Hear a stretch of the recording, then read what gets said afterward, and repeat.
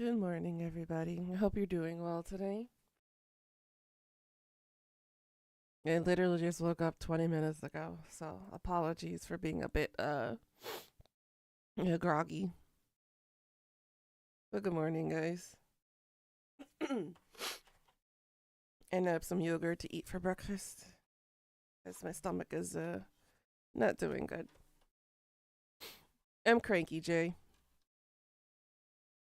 Very cranky. Didn't sleep well. Because again, people have disappointed me.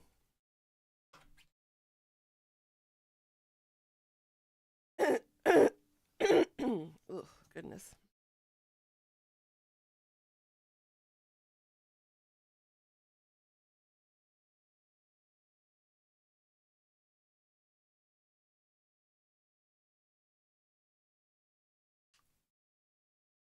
Hopefully, the yogurt will help settle my stomach down.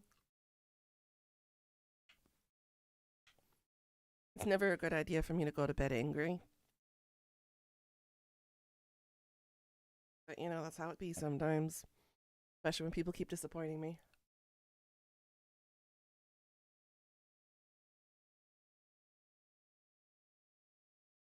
I've got work today, so there's that.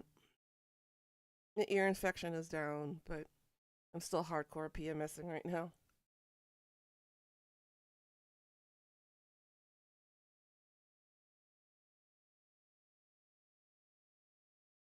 Um,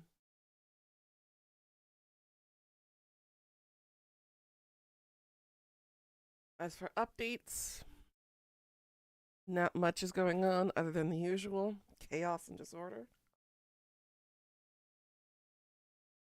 Um, our president over here is still in court. We don't still have an actual president. The acting president right now is being a douche. But hey, what politician isn't these days? Especially looking at you, America. You guys got serious issues right now.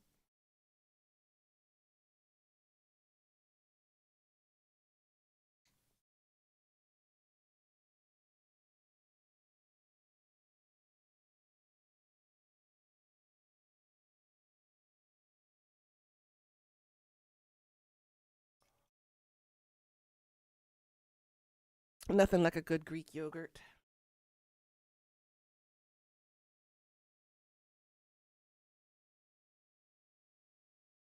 It's plain, but I don't really care.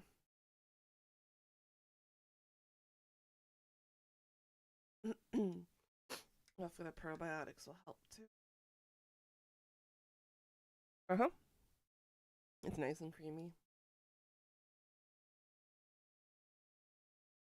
For dinner, for lunch, I'll go ahead and make something extra hearty.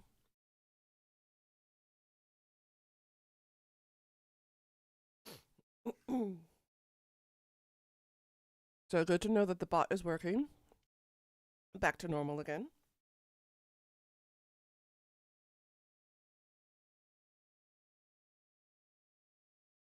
I'll have to keep an eye out on it. Um,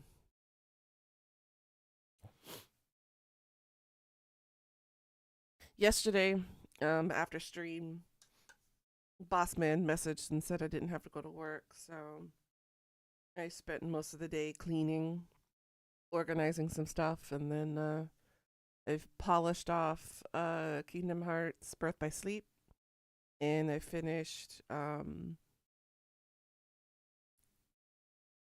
Chain of Memories. Well, technically, I finished Sora's story. Now I need to start Riku's story. Not as hard as I thought it would be.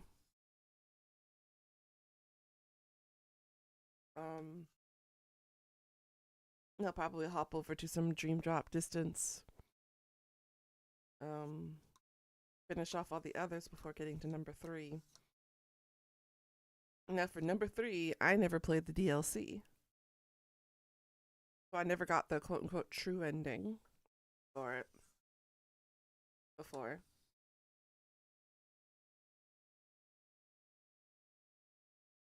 Because I originally got it on the PlayStation 4. I didn't get the DLC for it.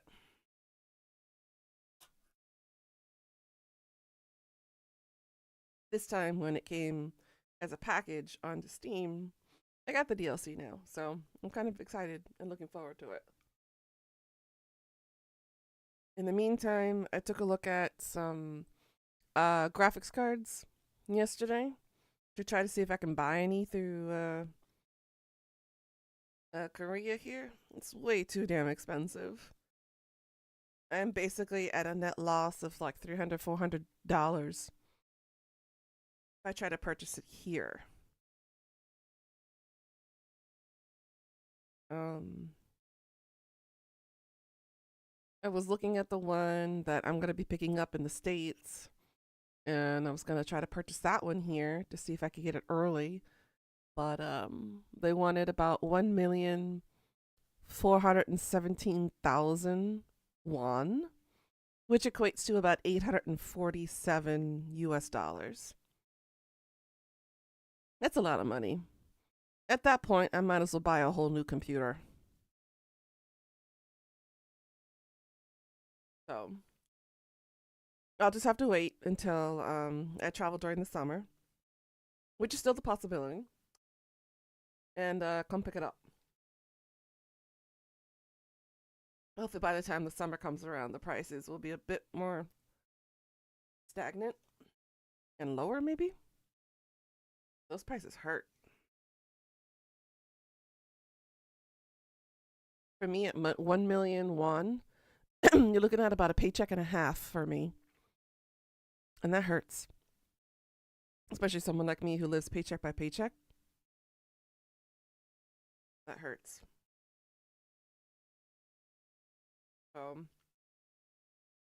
Um, I'll have to wait to play Rebirth um, after I come back from vacation during the summer. I could be a little bit more patient. Sephiroth ain't going anywhere. That'll be fine. I'll just have to avoid any and all spoilers. That way I can play it blind. Um, like I said before, this week we're going to continue Corpse Factory on stream. And then after this game is finished, we'll go to a game called Little Kitty Big City. It kind of rolls off the tongue nicely. Little Kitty Big City. It kind of rhymes. Kitty City. Kind of, sort of.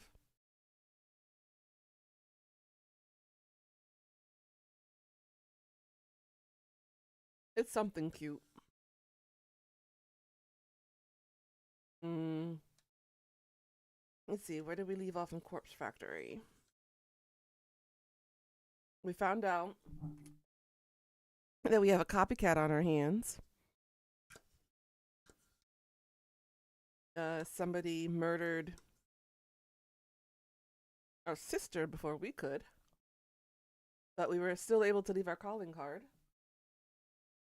And we also found out that someone hacked into our website and is basically stealing our victims before we could even get a chance to read it. So we have that.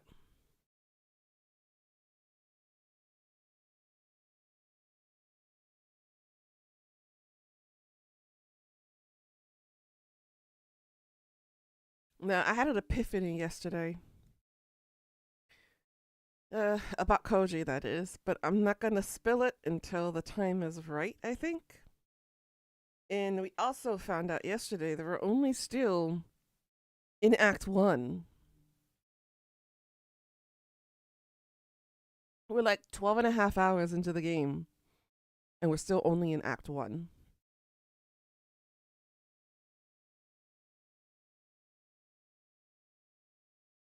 But the achievements I unlocked were we did completely fill the bond with Shinya, and we filled the bond with Aoi,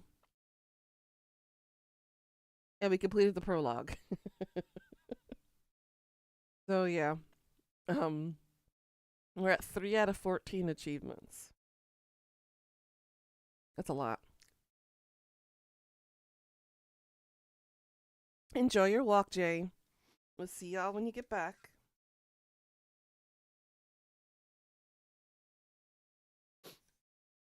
As soon as I finish this, we'll hop back into the game. I want to keep myself distracted as much as possible and not get angry again.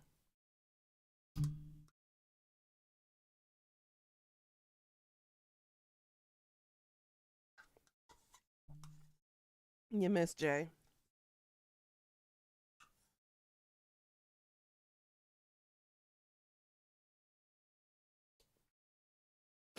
All right. Hey, Pika. How you doing, girl? Ow. Oh, yeah, let me switch up back over here first. Because the intro of the game is kind of loud.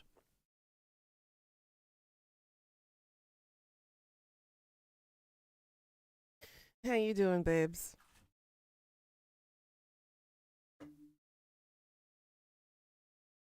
I need to grab my robe. It's getting cold again.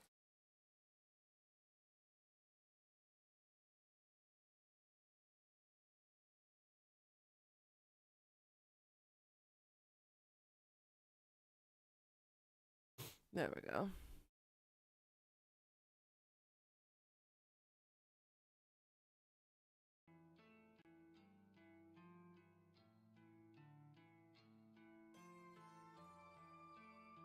Oops, inside out.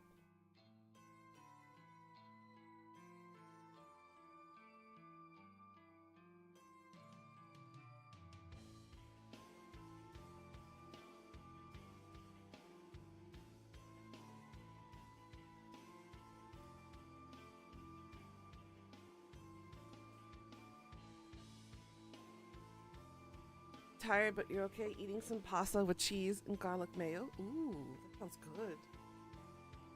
That sounds really good. Ugh, I sound like shit. Hopefully, I can continue speaking out this game today. I wonder what Crow Factory is.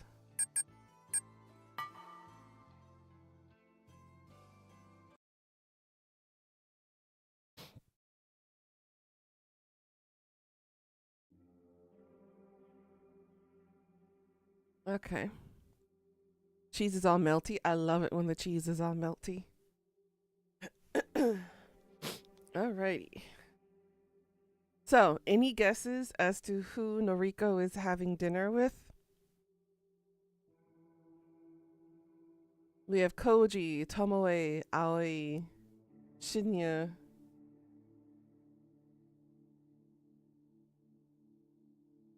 Or maybe another coworker. Who do you think? I'm thinking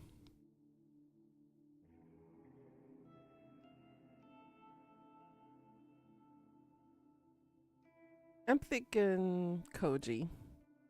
That's just wishful thinking on my part, though. I want it to be Koji so I can have him romanced. Let's see. Maybe Aoi? Okay. Of course. Oh, you're right. No trouble. Still in her maid outfit.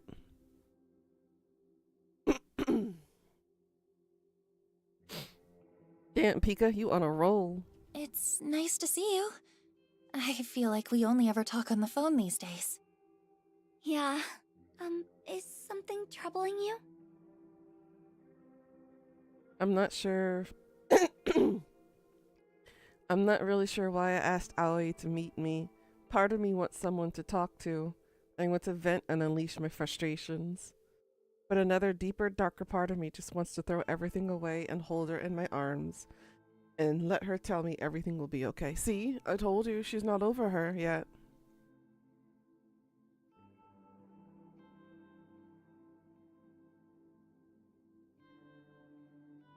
You said Aoi first? I didn't see that in the chat.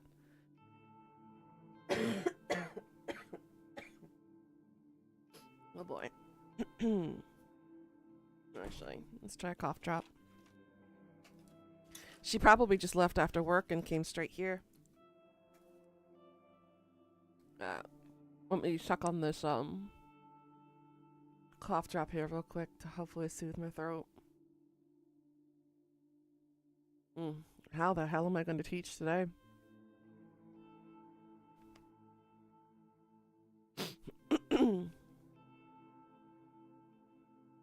I need to find my gloves again so I can wear them while streaming.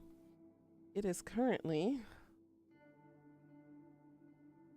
minus 13 outside right now. Oops. Minus 13. Ouch.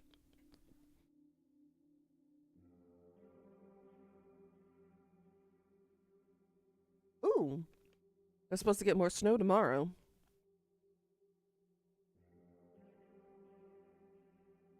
This is the most snow we've ever had since I've been here. Over 10 years? We've never gotten this much.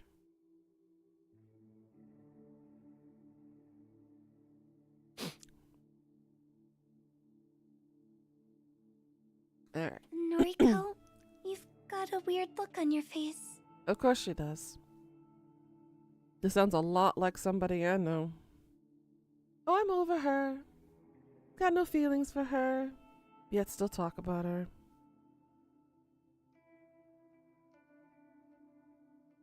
Good. You're taking your time? Good. Sorry. You can talk to me. I'm kind of swamped at the moment. Do you ever get that feeling that you're drowning underneath the weight of everything? Yeah. That no matter what you do, you'll never escape your situation? Yeah. I feel that, Noriko. It's sad that I can relate to a crazy-ass serial killer. But yeah, can totally relate to that right now. No matter how many times I tell people, you don't go abandoning people and doing selfish, stupid things. People still gonna be doing stupid, selfish things. I can't escape that fate. People are gonna do what they're gonna do regardless of what I say, and hearts get broken. What am I saying? Of course you get it. You've been through so much shit. Noriko, we've both been through a lot. School wasn't easy for either of us. I know you better than anyone. I know everything about you. That's true. It comforts me when I remember just how close Aoi and I used to be, but times have changed. I've changed. I might as well be a completely different person these days. Well, obviously she is, because now she's a freaking serial killer. There are things about me that Aoi doesn't know. Things that make up who I am. Who Corpse Girl is. I guess I'm just overwhelmed. Maybe I need a vacation. Here, here. A vacation, huh? That does sound nice. Okay. Dream vacation destination. Go. Tokyo. Huh? Come on. We used to play this all the time. Don't think about it. Just tell me about your ideal getaway. Somewhere sunny? Don't laugh at me. I just can't imagine you in the sun. Right? Seriously. You said dream vacation, so yeah. In my dreams, I'd like to go somewhere sunny. Maybe Hawaii or Australia. Could you imagine me with a tan? You should go. Go to Hawaii or Australia or wherever. Do something good for yourself. Aoi, come on. You know it's not that simple. But why not? Really? How can you of all people ask me that? What's that supposed to mean? You can't even leave your apartment without checking that the light is off or that the faucet isn't running. You need to check like 10 or 20 times. So, Aoi is the running definition of what an OCD is. I'm aware. At least I can go out. Hey, I'm out right now, aren't I? Are you? Excuse me? Does a safe little place like this even count? How is this any different than your tiny apartment? It's true. It's completely different. I'm surrounded by people. It's the same. You don't go anywhere new. You're too terrified to step outside of your comfort zone. And I don't know if there's a technical definition for somebody who doesn't like. Well, I guess it would be considered OCD though, because she doesn't leave her comfort zones at all. She bases her comfort around her comfort zones. Oh, come on. You can't talk. You couldn't even start working at the office with me because you were too anxious to leave There you your go. apartment. Social anxiety. Thank you. That's not fair. If I'm not certain about everything, then it's too hard to... Why are we fighting? We both know what we're battling with, so... Why? I don't know. I'm sorry. Words I will never hear from people. The words "I'm sorry." I will never hear from them. I'm sorry too. We sit in an uncomfortable silence for a while. Every now and again, Aoi shuffles in her seat and checks her phone. I said some nasty things to her. Sometimes I talk before I can even think twice about what I'm saying. Aoi, tell me about your dream vacation. Mine? I'd actually like to go somewhere colder. I like the cold. I like to wrap up in blankets and sip hot cocoa. Maybe a winter getaway to Switzerland or Norway. That doesn't sound half bad. There's something nice about snuggling up in the cold. Right? I'm glad you agree. You managed to eat it all? Good, good, good. You think we'll ever get away? I am certain we will. Maybe we could go somewhere together. Noriko, you're a damn fool. Oh, I'm over her. It'll never be the same between us anymore. And it's never gonna happen. And yet, she says this. Maybe. By the way, I wanted to tell you that I'll be leaving the maid cafe soon. Really? That's great! What does your manager think? She pauses before answering. I'm not sure if she's thinking or trying to build suspense or... I think he's had a change of heart. He said I can do what I want. That's fantastic, Aoi. It's a relief, that's for sure. My last shift is tomorrow. After that, I'll finally be able to escape that one guy.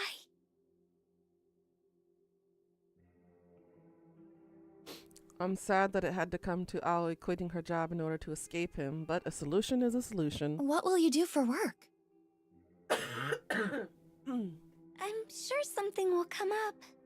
I have a bit of money tucked away, so I'm not too worried. And my boyfriend has a good job, so he can probably help out. Ding, ding, ding, ding, ding, ding, ding, ding, ding. I knew it.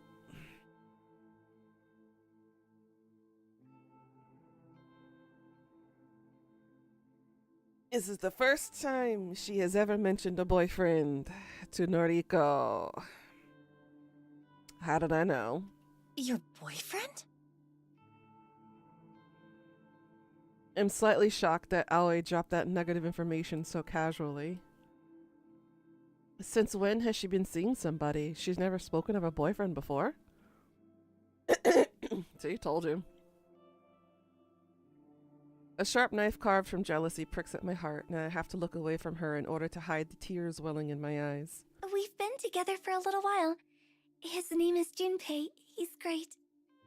There's always a Junpei in these kinds of games. Actually, he's going to pick me up in a little bit.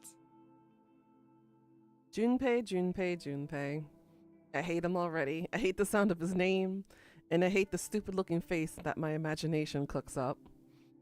Has he kissed Aoi? Has he touched her? Has he slept with my Aoi? No, she's not yours anymore. Honey, you gotta let go. I'll kill him. I'll fucking murder him in his sleep. I'm so happy for you. Thank you. Aoi's phone vibrates against the table. She glances at the screen and lets out a tiny squeal. Oh, he's here now. I'll introduce you. Thanks. I cut myself off and ignore Aoi's quizzical stare. Aoi stands up and looks towards the door.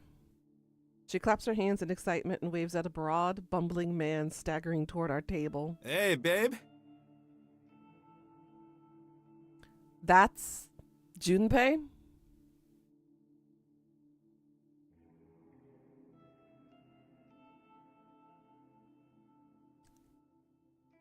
I'm shocked.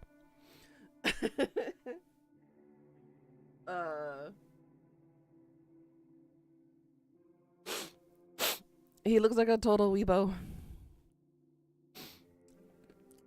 He's got a girl keychain hanging out of his breast pocket. And what is that, a Wi-Fi hat?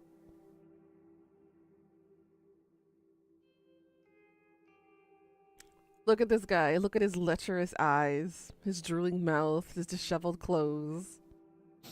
Aoi is dating this fucker? She could have had anyone she wanted. She could have had me. She could have had my gorgeous body. I would give myself to her anytime she wants. Wow. Talk about obsession. She picked Junpei over me? Yeah, because he's probably a lot more mentally stable than you are, bitch. This your friend? Yes. Junpei, this is Noriko. Sup? Hi. Aoi talks about you a lot. She does? Probably. We're going to go catch a movie. Would you like to join us, Noriko? Cuddly too. Mm-hmm. Nah, babe, remember you said we were gonna... Junpei? Oh? It's fine. I've got stuff to do. Oh, okay. Maybe next time. Maybe. Well, see you. Lates.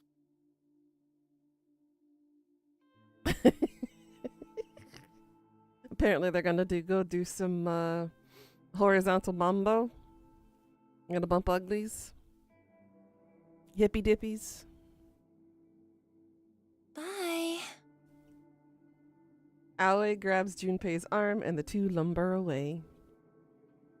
I give up. I clearly can't compete with that what Junpei has to offer. I'm over her anyway. I had my chance in senior high school on a blue. You keep saying that, girl. You want to make out at the cinema? Apparently. I've moved on. That was my conviction, right? I want her so bad. Like I said, Noriko is so full of contradictions. She says one thing but does another thing. She thinks one thing but says another thing. Be consistent, bitch. You don't have conviction.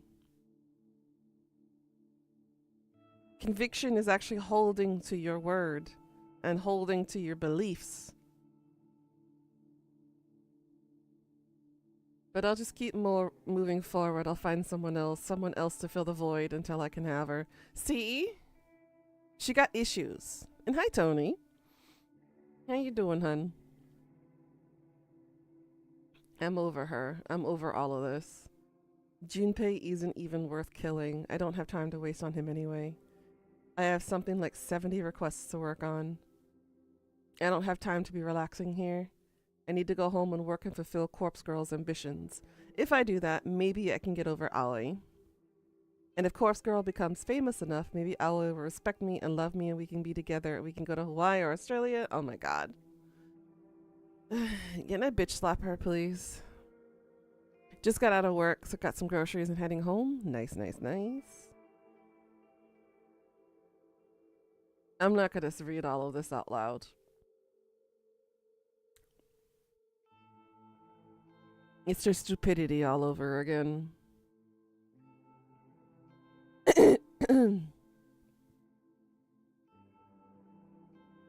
Uh-huh.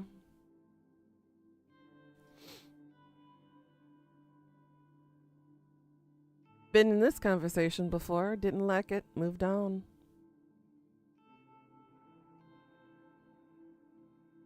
I've been in Aoi's situation.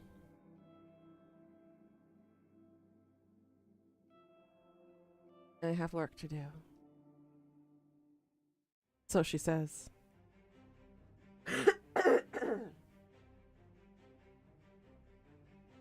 Each corpse Each corpse blurs into the next. They all look the same to me now. Each cause of death is just an insignificant fact, just a bullet point, a tiny detail to be incorporated into a photo. I've lost track of how many photos I've created tonight. 20? 30? But the requests keep coming in. I thought there were 70, but there are so many more now. 200? 300? I can't waste my time counting them. This one's going to die from a baseball bat to the face. This one's going to drown.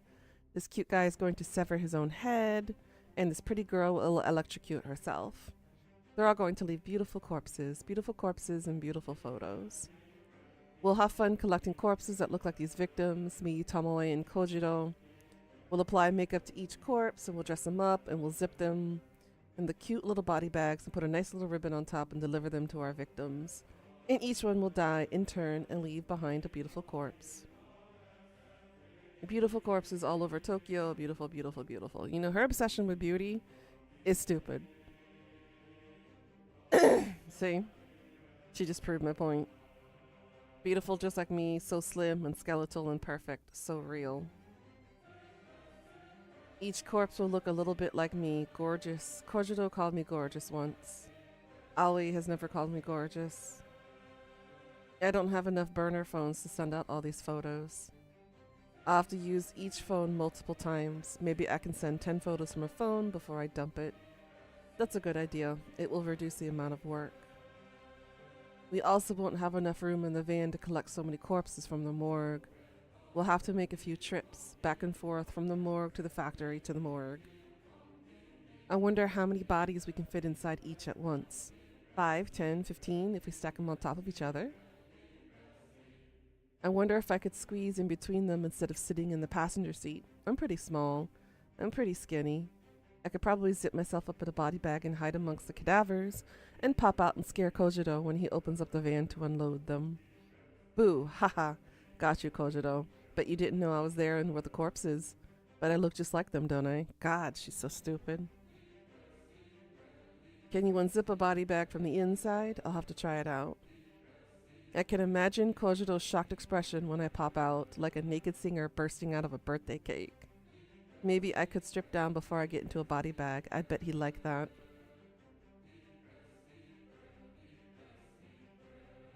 Oh my god. Can we just have her dead already, please? She's so obsessed with her beauty and her fakeness of her body. It's stupid.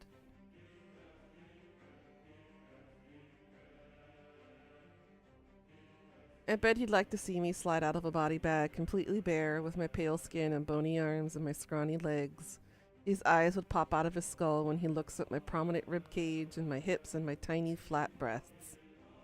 He'd probably think about it every night before he goes to sleep and fantasize about me and my perfect body, and he'd dream about cuddling up with me in the body bag and hiding between the cadavers in the van.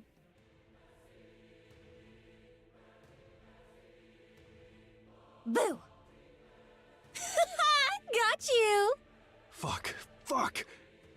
What the fuck, Noriko? I pull the top of the body bag down around me and let my chest breathe in the morning sunlight. Boo! Boo!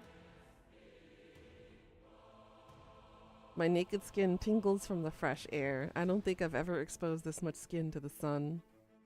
I giggle and watch Kojiro step back. Boo! Got you! You didn't know I was in here!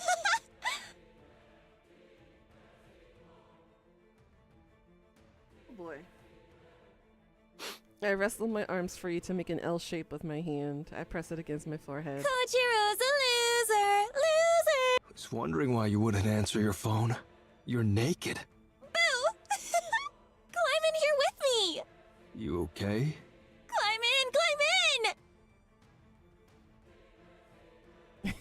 Of course he... I unzip the body bag further to make room for Kojiro, but he doesn't advance. He simply stands outside the van, staring at me in disbelief. One sec. He pulls his phone out of his pocket and presses it to his ear. Yeah, found her. Back of the van. Yeah, in an HRP. Okay. Kojiro hangs up the phone and puts his hands on his hips. Your clothes in here too? Dunno, but I'm very cold. Come warm me up. You're lucky we didn't leave the factory yet. These deliveries can wait. Go inside, get dressed. Can't leave the body bag. I'm naked. Shit. Kojiro returns his phone to his face. Can you bring her some clothes? Mad. Kojiro approaches the van. He ducks his head under the roof and stares into my eyes. Tomoe's coming outside. She has clothes. Not gonna wear them. I'm a corpse now. I'm corpse girl. Okay. Kojiro's like, I'm done with your Actual shit. fuck? Noriko, put these on. Tomoe appears from nowhere and thrusts her hand out. In her fist is a shirt and a pair of tracksuit pants, but they don't belong to me. This is all I have with me. Take them. I reach out to grab the clothes, but then I push Tomoe's hand aside at the last second and send the garments flying out of the van. You little bitch. Look at me. I'm a corpse. I'm corpse girl. She needs to get back on her medication and get the bitch slapped out of her. Get inside the body bag with me, Tomoe. I want to snuggle. Ain't no way in hell that's gonna happen. You finally cracked. I think this is serious. No way. You think? She's lost her mind. We gotta take her home. Yeah. Noriko, get out of the van. Sit in the passenger seat. No. Noriko, please. We're worried about you. We're gonna take you home. I don't have a home. I'm a corpse, remember? Just kill her and be over with, please. Take me to the morgue.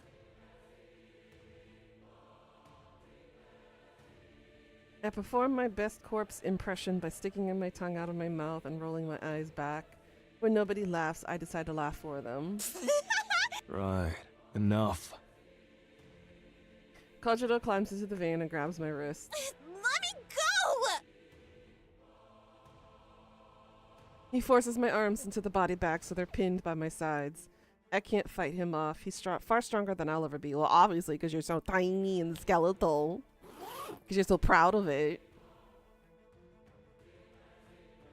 He pulls the zipper up on the body bag until it completely envelops me. Then he pushes me backwards so that I fall against a stack of cadavers. The van's door slams shut and he climbs out. It's dark. I hear shuffling around outside and then the revving of the engine. We're going to the morgue. We're going to the morgue. I sing as loud as I can, but I don't think they can hear me. Morgue. Morgue. Going to the morgue. I laugh until I can't breathe, and then I decide to suffocate for a little bit. She's a dumbass, honestly.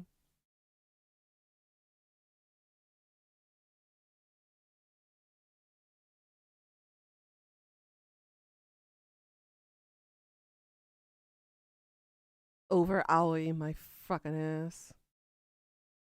She's only doing this because she can't get everything she wants. Hey, look, we're in Act 2 now. Act 2, Kojiro. Oh. I think, 1 month later.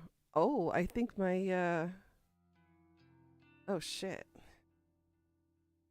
July 30th, Thursday morning. Oh, shit. I think my epiphany is gonna come true. I know, that was all Act 1. Now we're in Act 2. Alright, so we're in the perspective of Kojiro now. Let's see what's in this dirty man's little mind. That's a lot of ramen. Is that coffee or ramen cups on his table? How long is this game? 4 acts.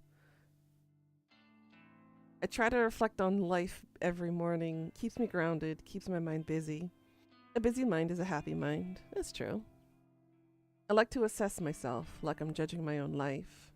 Kojiro, 34.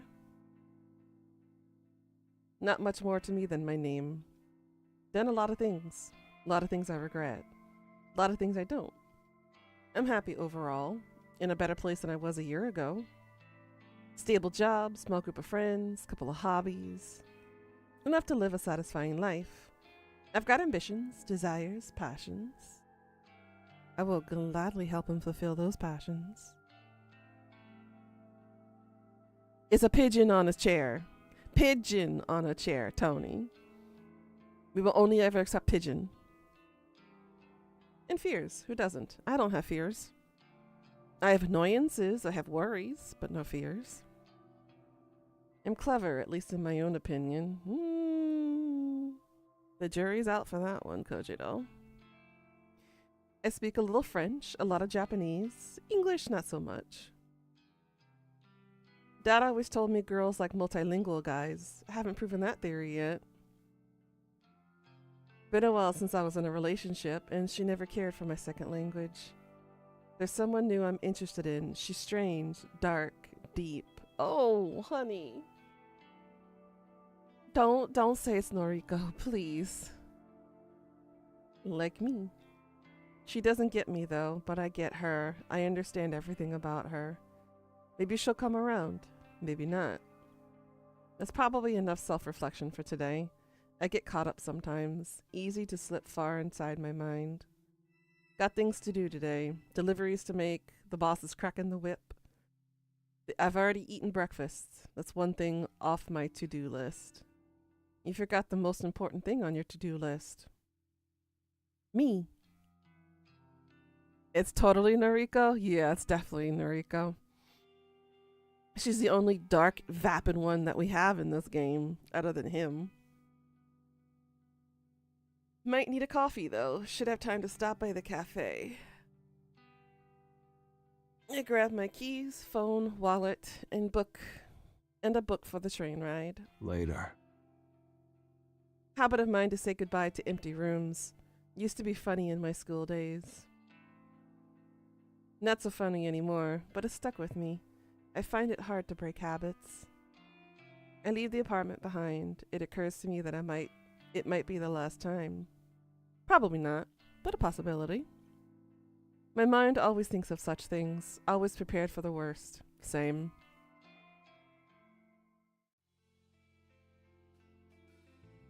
The benefit of living near the train station is not having to walk far, but the noise pierces my apartment. I've learned to sleep through it. True, Tomoe is dark, but definitely not his style. Plus, she's got Shinya. Or, supposedly, she still has Shinya. She seems to spend a lot more time with us than she does with him, so I don't know. And I wonder if she's ever mentioned anything of what we're doing together to Shinya. Just kind of ironic considering that he's the son of the prodigal detective of the Tokyo Prefecture. The platform is quiet today. Must have beaten the rush. Going straight to the factory today. That blonde girl will drive from here. Toma? See, he can't even remember her name. Tomoe. Always on the tip of my tongue. Nope, I'm not going to say what was in my head. I like the factory. Spent a lot of time there with Dad. He worked hard, but he always had time for me. But the factory is different now. Colder. Reminds me too much of the morgue. Not surprising, though. Not since Noriko made it her home. She calls it the Corpse Factory. Not a fan of the name. I like morbid things, but the factory meant a lot to me. Now it means nothing. Ooh. The harsh reality. It's a place I go. I still see Dad there sometimes. I picture him working away. I know he's not really there. It's just my mind remembering better times. I miss him a lot. Hope he's proud of me. Can you help me load up? Yeah. The blonde girl is standing by the flatbed trolley. It's piled high with 4 cadavers. Each one is sealed in an HRP. I take the trolley and steer toward our van. The back door is already open. A quick peek inside reveals Noriko was not hiding within. Okay. I hoist the first cadaver off the trolley and load it into the van. The second one follows, then the third. I wipe a trickle of sweat from my brow. Hot today. Should take off my coat. Maybe later. Take it off now. One more cadaver on the trolley. Into the van it goes. You're pretty quick at this. Yeah. I gotta ask, why are you still helping her? Loyalty? No, it's called he has a crush on Corpse Girl. Yeah, right. She means a lot to me, Uh-huh. even if I don't mean much to her. It's okay, Kojiro. I can help you fill that void. Or help you help fill that void. I don't think anyone means much to her anymore. Might be right. I look straight at the girl. Not the type I'd normally associate with. See? Girl like her usually think I'm a freak. Or not normal. Either or. But we've gotten to know each other. A little. Wouldn't call her a friend yet. Why do you still hang around? Dunno. All this shit freaked me out from the start, but it's weird. Feels like we're achieving something, you know? Yeah, Even if it ain't right. Just feels like I got a purpose now. purpose. I can't count how many people have died because of us. The last month has been wild. Mm-hmm. You've got like what? Close to 20 odd corpses on our name now? But I don't even lose sleep over it anymore. Neither. Never did. Figures. I'm probably gonna go to hell. Hell. You know, for all the bad shit I've been doing. Even if I'm not actually killing people, I'm still enabling it. Don't you ever think we're gonna go to hell? Don't believe in the place. I never used to, but just been thinking lately, that's all. But between this and working at the office part-time, I can send some decent cash to my kid brother and sister, you know? Now that Noriko's paying us anyway. You're getting paid? Oh shit, you're not? Joking. I'm getting paid. Of course, he wouldn't do this for free. Phew. That would have been awkward. The girl yawns and shuffles on the spot. She looks back to the factory. The roller door at the loading dock is wide open. Bring the trolley? Okay. She walks away. I grab the trolley and wheel it back to the loading dock. I abandon the trolley and step inside the factory. You here? The outline of a sleeping body in the corner begins to stir. I make my way to the futon lying on the cold concrete floor. It's a worn out thing, frayed fabric, torn edges. Lying on top of it, covered by a thin blanket, is the girl of my dreams. Oh my god, he's got it hard for her. Huh? What time is it? Time to get up. Come on. Got work to do. Aw. How many deliveries today? Ask the other girl. I'm just the muscle. He's not just a muscle. I reach my hand out to her, same way I do every morning. She never takes it.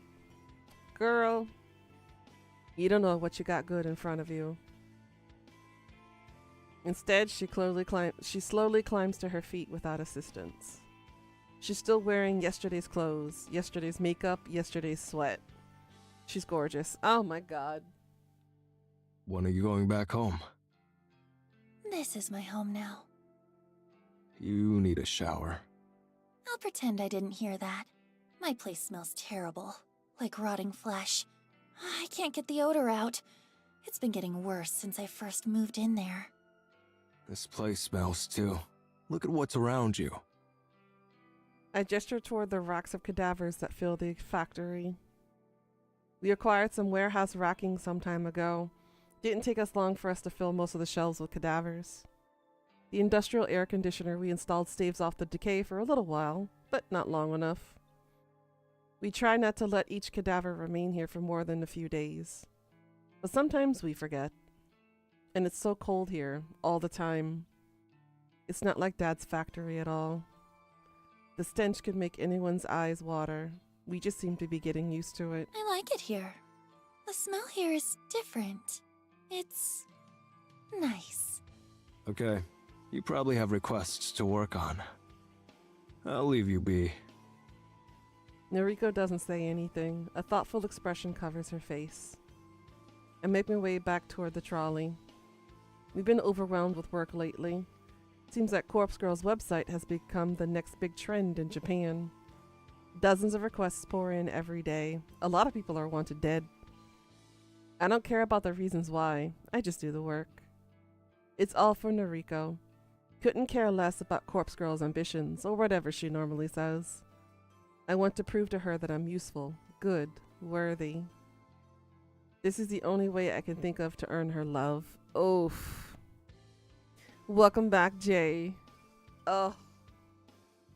Can I just rescue this man and just like hold him tight to my bosom and be like, I'm not letting you go? You have two choices. You have me or you have a serial killer that you fell in love with. Choose wisely, because if he picks her, he's dead.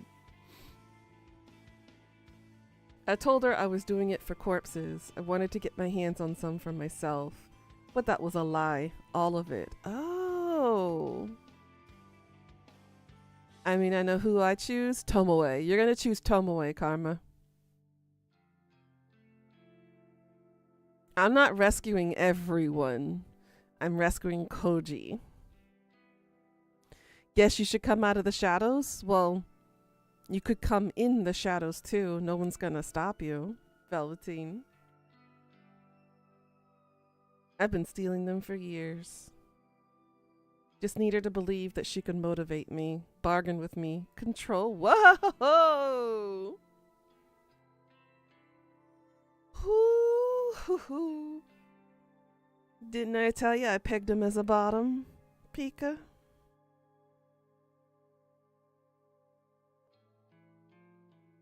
He wants her to control him. That is so sub-bottom energy. I'm okay with this. Oh my god, Karma. You walk from shadow to shadow? I bet the shadows... Never mind. Nope. Nope. Nope. I'll refrain from saying such things on stream. When she achieves her goal, whatever it may be, I'll talk to her, a heart to heart. But what if she's mentally broken by then? It's too late. We broke her. No. I'm not saying shit. He'll even propose? What? Never mind, there's no saving this boy. He's got it hard. I thought rose-colored glasses were bad. He's got corpse-colored glasses on. There's no saving Koji. Can't let a girl like her slip away. She's too precious, too beautiful, too brooding and macabre, and I need her. It's as simple as that. Now, if only real men in real life could be like this, minus the craziness of the corpses and the serial killer mentality and whatnot. We don't get many people saying this kind of stuff in real life.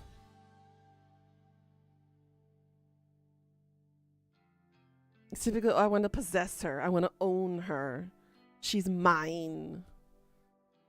It's never, you know, I love her. She's awesome. She's amazing. She's beautiful. She's gorgeous. She's, you know, the light of my life. She's, you know, the source of my peace. It's never anything like that.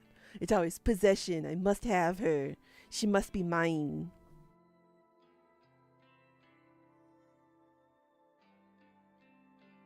Where's the beauty in that kind of romance anymore? It's just not around anymore.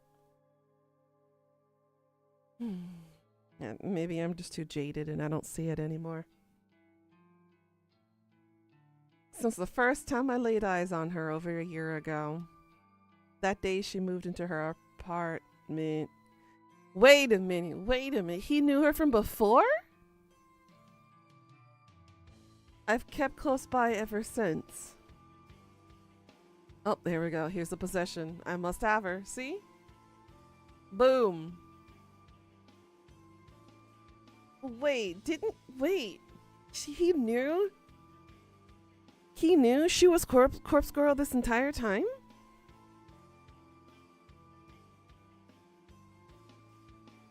Does he have something to do with the death of Ruri? Was that like his calling card to her?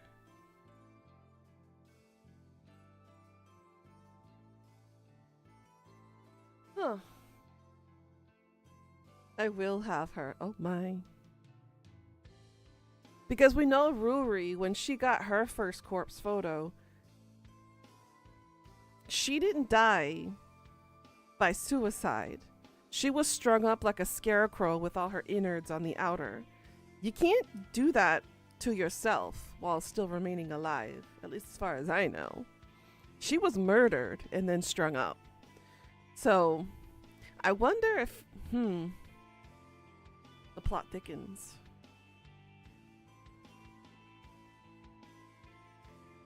You think you missed something? I missed a whole bunch, apparently.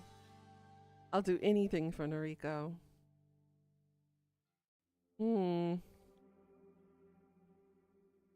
Physical labor always makes me hungry. A normal human trait? I would assume. Yes. Physical labor always made me hungry, too. I take a seat at the restaurant and place an order once the waitress arrives. Waiting for a meal is boring. I decide to read. Today's book is Fossi Photography. I borrowed it from Noriko. She doesn't know. Woo! When I flip open the cover, I'm reminded of why I started coming here. I once saw Noriko at this very same restaurant. She was eating omu rice and reading Strange Flower. She didn't eat much. 3 mouthfuls, if I recall correctly. Yeah, because she eats like a fucking bird. But she read her book until the restaurant closed. I learned then that she's the girl that would rather feed her mind than her body. I'm personally the opposite. I love to eat. Hey, foodies unite. Food after sex is amazing, just saying. Sorry, honey, but food before is even better because that gives you the energy to continue on. You know, it's like fuel. Beforehand is a lot better. You need to wine and dine before the bed. Not the other way around. But I find Noriko's traits endearing. It's hard not to fall for someone in love with educating herself.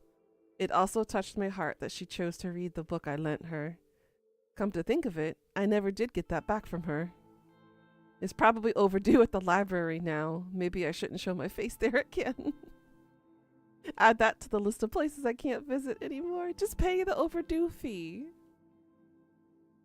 Food before, during, and after. Exactly, Pika. You know it. My meal arrives. Omu rice. I dig in. It's tasty. I assume this is Noriko's favorite. Funnily enough, it was Dad's favorite too. I devour the dish in a few minutes. I like to lick the plate clean.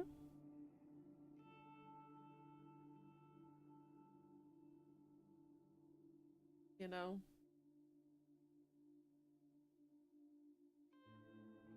Exactly.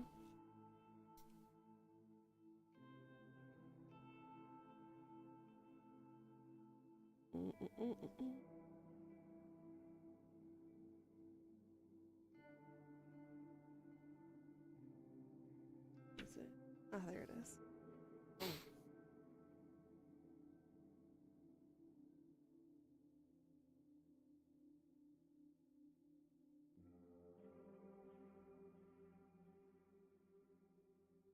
Sorry. Plot bunny is running. I had to add a detail for the story. Always earns a funny look from the staff. The heat from the meal has fogged up my glasses. I take them off and wipe them clean on my shirt. I know you. That Junpei? Thanks to my natural blurry vision, I can't see who sits down across from me. I quickly return my glasses to their rightful place. Go Jimbo, right? I knew it. They know each other. Uh-oh. Kojiro, I don't think so. trust me. You are? Junpei Matsumoto.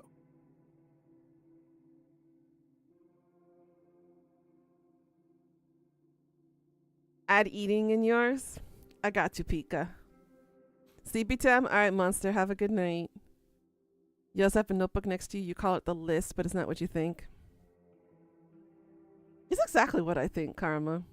That's sus. I had notebooks all around me. I have a dream journal right down on the floor next to my bed. I've got hundreds of notebooks over here for our thoughts and ideas for streaming, for book writing, for other things. The rotund stranger offers his hand to me. I don't reciprocate this gesture. Can I help you? Nah, man, just hanging, you know? Saw you here, wanted to say, what's up? What's up?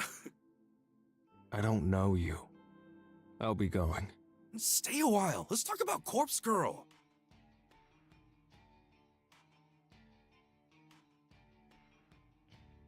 The stranger's words prevent me from standing up. I glare at him. What about Corpse Girl? She's killed a lot of people, right? Like a hell of a lot of people. Probably. I don't know. Come on, man. You're in her crew, yeah? The fuck did he know that?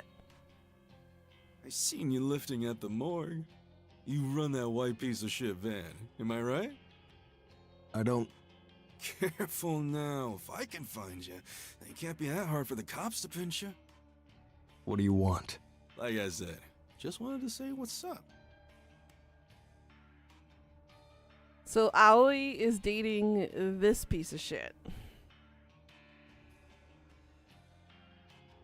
The foul man leans across the table. His hot breath reeks more than the factory. I want to know how you guys do it. How do you get up every morning knowing that there's a killer out there even more powerful and successful than Corpse Girl? Is he a hacker, I wonder? Is he a copycat?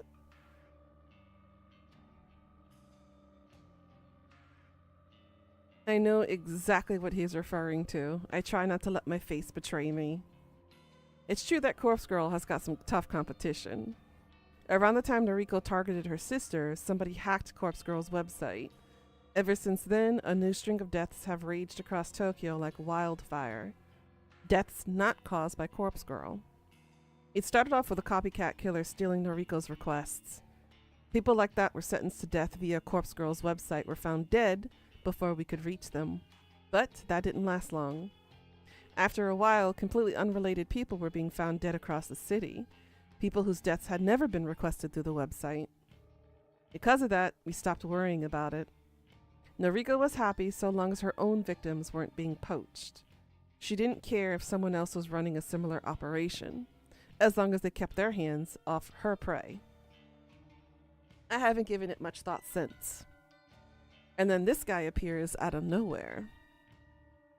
It's pretty damn obvious that he's involved with the copycat killer. He's seen me around, knows what I've been doing, knows that there are two separate powers out there killing. Doesn't take much to figure him out. What's your method? Excuse me? You kill faster than Corpse Girl. How? Whoa there, buddy. I don't kill anyone. Here, check this shit. Night.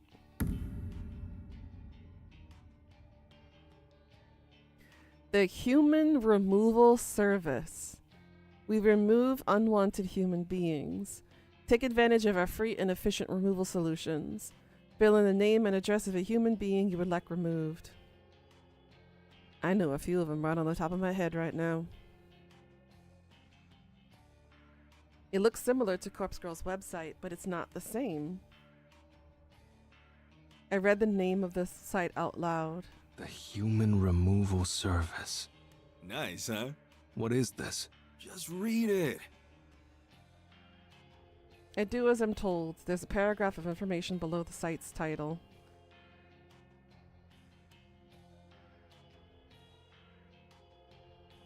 Following the text is a form to be filled out, just like the one on Corpse Girl's website. I think I get it. This is the copycat's own website. They're running an identical operation, accepting user requests for victims' details and somehow carrying out the killings. But how far do the similarities extend? Are they creating corpse photos to send to victims? Are they forcing victims to kill themselves or carrying out premeditated murder? Are they delivering corpses to victims? You involved with this? Nah, just a fan. Used to be a Corpse Girl fanboy. That shit was wild. Then I discovered this site. It's so much cooler, more profesh, you know? The guy leans in once more. I even used this site once. What happened? The guy I wanted to die, he disappeared off the face of the planet within 24 hours. Can you believe it? And they're offering the service for free. There's no doubt about it. This guy is involved with the copycat and this website. He's here to taunt me, pressure me. He knows who I am. But what's his end game? Can I try the site? Sure, man. Type the web address into your phone. I retrieve my phone from my pocket and enter the site's address. It loads quickly. The human removal service. I bookmark the site, then scroll down to fill in the name field. Was it Matsumoto? What? Oh!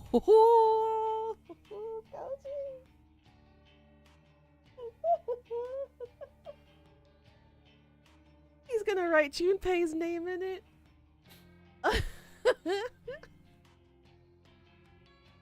Oh, that's cold. I love it. It's cold. Damn. Yes. I type in Junpei Matsumoto and the next field requests an address. Where do you live? Oh, honey. He's trying to see if he can spook Junpei. Hey, wait just a second. What the F are you doing? Address, please. You're a psycho. Don't put in my details. Why are you worried? Not like the killer will target an accomplice. Of course not, but still. Such a dick move. He just admitted he's an accomplice. Got him. I stand up and pocket my phone. Later, Junpei. Freaking weirdo. His face is contorted into a foul grimace, like he just swallowed something sour. I leave the restaurant.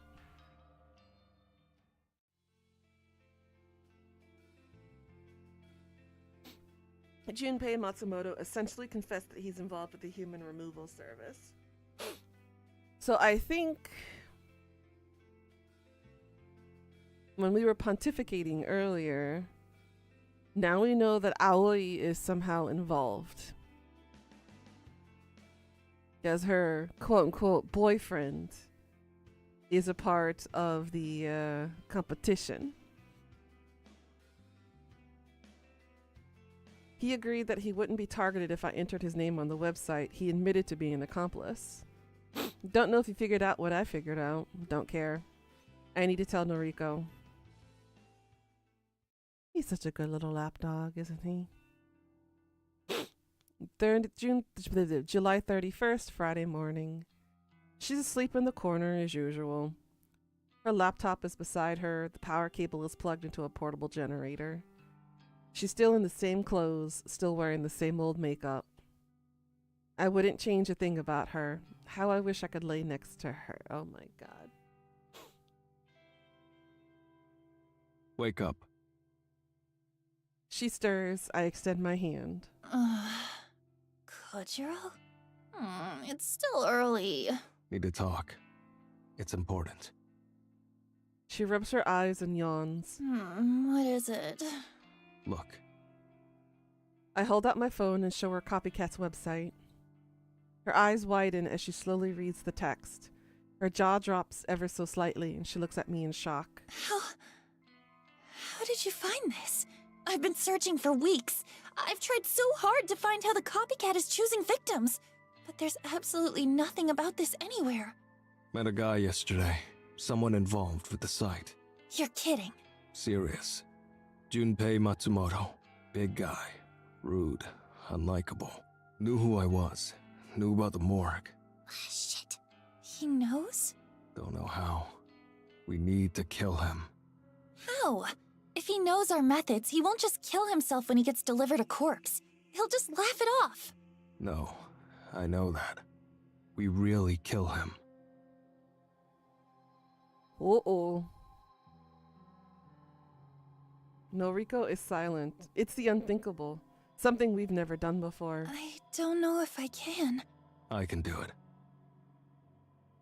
I don't want to kill the guy. I need to kill him.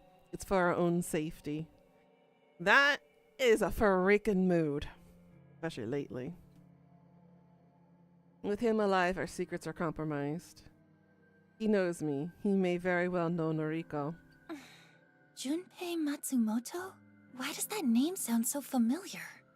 Check his profile. Noriko doesn't waste any time in bringing up his noise profile. Oh, shit! I peer over at her phone. Sure enough, the profile picture matches what he'd look like. Hard to forget a guy like that. This is Aoi's boyfriend! Aoi, your friend. Aoi, the girl that Noriko never stops talking about. The cute and shy one. The one I followed more times. Oh, more than a few times out of curiosity. Wanted to see what constitutes a friend of Noriko's. Needed some tips. Is she dating Junpei? Strange match. Is this for real? I met Junpei some time ago. Maybe last month? I see. Are they still together? As far as I know. I haven't spoken to Aoi in a while. Wait, I wonder. What? Never mind. I need to think some things over. Okay. Kojiro, you remember the photo of my sister's corpse, right? Not the one that I crafted. The other one I found on her phone. Sure. You remember the instructions written on it? Stab Shuji at the party, right? Spot on. The copycat must send instructions written on corpse photos. I have a feeling the instructions always relate to killing other people. Other people whose deaths have been requested. I get it. Kill two birds with one stone. Send one corpse photo to a victim and then have him kill another victim. It's efficient. That's how they've racked up so many deaths so quickly. Gotcha. Exactly. We can only rely on news reports for the numbers, but it's pretty clear that the copycat has claimed a few hundred lives in the past month at least. And we're up to 164. Wow. Nice to know Koji's been keeping count. Yes. 164 deaths caused by Corpse Girl. But we've delivered twice as many corpses as that. Our success rate is about 50%, and it's been dropping rapidly. It would seem that Corpse Girl's rising popularity is having a detrimental effect on our success rate. As public knowledge of Corpse Girl increases, the fear of receiving a photo decreases. People are starting to figure out how the method works. If they don't cave into fear, they don't kill themselves. It's that simple. In most cases in which the victims have survived, they simply brush off the attempt on their life. They call the police, have the corpse removed, they go on with their life. We haven't been doing so well lately, but the deaths across Tokyo, the ones unrelated to us, are expanding at an exponential rate. Seems that way. Then our rival has a more foolproof method of killing. Is it as simple as adding instructions to a corpse photo? Threatening someone with death unless they carry out the instructions? She should do like what she did with Aida. You know, give her the instruction to kill the first guy that came off the subway. Something like that. And then start and end up making a mass murdering scene. That's how she got Aida. She should be able to do it again. And then, if victim A receives a corpse photo, follows the instructions, and kills victim B, how does victim A also end up dead? Surely it's not suicide at that point. Why follow the instructions to spare your life and then kill yourself anyway? It doesn't add up. How are they killing so many people so quickly? Don't know. It's true. I have no idea. I pride myself on always being in the know, but this is beyond even me. Probably what inspired the copycat's method. That's true.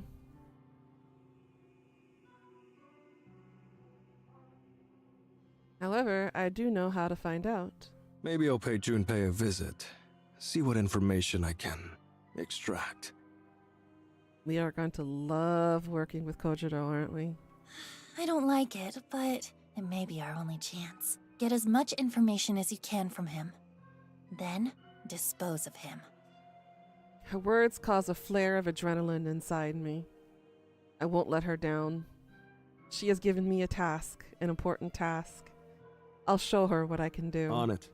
Ooh, woo. Good luck, Kojiro. And be careful. Of course. Later. I'm thankful that Noriko looks away just before a smirk splits my face in half. I take my leave.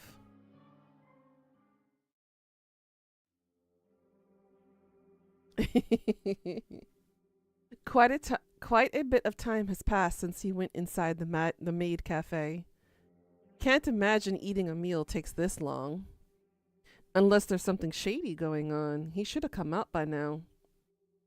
My knees are beginning to hurt from crouching. I could stand up, but I'd be more visible. Crouching at the corner of this alley suits me just fine. My knees should hold. I have a perfect view of the entrance. I've taken note of every single person entering and exiting, but he hasn't come back out.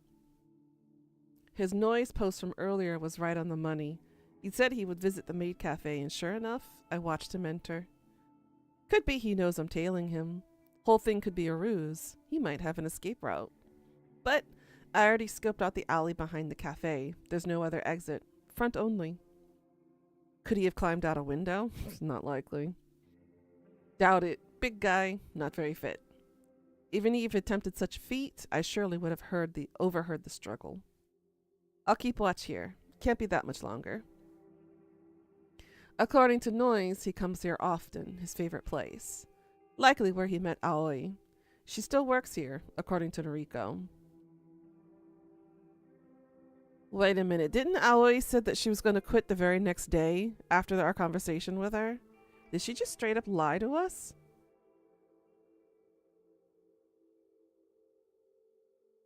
She straight up lied. She said she was quitting. She had one more day at the maid cafe, and then she was quitting because the boss man said she could do whatever she wanted. So Aoi just flat out lied. Oh boy. Here we go. What does Aoi see in him? What does Noriko see in Aoi, for that matter? The girl is boring. Cute, sure, but no outward personality. I don't know. Maybe I'm missing something. Hard to tell when you're only watching from afar. There he is. I'll have to follow him. Can't confront him here. Looks like he's heading towards the station. Easy. Here goes.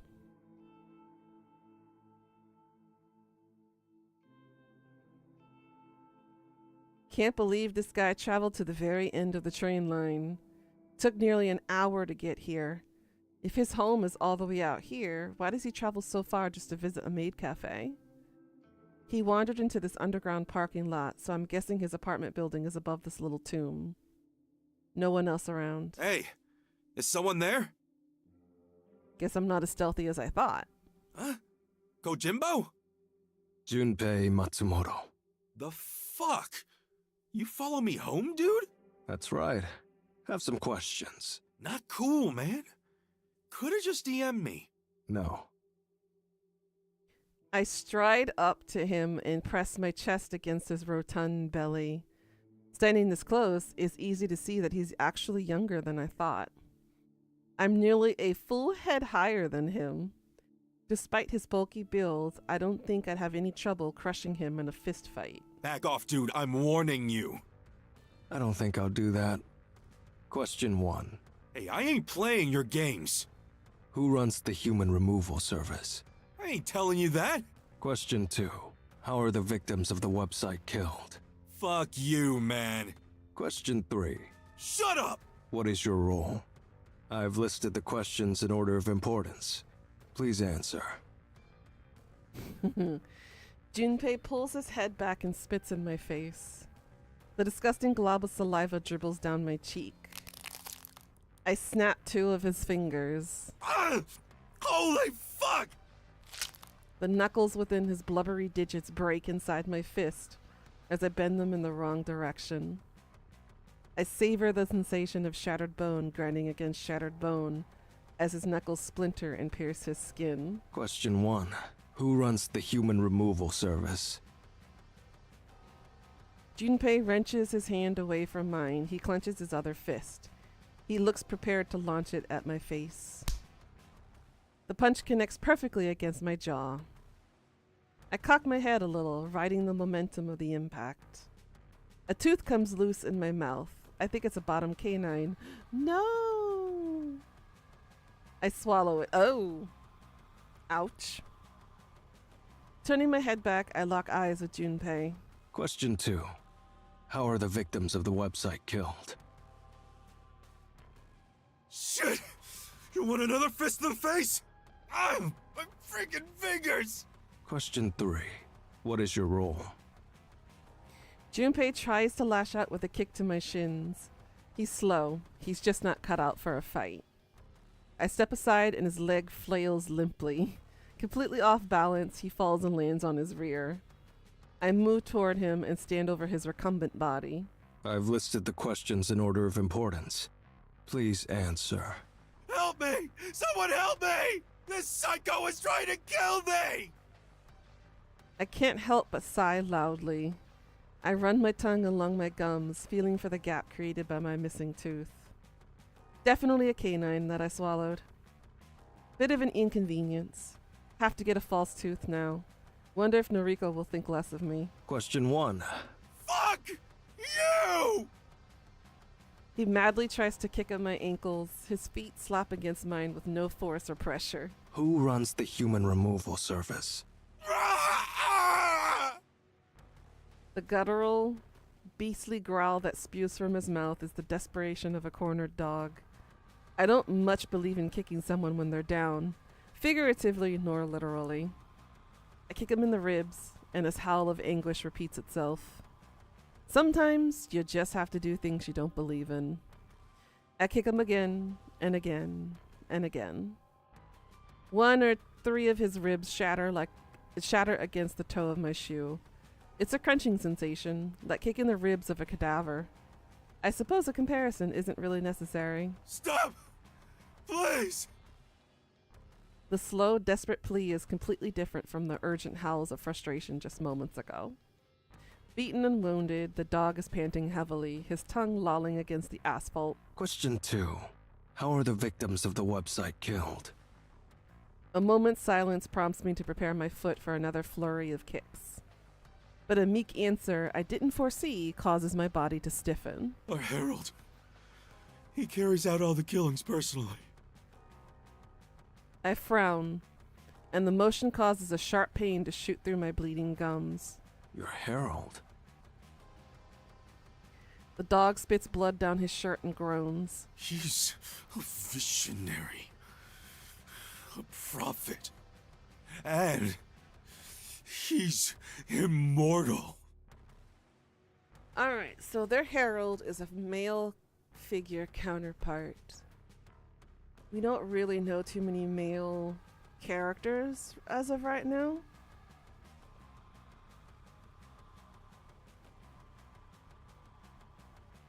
There's the detective.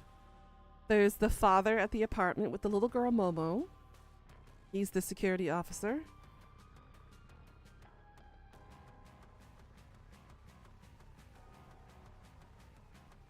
I can't think of any other guys. Then we have the obvious Junpei and Koji. But there aren't that many male characters, so we don't really know who the Herald is at this point. Could be Shinya. That's also true. It could very well be. She's more powerful than Corpse Girl ever was. Every person targeted by the human removal service is removed by the Herald's hand. This wasn't the explanation I was expecting. I thought the operation was similar to Corpse Girls. Send a corpse photo to a victim, urge them to kill themselves, or give them instructions to kill someone else. That was what Noriko and I discussed. That was the conclusion we reached. I don't like being proven incorrect. I bring my foot to Junpei's ribs one more time, and he hardly flinches. He simply exhales and absorbs the force. Question 3. What is your role? I think the dog is unconscious. I tilt my neck from side to side and hear the comforting crack and pop that relieves the tension in my muscles. I crouch down and press my fingers to his wrist. The pulse is strong, and his breathing is regular. He won't die. Not unless I take action now. I told Noriko I'd kill him. I told her I'd take care of our problem. Junpei? Shit, Aoi is here. A girl's voice, soft and not unpleasant, but worried, terrified. I stand once more to see the concerned face before me. What did you do to Junpei? Aoi Sato, Noriko's friend, best friend, and the girlfriend of Junpei Matsumoto. Sauce. I need to leave. Aoi doesn't know my identity. She doesn't know I'm involved in Noriko. If I escape now, Aoi will never link this assault to Noriko. Well, that's option 1. Option 2? Get out of here, you psycho! No, I can't think about option 2. If Aoi got hurt, Noriko would never forgive me. I can return to finish Junpei another day. I know where he lives now, after all. Later. I turn on my heel and leave the sobbing girl to tend to her wounded dog. That could have gone better. August 1st, Saturday morning. When I was with Shizuko, I became really fascinated with brewing coffee. She bought me a handheld bean grinder and a French press for my birthday. I'm a mature adult. I am mature. I am an adult. There's nothing wrong with that sentence. To thank her, I made frequent trips to the market to buy freshly roasted beans. I would lose track of the hours I spent carefully grinding the beans and aiming to brew the perfect cup. But Shizuko never enjoyed coffee, never had a taste for it. I didn't give up. I kept refining my technique, kept experimenting with different beans and roasts in an attempt to craft something she would find palatable. She died, and I threw the French press in the trash. I just visit the cafe now for my morning coffee. Grinding the bean. I would have just said I was with the Yakuza and he owed money for cabaret girls. Oh my god. I donated the handheld grinder to this cafe. More specifically, I gave it to the cute waitress here. Maybe it was callous of me to discard the gift that Shizuko gave me. It should have torn me apart to throw away something that symbolized what we had together. But 3 years isn't so important in the grand scheme of a lifetime. Besides, I have someone else now. Well, I don't have her, but I want her. Noriko reminds me of Shizuko in some ways. In other ways, they couldn't be more opposite. When the takeout coffee I ordered is ready, I leave my money on the counter and grab the paper cup. A quick sip of the piping hot brew fills me with renewed life.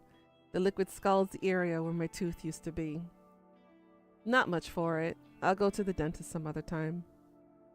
Coffee in hand, I leave the cafe and make my way to my next destination. Enjoy your dirt. Public libraries don't get the credit they deserve in this age. They're quiet, calm, soothing. That doesn't always do it for me, but it's nice to escape the bustle of the city. Plus, they always carry works by my favorite authors, but the librarians don't pay me any mind. I think they're at a loss to recommend books that fit my tastes. I don't feel judged here. Nobody looks at me and wonders if I'm a creep. Nobody cares about my unshaven face or crinkled clothes. Nobody looks at me and asks if I miss Shizuko. I wish someone would ask. Just once. It would be nice to know someone cares, even if I don't. But no one knew Shizuko. No one knew that she was in my life, and no one knows she's gone. I haven't even told Noriko about her. I think she has enough on her mind right now. I'll tell her when the time is right. After wandering around the library aisles aimlessly, I pick a tome from the shelf at random and find a couch to sit on. Well, just FYI, Koji, most women do not like to be compared with other women, especially exes. Just saying. Just like guys don't like to be compared with other ex-boyfriends or ex-lovers. Fair and fair in this instance. Don't be comparing your current lover or current lovers or current husbands or wives or boyfriends or girlfriends to other exes. That's a train line you don't want to go down because there's no returning once you go on that line. Comfortable at last, I sip on my coffee and thumb through the book I've acquired. It would seem I've selected an autobiography about a famed painter I've never heard of. It will do for now. I'll read anything. I skim through the preface, then the first chapter. My fingers pick up speed as I thumb through the pages, never absorbing more than the first line of any particular page. Boring. Drivel. I can't read this.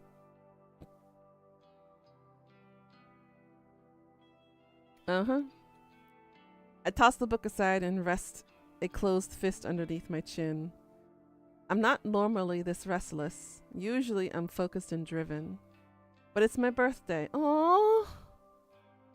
And Shizuko isn't here to give me a gift. Oh, honey. Oh. Omedetou gozaimasu. Koji-san. Happy birthday. Could be worse. They could be compared to someone else, to someone's dog. I mean, that's true. That is also true. Let me tell you, there are some people out there who don't know how to kiss, and they kiss like a slobbering dog. Gotta work on that. It's a skill that you can perfect with practice. Perhaps I regret throwing away the French press. It was the most thoughtful birthday gift I have ever received. Perhaps I just regret losing Shizuko. I don't know. If this were any other day, I wouldn't waste my time dwelling on the past. I thought I was above giving this day more significance than any other. 35. Fuck, where did the years go? That is a mood.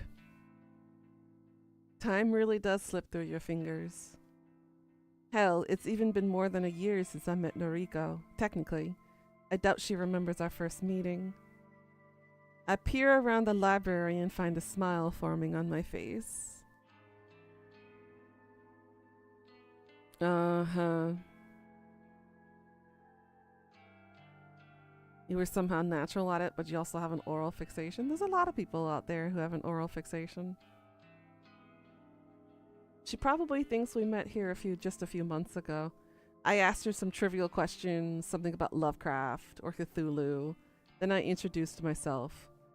But the first time we bumped into each other was at my apartment. Well, her apartment.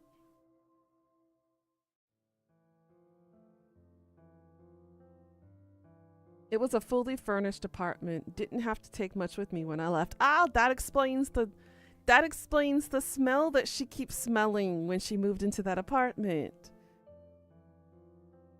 So it wasn't just a mildew or mold smell that she was smelling. It was him coming in and out from the morgue. So he was the previous tenant of her apartment. I bet it looks much the same today as it did back then. I returned to collect a few last things, a couple of blankets in the closet, a broom and a dustpan, a few knuckle bones, the usual stuff. And I wanted to say goodbye one final time. To my surprise, she was there. She was chatting to the landlord casually, inquiring about the terms of the lease. I must have frozen in my tracks when I saw her. I know that I spent a good few minutes simply staring at her. She was beautiful, gorgeous, breathtaking. Hey, Gold, how you doing today, hun? And she looked like Shizuko. She looked so much like Shizuko. We're already off on a bad start. Now, do you really love Noriko for Noriko, or do you love Noriko because she resembles Shizuko? Now, this is a dilemma. Because now you're kind of fusing both people into one thing here. Do you really love the person for who they are? Or you just like them because they resemble the first person that you loved? This is a dilemma. She shook hands with the landlord. She said her name aloud. Noriko Kurosawa. Her name stuck in my mind. It replayed over and over in my head. Maybe. One would hope. You good? You just got done with work? Well, welcome back. Glad you just finished work. Hope you can rest now. The landlord accepted her offer for the apartment. Noriko would be moving in, making the place her home. My place. I must have bumped my shoulder into her by accident when I tried to squeeze past. She apologized. I apologized. Zaz was just leaving. Oh, no, please. It was my fault. I'm very sorry. Did you live here? Yeah. I see. Thank you for taking care of the place. I'll be moving in soon. I see. Did you like it here? Yes, very much so. It was home. I'm glad. I hope that I feel just as comfortable here. I nodded but didn't pull my eyes from her face. She walked away after gracing me with a polite bow.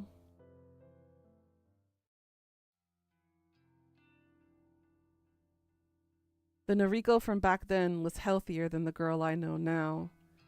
She's become a little more than a skeleton, skin and bones, but her keen mind hasn't dulled. And she's still gorgeous, still takes my breath away, just like Shizuko once did. But she refuses to leave the factory. She refuses to return to her apartment. Occasionally, Tomoe will go fetch things that she needs. Clothes, tiny portions of food, coffee mostly. At some point, I got delegated to selecting the most suitable cadavers from the morgue. Also, Noriko doesn't have to visit the morgue herself. She gives me a bunch of photos, and it's on me to pick and choose cadavers that best match them. Not my favorite work. It's tedious, and I don't have the eye for detail that she does. But I do what I can. Ouch.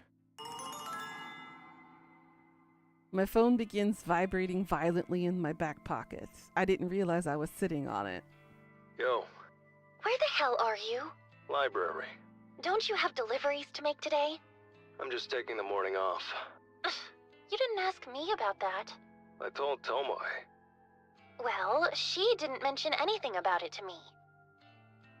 Ouch, because it vibrated your butt? Apparently so. Zaz, I'll see you in a few hours anyway. I just wanted to chill this morning. My birthday. It's your birthday? Yeah, I didn't know. Happy birthday. thanks. Okay, I'll see you this afternoon. Bye. Later. She sounded mad at me. In my defense, I haven't taken a day off from Corpse Girl's work for weeks. Didn't think taking this morning off would be too much to ask. Apparently it rubbed her the wrong way. But juggling this work as well as my morgue duties is tiring. Don't get much time for myself.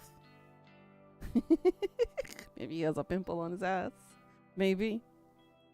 Don't get much time to think. Probably why Shizuko's face doesn't pop into my mind as much as it used to. My theory, anyway. I drain the remnants of my coffee cup. After returning the unread book to the shelf, I leave the library.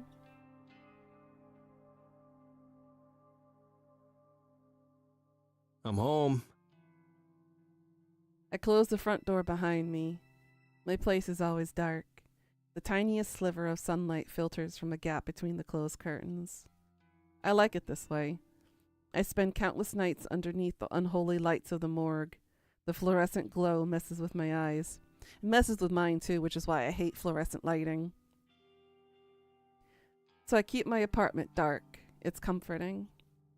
The place is small, smaller than my last apartment. At any rate, Noriko's apartment. A tiny living space, 1 bedroom, a kitchenette. The bathroom is pitiful. A half-sized tub with a shower head above it, a toilet, no sink. I need to use the kitchen sink after finishing my business. But it's home. Moving here after deciding to leave my old place was the change I needed after Shizuko died. I threw away so much of my life from back then. I'm almost a completely different person now. Almost. I've kept my habits, mannerisms, the parts of me people find weird or off-putting. Can't help it. That's just how I am. All those quirky attributes that Shizuko couldn't stand. They're still with me. She's gone and I'm still here. Come on. I shake my head at the sound of my own voice. What a birthday. What a pointless day. Dwelling on the past doesn't suit me. I moved on from Shizuko a long time ago. I'm only stuck on her today because of my birthday. Because this day reminds me of that damn French press she bought for me. But it's gone now. And she's gone. All that remains is me. That's the way it's always been. Probably the way it always will be. Enough. Time for work. I don't feel like staying in and relaxing. I shuffle toward the tall, narrow cabinet in the far corner of my living space. I hoist the door open and look at my clean white coat. It's not stained or dusty like the one I keep on display near the window.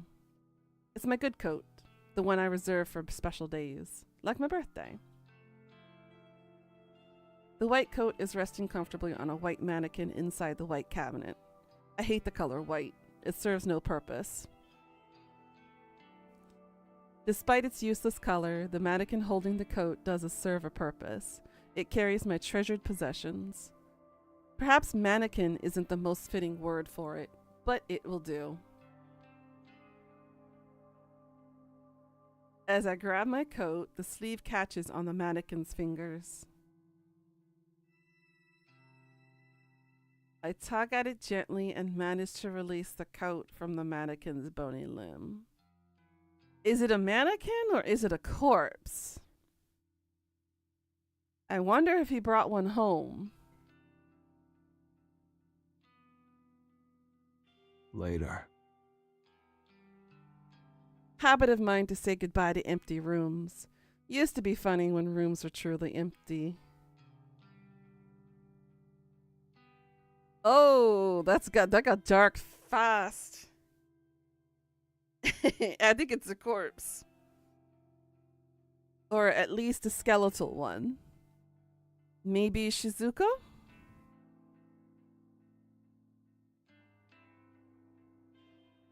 Not so funny anymore. Not when that face stares back at me from within the cabinet. Nothing to do about it. Oh, that's dark. Happy birthday! Thanks. I don't have a gift for you. I'm sorry. All good. You could give him a kiss. I mean, that's a good enough birthday present. Noriko runs her hand along her opposite arm shyly. Not like her to act so awkward and embarrassed. I just didn't know. That's all. I know. She seems truly disappointed in herself for not knowing about my birthday. I looked at my noise feed, and it even has a notification that today's the day. I'm sorry. I don't have a reasonable excuse. You know a good present? I'm going to assume you're going to say Roadhead. Am I right? It's fine. Really. What's on the agenda today? I want to break away from this discussion. I hate my birthday. I hate Shizuko for leaving me. Noriko sweeps a Noriko sweeps a stray strand of hair behind her ear and contemplates the question. Wow, that was a tongue twister. 12 deliveries. Tomoe has already prepped the bodies. She's waiting in the van. I've sent the photos to the victims. Only 12 today? We're not getting many new requests. All of today's deliveries are just part of our backlog. There aren't many corpses left here, actually. We've managed to work our way through most of them. The good old nom nom. Have to visit the morgue again soon. I see. Things seem to be slowing down. The copycat is stealing our business. I just know it. Maybe. Oh, that reminds me. Whatever happened to Allie's boyfriend? What do you mean? I can't believe I forgot about it. You were going to kill him. Oh, yeah. Somehow, I'd forgotten about that too. Caught up in my own head today. Junpei Matsumoto. Is he dead? Unlikely. Noriko's pout prompts me to explain. Hurt him good, but Aoi arrived before I could go further. Shit. Did she see you? Yeah. She doesn't know me, though. I suppose. Wait. You didn't hurt Aoi, did you? The tone of panic in her gasping voice is impossible to disregard. Of course not. Howie's innocent, you know? She can't get caught up in all this. I know.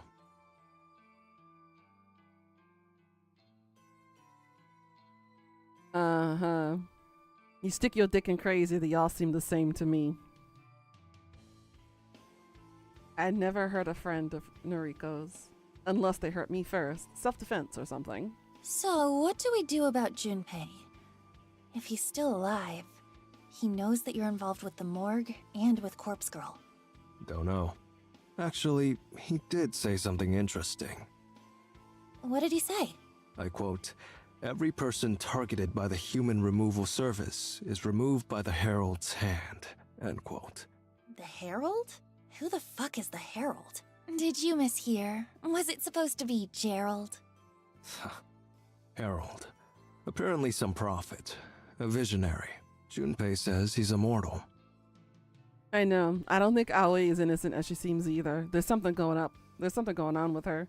She's been too quiet and she lied to us in our face, saying that she didn't work at the maid cafe anymore. She's still there. Immortal? You're not serious. Every killing is carried out by him personally. What the hell? How is that even possible? How can someone kill so many people without getting caught? I shrug. My tongue subconsciously licks the gap where my tooth was once. Guess he's good. Ugh, what a pain in the ass. Anyway, I'll take care of those deliveries. Thanks. I'm going to try and dig up something. Dig up? Not literally. Information. Online. Had me excited there for a moment. Don't worry. You'll be the first person I tell if I decide to go digging up bodies. Now I'm wondering, does Noriko even go back to work anymore? She's been sleeping there. She doesn't even go to the office anymore. So why has Shinya not said anything? Thanks. I throw Noriko a lazy wave and take my leave. You finally good to go? Yeah. Good. I want to get this over with. Okay. Oh, happy birthday, by the way. Thanks. It's funny to think that Tomoe knows about my birthday. I assume she read it about on Noi since we're now friends. Get any prezzies? Not one. Lame. What do you like? I'll buy you something. Really? You'd do that for me? Of course. You may be a creep, but birthdays are the best. Everyone deserves a present. I think she's being nice. Not a fan of being called a creep. Well, I'd like a French press. Would I? What's that? A coffee press. Oh, I know those. Yeah, sure. I'll order you one. Cool? Cool. Thanks. Sure. Happy birthday, Kojiro. Surprisingly, she steps forward to give me a short hug. It feels nice. I bet it does because of her giant boobs in your chest. Contact. She's warm, not like Noriko, or the way I imagine Noriko to be. Her hair smells wonderful, like coconut. I'm not sniffing in on purpose, but I'm not trying to play up to my reputation as a creep. But it's impossible not to smell it when we're this close. Her fingers tap against my back a few times, and then she releases the hug. A smile as warm as her touch spreads across her face. Come on, let's get going. Yeah. Tomoe opens the van's driver's side door and scoots inside. As the door shuts behind her, I can't help but entertain the thought of what she would be like to have as a girlfriend, a partner, a lover. She's nicer than I originally thought, heart's in the right place. But she's not Noriko. I shake the fleeting thoughts from my mind and urge myself to get on with things. He's just horny, that's all. Just chalk it up to hormones. Delivery time.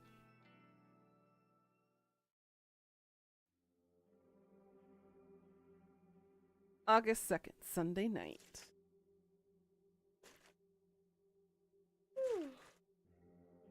Oh my goodness. Need to hydrate.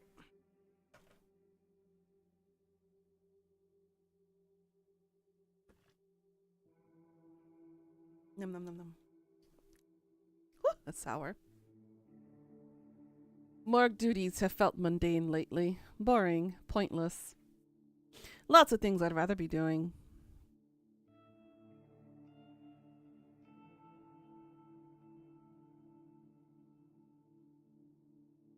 Uh-huh. Had to come in early today thanks to an influx of deceased patients from the hospital.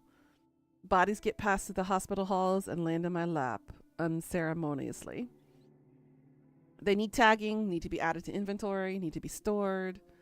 Cadavers are needier than some people. Don't know where I'm going to store this lot. Running out of room in this place, only a handful of cold chambers still available. I could thank the human removal service for that. This isn't the only morgue in the area, but it's one of the biggest. A lot of cadavers end up here. A lot of victims. Weeks ago, I used to smile every time one of Corpse Girl's victims entered this hallowed place. It was kind of poetic. Noriko cherry-picked corpses from this morgue. Those corpses were delivered to victims. The victims died and they ended up here as fresh cadavers, ready to repeat the cycle. It was beautiful. The circle of death. Now, it's rare for Corpse Girl's victims to arrive. More common are the victims of the human removal service. At least that's my speculation. When multiple homicide victims arrive on your doorstep every day, it's hard not to piece things together. Lacerations, dismemberment limbs, rope marks, bludgeoned skulls, myriad mortal wounds inflicted on the flesh. I always suspected Corpse Girl's copycat was behind the sheer amount of deaths raging across Tokyo. Seeing the fruits of the copycat's labor firsthand has convinced me that they were not dealing with simple suicides. And Junpei Matsumoto's words still ring clearly in my ears. A herald, he carries out all the killings personally. It all adds up. Corpse Girl has truly met her match. While the HRS continues to claim countless lives, Corpse Girl's successes is rapidly declining. Much to Noriko's chagrin, Corpse Girl has become so well known that the general public no longer fears her. Like a figure from folklore or a fictional character, everybody knows the name Corpse Girl, but only the truly gullible believe that she can kill people. I call it the Bloody Mary effect. That's a good way to call it. If someone is predisposed to believe in a horrific entity, they will convince themselves that the entity truly exists. When targeted by Corpse Girl, such a person will succumb to suicide in an attempt to escape a potentially mere grisly fate. In reality, they simply play right into the trap that Corpse Girl has laid for them. Those that treat Corpse Girl as more than an entertaining piece of folklore, like Bloody Mary, are immune to the fear. Someone like this can receive a photo of their own corpse and shrug it off as no more of a threat than spam email. That's basically me right there in a nutshell. I'm immune to the fear of things. It's ironic that the success Noriko sought for so long is the very thing that has rendered Corpse Girl's methods ineffective. I wouldn't say that all of this is to Noriko's face. She's well aware of the situation. As for the HRS, no one seems to know about it. There's no mention of it anywhere on the internet, anywhere that I can access at any rate. Police investigating the string of homicides haven't mentioned it. If the site relies on users to request deaths, I am at a loss as to how people are learning about it. It truly seems to be some sort of shadow organization, except for the fact that Junpei Matsumoto essentially walked right up to me and revealed himself. I don't know his motives for doing so. And I don't know how he found out I'm involved with Corpse Girl's work. I really should take care of him. Yes, you should. August 3rd, Monday morning. A knock at the door. I rub my eyes and sit up slowly. Must have fallen asleep in my chair again. Still groggy, I get up to look through the front door's peephole. A single, lonely package sits at the doormat. Don't know where it came from. Haven't ordered anything online recently. I swing the door open and pick up the plain brown parcel. Something rattles inside. All their memories in this game suck ass. How could he not remember that Tomoe ordered a French press for him for his birthday? How does he immediately forget about that? See? Nestled on the bed of backing foam is a white box adorned with the image of a French press. A coffee maker. Tomoe. That's right, this is a gift from Tomoe. She really bought me a birthday gift, something that I truly wanted. My friend, Tomoe. After putting the package down, I retrieved my phone and opened up Noise. Thank you for the birthday present. You got it already? Just now. It's a good brand too. Sweet. I'm glad you like it. Maybe I'll brew you a cup one day.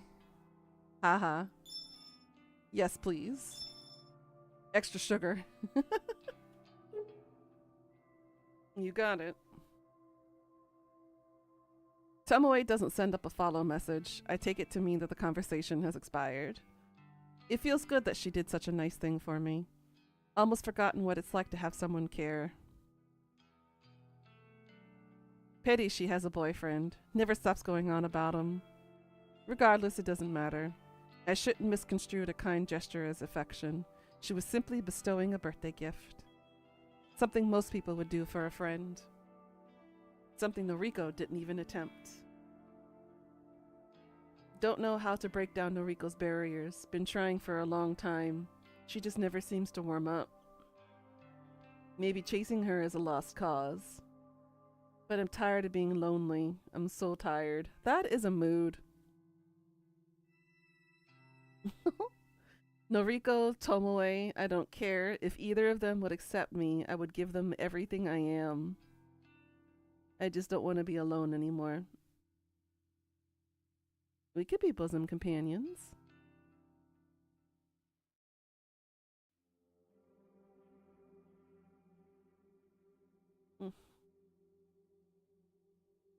Oof, my ear. The ear infection is irritating. The start of another long night. Alone like always. The cadavers can hardly be called company. They don't speak, don't laugh at my jokes. Not like living people laugh at my jokes anyway. Beep boop. Yeah? Hey, I think I mentioned this a day or two ago, but our reserves have pretty much dried up. Okay. Reserves. She means her stash of corpses at the factory. She has a way with words. Anyway, 3 new requests came through today. I'm really excited. Maybe things will pick up again. Maybe. I'll send through photos of the Vicks. Can you select some corpses that resemble them? Tomoe will come by with the van. Okay. Thanks. Are you okay? You're pretty quiet. More than usual, anyway. I'm fine. I see. Well, thanks. I'm sending the photos now. Message me when you're done. I'll send Tomoe over. Yeah. Oops. I end the call and return my phone to my pocket. It vibrates 3 times in quick succession as Noriko's photos automatically download. 3 requests, not much, but enough to lift her spirits. I scan the array of cold chambers lining the walls. This place is packed to the gills. Shouldn't be a problem to find some matches for her. I take a stroll alongside the left row of chambers. All of the bodies within are due for cremation. I could take my pick from here, just like always. Business as usual. I fish my phone out once more and examine the new photos. 2 women, 1 man. Middle-aged, young adult, young adult. Normal everyday people. Corpse girl will wrap her fingers around their throats and try to kill them. Will they shrug off the attempt on their lives? Time will tell. I'll do my best to help Noriko end their lives. I wander toward the computer at the end of the room and log into the inventory system. Time to find some suitable bodies.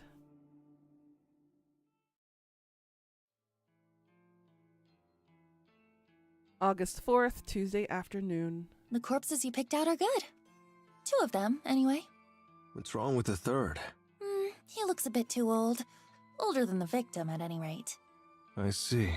Sorry. It's not a problem. I think it'll still be convincing. Are we delivering them today? No, I received even more requests overnight. I need you to go select more cadavers. Sheesh. Again? Sorry. Aren't you happy that we're busy again? Couldn't care less. I'm only doing this for you. It's the truth, even if she doesn't want to hear it. I heard that Tomoe got you a birthday gift. Way to change the subject. I'm sorry. I'm supposed to be your friend, and I was just so caught up within my own head that I couldn't be bothered with your birthday. It's fine. It's not fine. So, if you'll accept a late gift, is there anything you would like? A date. A date.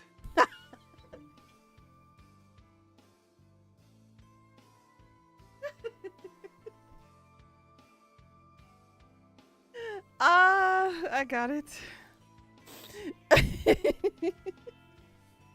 I got this boy hook, line, and sinker.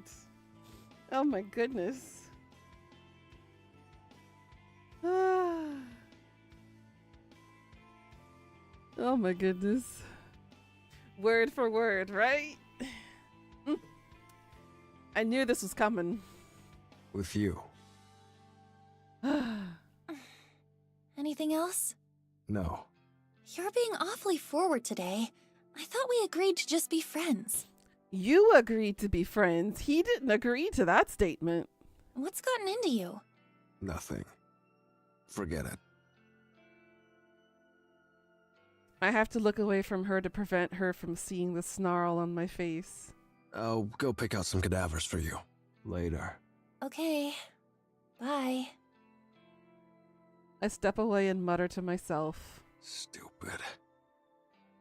I'm so stupid. Why am I acting so desperately around her all of a sudden? Because you're tired of feeling lonely. Same tone too, right? Yo, Hmm. what kind of hello is that, prick? Sauce. In a mood. Always the case with you, ain't it? Seems to be. She gets me. Listen, how about that cup of coffee you promised me? Huh? You know, come on, don't make me say it. You said you'd brew me some coffee with that French press thing. And, well, I could really use a cup, you know. Oh, yeah. I remember. Sauce. Noriko has sent me to the morgue. Why, she kill ya? No. Takes me a second to get that she's joking. Oh. Uh-oh. Is a thing gonna be happening between these two, I wonder? Tomoe, you have Shinya. I told you, if you break his heart, I was gonna damage you. Although he's my #1 suspect still. I'm gonna go ahead and guess that it ain't every day a pretty girl offers to have coffee with ya. So are we doing this or what? I can't fathom a reason for Tomoe's recent shift of attitude toward me. When we first started working together, she could barely tolerate being in the same room with me. And now she wants me to brew coffee for her? Why? Does she want something from me? Is she in love with me? No, she's not. Definitely not. That was immediate no. No one loves me. Me and Pika do. We're right here. Hello, Koji. Even so, I don't want to be alone. How can I refuse her offer? Okay. I can put off the morgue until later. You finally came to your senses, huh? Karma, you're gonna have to fight me and Pika for this. Me and Pika saw him first. You can have him later. Although I don't think there'll be much of him left after we're done with him. But, you know. Well, come on then. Let's go to your place. I'll drive. Ooh. Uh-oh. Oh no. How's he going to explain the corpse in the closet? Or skeleton, or whatever condition the thing is in. You just want him to cook for you? And kept in a cage. Wow! Koji does not belong in a cage. My place. The last time a girl visited my home, it was back when I lived in Noriko's apartment, back when Shizuko. Clucking my tongue serves to distract me from the painful memories. Let's go. Possible mummy, that's true. Because he kept saying white this and white that. It was white on white on This white. is your place, huh? I bet it smells in there. It's freaking dark in here. Zaz. You a vampire or something? Oh, don't put that thought in my mind. A vampire Koji is a deadly combination. Of course not. I was just outside in the sun with you.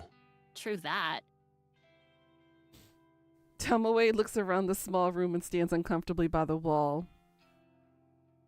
I would not keep him in a cage, no. You don't bring girls back here very often, do you? No.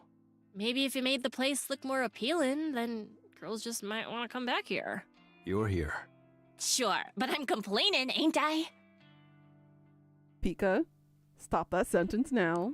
Don't put that thought in my head. True. Granted, it's already too late. Why are you here anyway? It's not for coffee, is it? You're a sharp one, ain't ya? Listen, I wanted to talk to you away from, you know. Your boyfriend? No! Jeez! Away from Noriko! Oh, See, this whole thing's been going downhill, wouldn't you agree? Yes, for your own safety, Karma. Pika. Hajima. Andueo. No. No more thoughts of him being a vampire. It's bad, okay? He already has the deep, hypnotic voice. All he needs is the red glowing eyes and then the fangs, and then he'd be he's Nuna Candy, which is really bad. Very bad being Nuna Candy. All this shit with trying to make people off themselves? Sure, I'm used to it by now, but shit started to hit the fan. how so? Well, there's the business with, what was it? The human removal service? Well, Hajima Andueo. Hajima means stop it. Andueo means no. Noriko told you about that? Yeah, of course. We're besties, you know? They've been out there killing and killing, and the police want to shift all the blame onto Corpse Girl. After all, Corpse Girl is the only killer that has gone public. Her name and website are written all over the body bags we deliver. People talk, and everyone knows about her. So, of course the police are gonna assume she's behind all the murders. Except, she's not. Not really. A handful of them here and there, but even then, they're just suicides. Corpse Girl. Noriko. She ain't out there slashing necks and drowning people and setting houses on fire. She ain't doing any of that shit going down on the news. I know all this. Yeah. I'm just saying, if things keep up at this rate, the cops are gonna find her, Noriko, and she's gonna get locked up for life. I ain't gonna lie, she deserves it. The stuff she's doing is messed up. Thing is, me and you, we're accomplished. Accomplices, honey. Accomplices? Yeah, that. We're in neck deep. If Noriko gets put on ice, we get taken along with her. I see. You're worried about going to prison. Of course I am. I got people to take care of. What would Shinya do if I got locked up? What would he think of me? Oh. Not to mention my little brother and sister. Tomoe's crestfallen countenance makes the room feel darker than it truly is. Her watery eyes break away from mine as she tries hard to restrain herself from sobbing. I don't think I can do this anymore. No matter how much she pays me, I just can't keep risking it. I understand. This is difficult for her. She's torn between loyalty to a friend and her own freedom. I think your course of action is clear. It is? Yes. You need to step away from the game. It won't do us any good if you're not totally invested.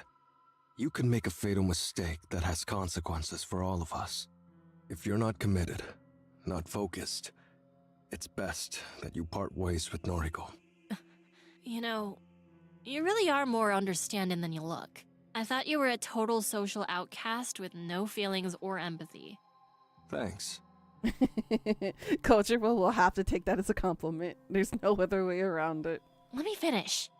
I was wrong. You're all right, Kojiro. I'll take your advice. I'll talk to Noriko and tell her I ain't cut out for this anymore. It's for the best. I guess we won't hang out anymore. Do we ever hang out? Well, our deliveries, our time at the factory. Dunno. Kind of grew to like it. Kojiro, Oh, shit. I forgot. There's something I still need to do for Noriko. What's that? She asked me to go to her apartment and pick up some clean clothes for her. I owe her that much at least. You wanna come with me? Her apartment?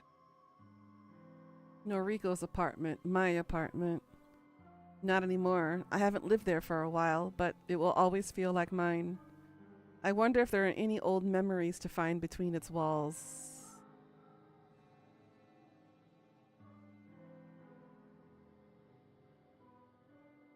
John Wayne Gacy, is that you? I'm worried that he left a corpse in there. Okay, I'll come with you. Do I need to break any windows? No, of course not. Noriko gave me her keys. I see. You sound disappointed. I shrug and let her accusation slide.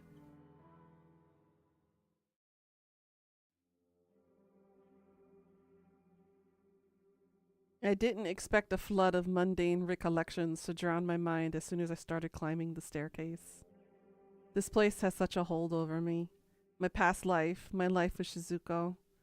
It's so foggy but so familiar. I don't even feel like the same person I was back then. But of course I'm the same. I'm still me. And the stench ingrained in these walls. Every time I come in here, it smells worse and worse. What is it? Don't know. Mold? Mildew? No, it's more sickening than that. It's something rotten. Yuck. Anyway, her place is up just a few more levels. I know. Oh, you've been here before? Mm. Huh. Tomoe abandons her thoughts in the air and continues to climb the stairs. Oh my god, my nose. Yeah.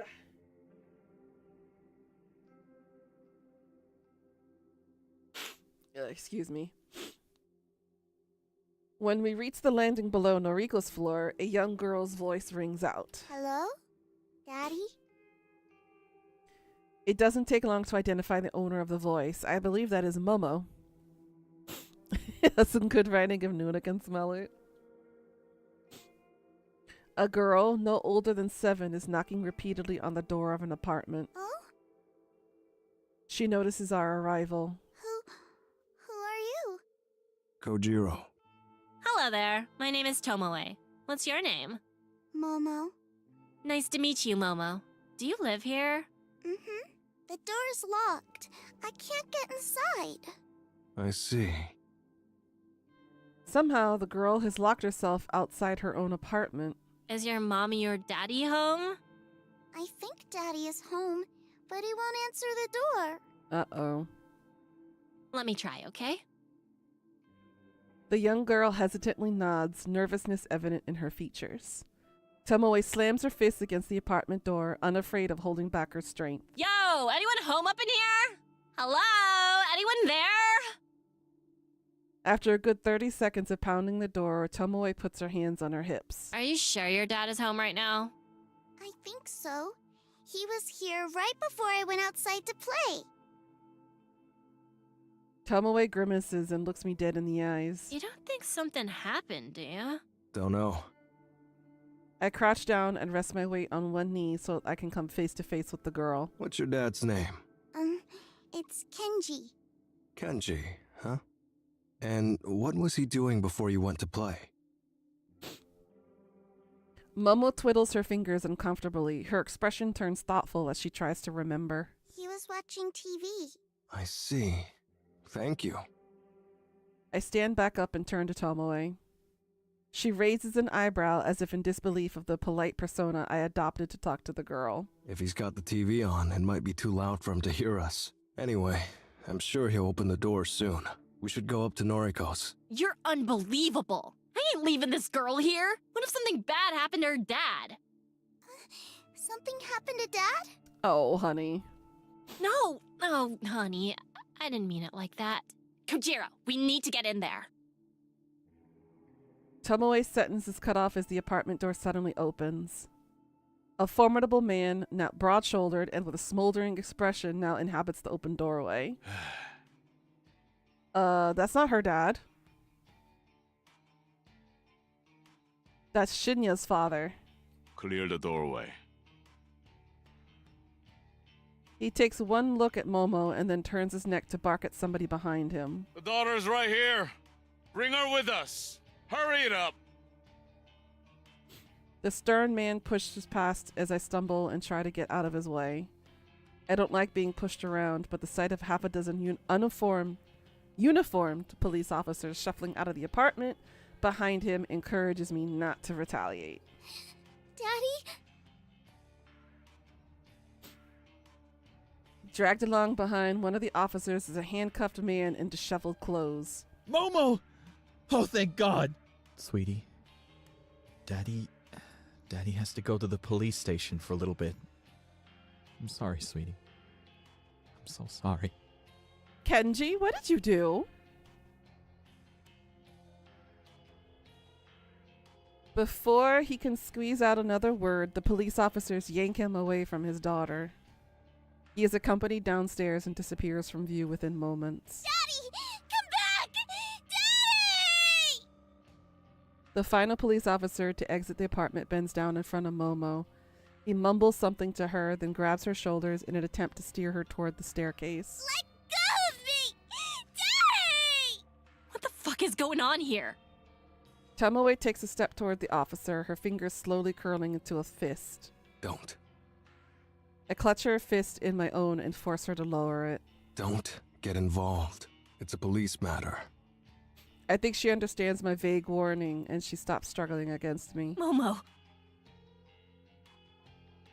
The young girl is escorted downstairs, and Tomoe stands defeated next to me. What the hell just happened?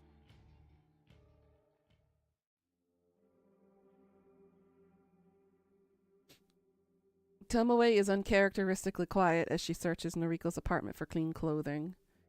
Witnessing that man, Kenji, get arrested in front of his own daughter seems to have dampened Tomoe's spirits. Although he's a stranger, I can't help but feel bad for the guy. Don't know what he did wrong, but surely his daughter didn't need to see that going down. You okay? Tomoe ignores me as she rifles through Noriko's drawers. I decide to bite my tongue and simply take a seat on the edge of the bed.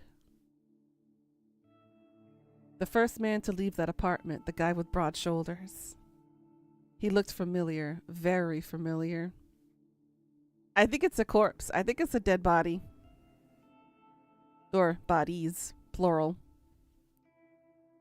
Seemed to be in charge of the officers. A detective? Yes, that's it. A police detective. I've seen him on TV a few times lately. He's the one heading up the investigation of the recent homicides. The one accusing Corpse Girl of being the culprit behind the Human Removal Service's string of murders. Interesting. Then, the man he apprehended, Kenji, is he involved with the case? Is he a suspect? Is he the Herald? A neighbor of Noriko's. Could it truly be? You think you know whose body it is? Ooh, who do you think, Pika? Could Kenji truly be the leader of the HRS? I try to connect all the dots in my mind. He lives close to Noriko. He might even be on speaking terms with her. That's true, yes. He might have access to Noriko's computer, her website. That's a possibility. Could he have been the original hacker, stealing the Corpse Girl's requests? The copycat? She was borrowing her neighbor's internet, so she didn't specify which neighbor Wi-Fi she was using. Could very well be Kenji. Oh, Momo's mom? Uh-oh. It almost makes sense. It's more likely than not that the copycat is someone who personally knows Noriko. Someone who has an inside view of her life. Aoi. Or Shinya. But what's his motive? Look like a normal guy, just a father living with his daughter. What could have inspired him to embark on a killing spree? Actually, for that matter, what inspired Noriko to do the same in the first place? Never mind that, it's irrelevant right now. Kenji. Are you the one we've been looking for? Are you allied with Junpei Matsumoto? Are you the prophet, the herald, the one capable of standing toe-to-toe with Corpse Girl? Okay, I'm done. I blink a few times and look at Tomoe. She's standing with a pile of clothes neatly nestled in her arms. Can we get going? Yeah. Leaving now is for the best. I want to get home. I want to spend time with my thoughts. There's a lot of new information to sort through.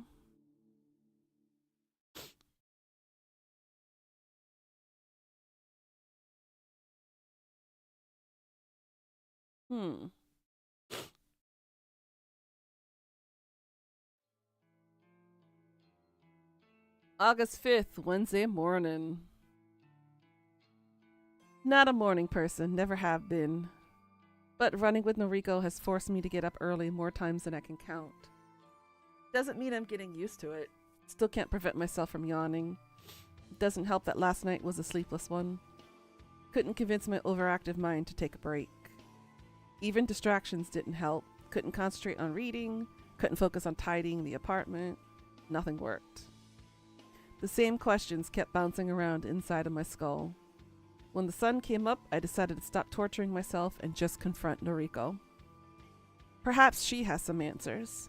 Wake up. I lean over her near lifeless body and whisper sharply. Don't want to scare her awake. Don't want her to ignore me either. Noriko, wake up. My whisper becomes more of a hiss, and the girl before me begins to stir. She rubs her eyes, a familiar sight thanks to all the times I've woken her up lately. Again, Conjuro? What time is it?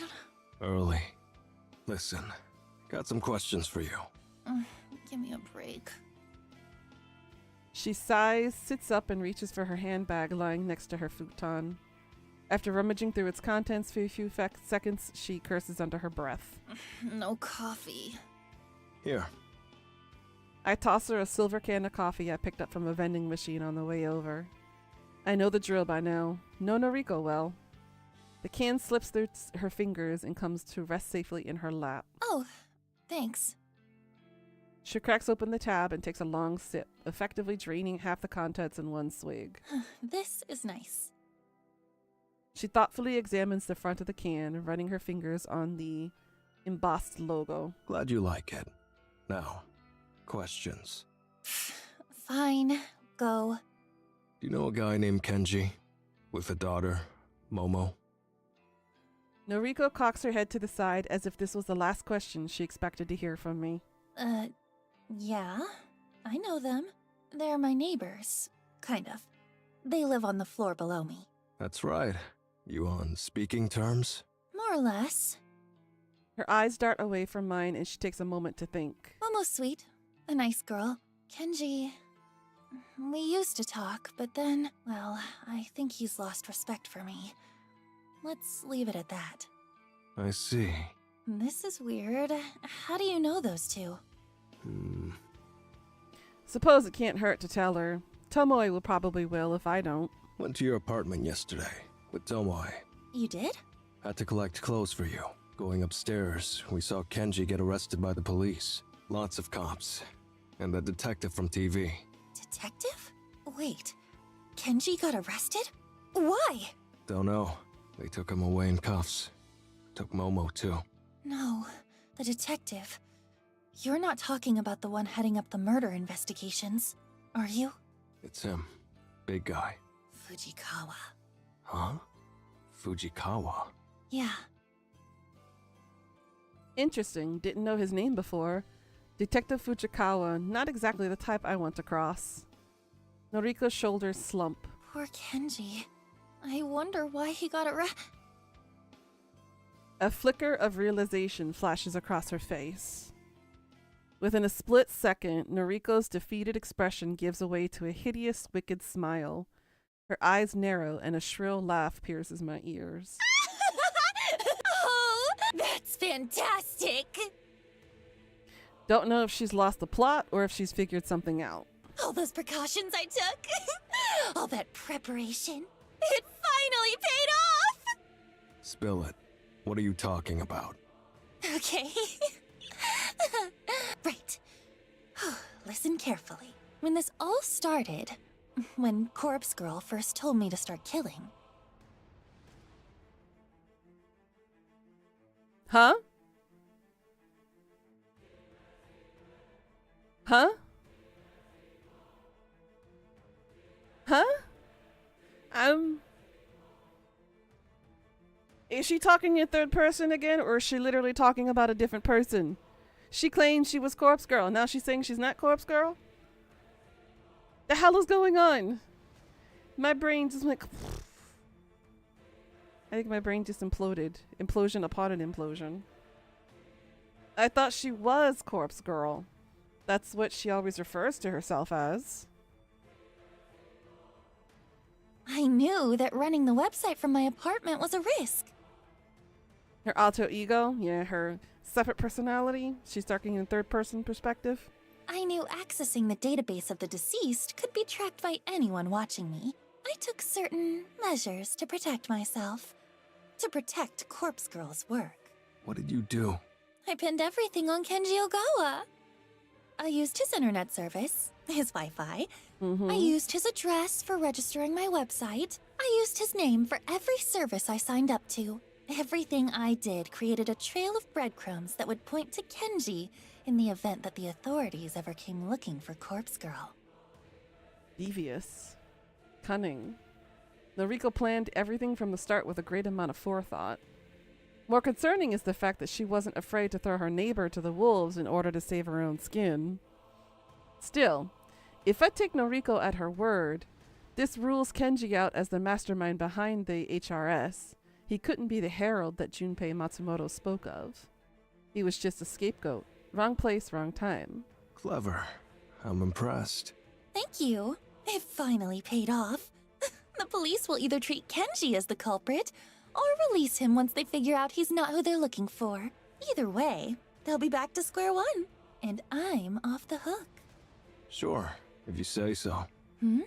That's all well and good, but you've been conducting a lot of work recently, since you stopped living in your apartment. What's your point? You've been logging into Corpse Girl's website from here, from the factory. You've been accessing that database of the deceased, too. Don't you think if the authorities trace that, they'll just come looking for you here? I'm using my cell service to connect to the web. I'm not using a dedicated internet connection. And I'm running my connection through a proxy to mask my IP address. That can't be traced. Right? Oh, it sure can. I shake my head. I'm pretty sure it can be tracked. Not my area of expertise, though. Don't know, but I'd be cautious if I were you. The cops will figure out Kenji's not guilty soon enough. Just you wait. Normal guy like that, he won't be able to give them any of the information they're looking for. Wouldn't be surprised if he gets released before the weekend. Yeah, slightly harder, but there are ways. So? Hitting a dead end like that will only enrage the police.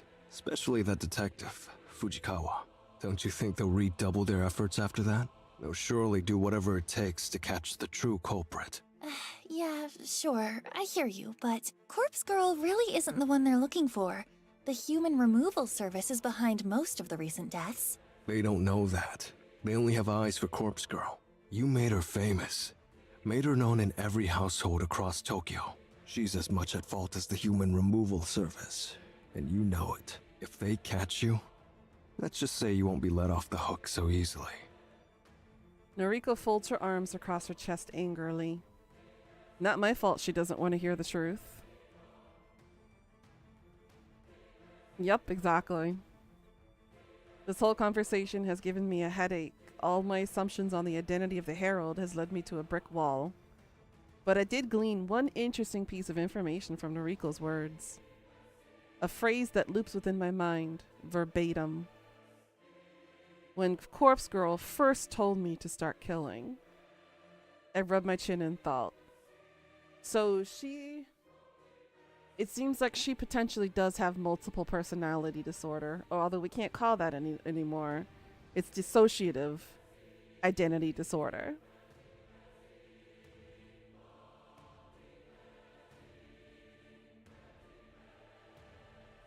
So at first we thought she was just potentially either bipolar or schizophrenic, but now she's got identity. I think she's got multiple personalities. It's possible. Or maybe she is the copycat killer? You think? So you think maybe she has another identity as a copycat killer? But Junpei said it was a he, not a she. The herald is male. Could she be like that guy in Yu Yu Hakusho and have a female persona in him, so she could have a male persona in him? In her? It's possible. It could be true. Gotta go. You good here? Noriko drains the rest of her coffee and tosses the can aside. Yeah, I'm fine. A conundrum indeed. Right. Later then. Noriko doesn't speak another word. I leave in silence.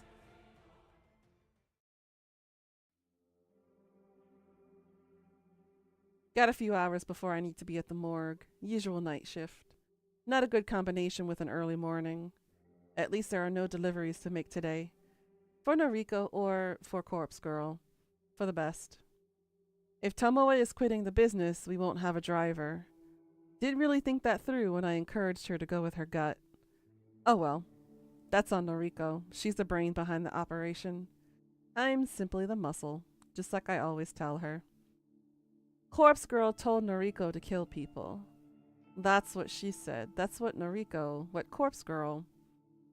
That's what the person I know as Noriko told me. That begs a follow-up question. If Noriko isn't Corpse Girl, then who is? Is Corpse Girl a person? Someone whispering instructions in Noriko's ear? Has that always been the case? Was I so blindsided by Noriko's ambitions for grandeur that I disregarded the truth behind her words? Is Noriko nothing but a puppet? Too many questions. Doubt Noriko will willingly spell it out for me, not if she's gone to such lengths to mask the truth for so long. When the Corpse Girl first started telling me to kill, I can't get the quote out of my head. Too many moving pieces in this puzzle. Noriko, Corpse Girl, the HRS, the Herald, Junpei and Kenji. Too many assumptions, too many shadowy figures. Makes me angry. Don't like it when I don't understand something. I'm clever, sharp, like like to know everything. Like to predict what's going to happen next. Like to remain one step ahead of everyone I know.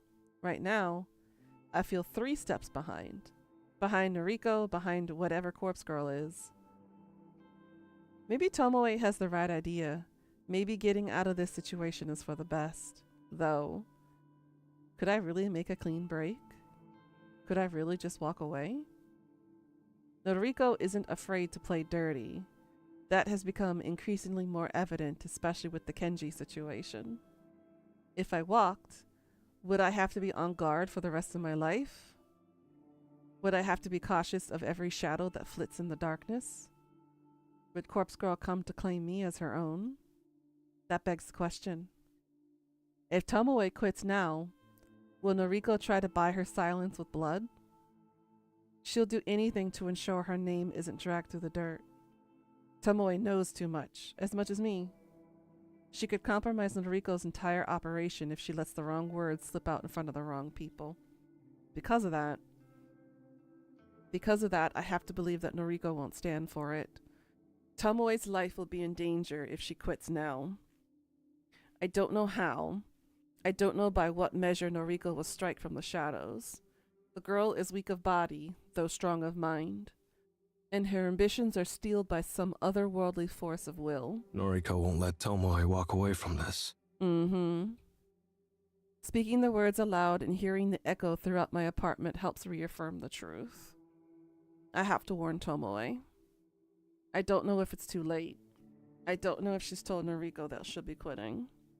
But there's no time to waste.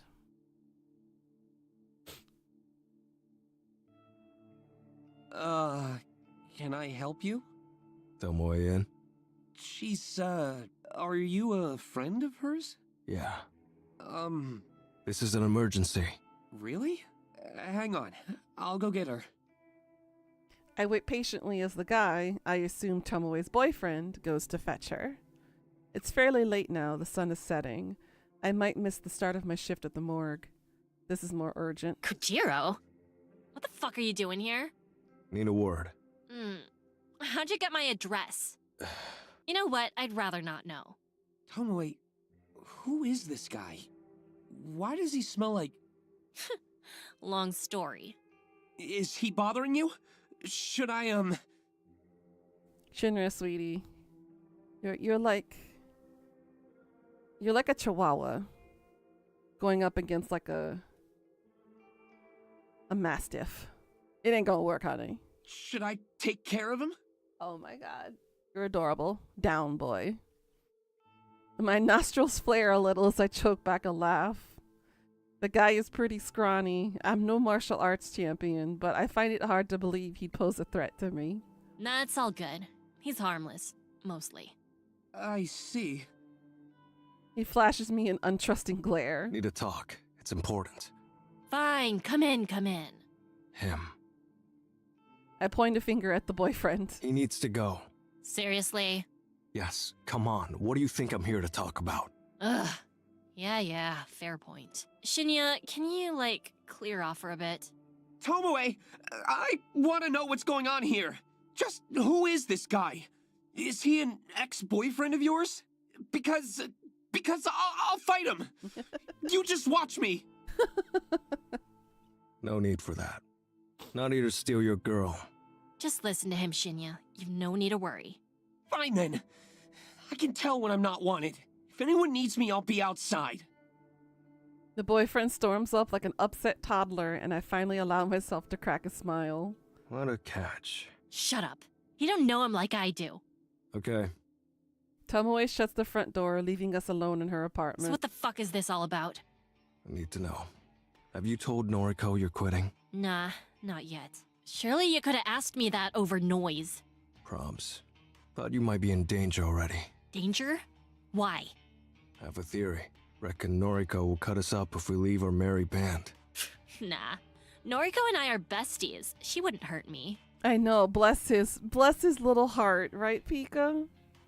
Don't act so certain.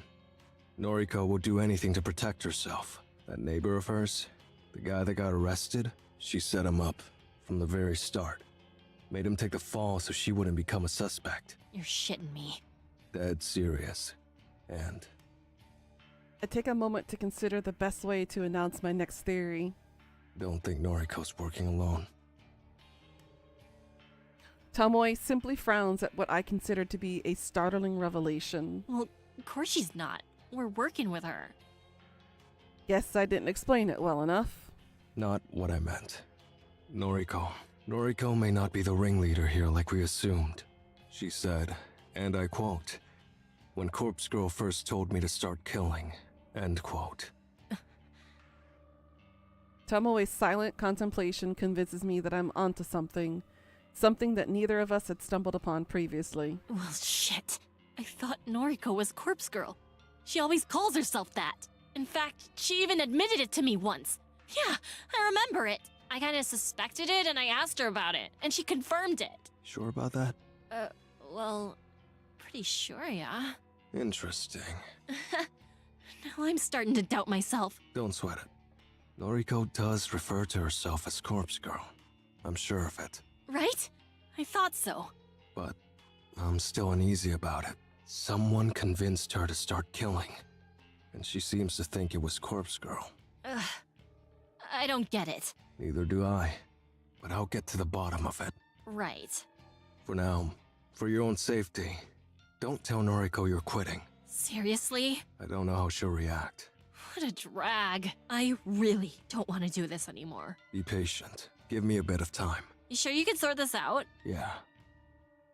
I'm not exaggerating my confidence. I'm determined to learn the truth about Noriko and the identity of Corpse Girl. Maybe I can figure out why all this started, why Noriko is so intent on continuing down her path of destruction. Leave it to me. Believe me, I have learned recently that a lot of people are very good at self-sabotaging. So, Noriko, probably not an exception to the rule either. Thanks. Later then. I made my way to the front door and swung it open.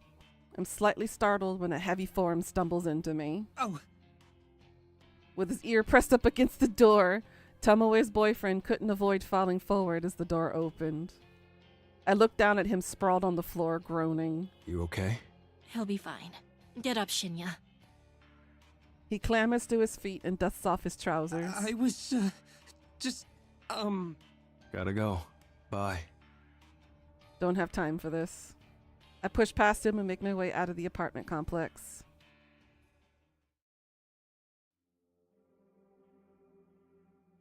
Yes, but you're still around, Karma. That's the difference. My late arrival at the morgue is not met by any form of chastisement. The place is empty, devoid of life. Nothing out of the ordinary there. Though, something is off. It's too empty. Glancing around the walls of the cold chambers, I immediately notice something suspicious. The majority of the chamber doors aren't sealed shut. They're slightly ajar, as though the last person to access them didn't close them properly. I would never do such a thing. I know to press the doors firmly enough that they lock in place. Leaving a cold chamber unsealed is a surefire way to assist in a cadaver's deterioration. And an unsealed chamber allows the odor of decay to leak into the morgue.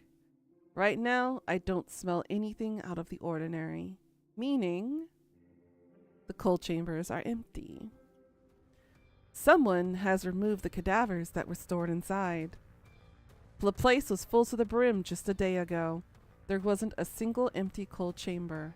Now, a cursory glance shows a good 90% of the cold chambers are unsealed. Fuck. My initial sense of uncertainty gives way to panic. I jog toward the left wall of the chambers and start pulling the sliding trays out one by one. Empty, empty, empty. One after another. Each chamber is devoid of its macabre contents. Even the HRPs have been removed. Shit. I come across one cold chamber that is still sealed. I press the release button as I pull the handle forward. The familiar hiss of cold air escaping from the hollow space does little to allay my fears. I slide the tray out and sigh. Empty. It would seem that even the properly closed chambers have been evacuated. Oh, fuck, shit. I dash to the opposite wall, the row of cold chambers that stores bodies not due for cremation. The row that Noriko isn't allowed to access to. But, just like every other wall, every chamber is empty. Doors ajar, unsealed, empty. I thoroughly check each and every one. No luck. I trudge toward the computer at the far wall. Logging into the inventory, I scan through the list of recent arrivals and departures. No bodies came in today. Unusual, but not itself a cause for concern. More importantly, no bodies have been checked off as removed from the premises. Each and every body that had disappeared from this place has not been accounted for. The correct protocols have not been adhered to. I can only draw one conclusion. The morgue has been robbed.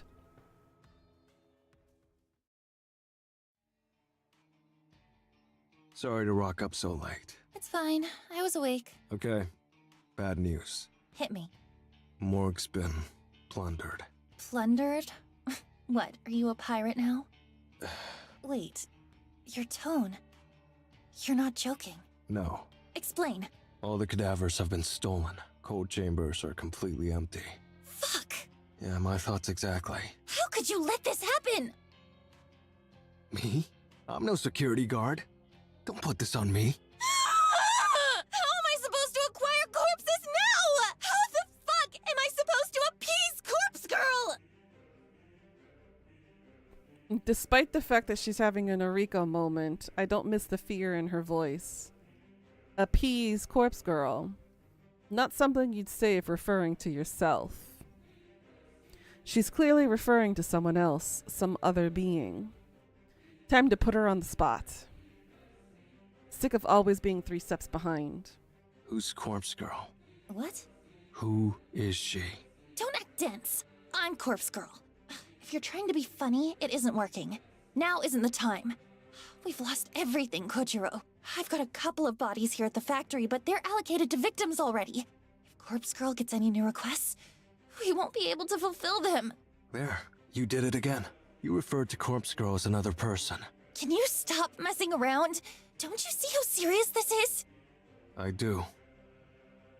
I do. I see how serious this entire situation has become. Noriko is delusional.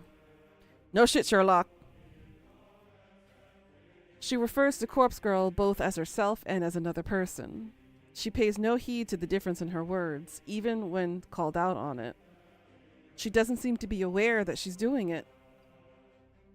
Could be a personality disorder. Can't place the blame on her if that's the case. But I think it's more than that. She believes she's being guided or goaded by Corpse Girl, forced to achieve her ambitions. There's more to it than a personality disorder. Well, there goes my theory chucked out the window. Something I'm not seeing. So, what do we do? What can we do? You'll have to break into another morgue. Start stealing corpses for me. No. What do you mean, no? Don't say no to me. I'd do just about anything for you. Whew, that's a heavy line. Never had a man say that to me before. But sometimes, you need to know when to call it. There's no moving forward from here. I can't give up, Kojiro. I've come so far. Somebody stole the cadavers from the morgue. From my morgue. Somebody who knows what I'm involved in. Junpei? It wasn't an attempt to stop what we're doing. What do you mean? It was a message. Whoever did it wanted to prove that they are more powerful than we are. Pulling several hundred stiffs from a morgue, all at once, without getting busted. That's something even we couldn't achieve. Someone knows our operation, inside and out. Someone knows what we do and how we do it. And they wanted to prove that they can do it better. The human removal service. Who else? Damn it. Hope you can see the truth now. We can't continue with them in the picture. You're right. Our next move is to destroy them. Destroy the Herald. That wasn't exactly what I was getting at. I was only trying to discourage Noriko from continuing with her operation. What do you propose? You said you'd do nearly anything for me, right? More or less. Then, hunt down Junpei Matsumoto. Again, he needs to reveal the identity of his leader, the Herald. Right. Didn't work so well last time. Can't forget that night. Had the guy beaten and bruised on the ground. Stubborn pup. You were interrupted last time. Aoi got in the way, didn't she? Yeah. Tried to defend her boyfriend. You need to extract information from Junpei at any cost. When you're done, kill him. I have no problem with that. But if Aoi is present again, I'll have to back down. A few seconds of silence makes me ponder if Noriko still has her head in the conversation. I'm about to repeat myself when she finally speaks. If Aoi interferes, kill her. There you go.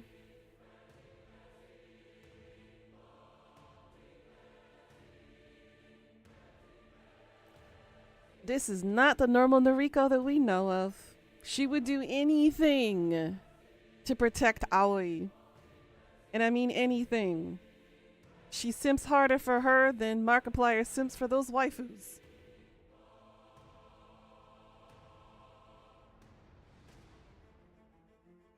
So maybe the multiple personality disorder is still up in the running for a potential situation here. And just like that, Noriko's true heart is revealed. She will stop at nothing to achieve her goals. I was right to fear for Tomoe's life earlier. I was right to fear for my own. If Noriko will cut down her best friend in the world, then she will show no mercy to anyone else. This kind of resolve, the steel-hearted determination, I can't help but admire it. I respect Noriko. If I do this for you, I want something in return. A date! What? Be with me. Oh. Okay, that's even stronger than a date. You still want me? I've never wanted you more. I'm in love with you, Noriko. He finally says it. It's gonna be if she can't have her, then no one can situation? Yeah. Kojiro said the words.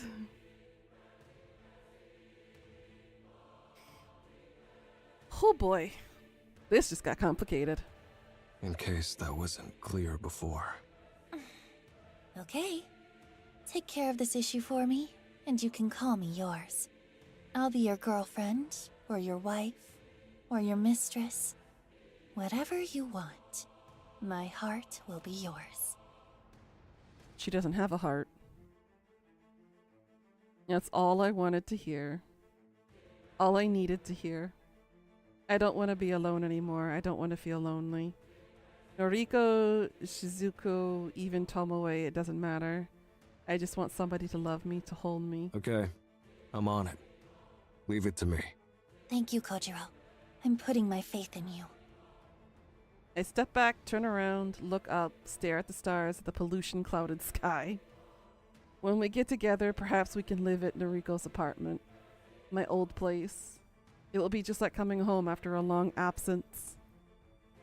Noriko will replace Shizuko in my heart, and life will go on. The amount of Delulu these two live in is scary. August 6th, Thursday afternoon. It's the same stakeout as last time. Junpei is in his infinite wisdom posted on Noise about visiting the Maid Cafe today. Don't know why he doesn't set his profile to private, especially after I followed him home last time. But I won't be following him again today. I'll confront him inside the Maid Cafe, a place where Aoi is unlikely to be, since she quit the job a while ago. Oh.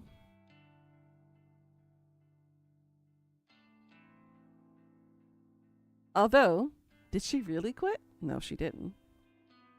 If memory serves me, she was dressed as a maid the last time I encountered her. It's not that I have qualms about killing her. In fact, I'm not even bothered that Noriko is okay with ordering her death. I'm just thinking about the future.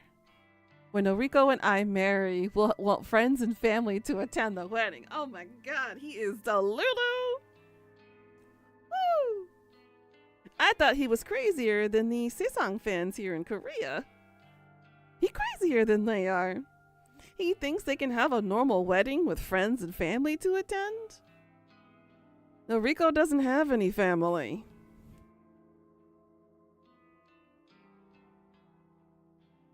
And the only friend she's got is Tomoe.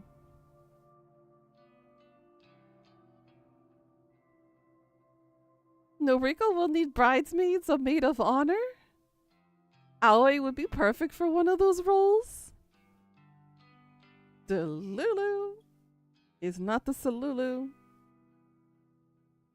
By sparing her life now, I can kick off my new life with Noriko on a high note. I'm aware other people will be present in the cafe. I have no intention of hurting them. I'll force as many possible to evacuate, or I'll corner Junpei somewhere private.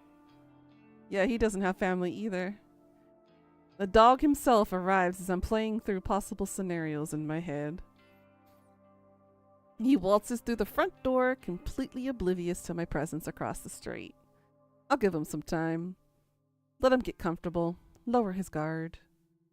The weight of the blade inside my pocket is unfamiliar. Not like it's so heavy that it will restrict my movement. It just feels strange. Figured it was better not to tackle this unarmed. It's an emergency measure. After 20 minutes, I approach the Maid Cafe's entrance. That is so much pink, it's actually hurting my eyes right now. Not gonna lie. Not a fan of the atmosphere, neither am I. This is so much pink, I'm about to regurgitate. Maybe they'll have the wedding with corpses. That's a possibility. Hold on, let me readjust my eyes here before looking back at the screen, because it actually does hurt. It's so bright.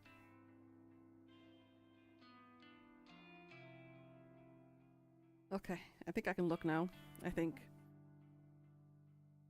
I know, my eyes are bleeding. You can't see it, but it's bleeding. Too flashy for me. Prefer somewhere more simple, laid back. Junpei has a table near the far wall, alone. Not that I expected any different. A blonde maid trots over to refill his drink. He nods politely but doesn't say a word. Hasn't seen me come in yet. Someone asks if I want a table. I don't respond. Someone else chimes in, something about paying the cover charge. I don't know. My attention is on the dog. No one attempts to hold me back as I march my way toward my prey. He finally sees me, but I'm 5 steps away and it's too late. Oh, what the? Long time. You're crazy, man. Get away from me. Looking at him up close, he doesn't seem too worse for wear, considering our last encounter. I start to wonder if I went too easy on him. Can I sit here? Hell no. Get out of here. Thanks. I pull up a chair and sit directly across from him. The blonde maid from before offers me a menu. Then she gasps, and I hear something shatter on the floor.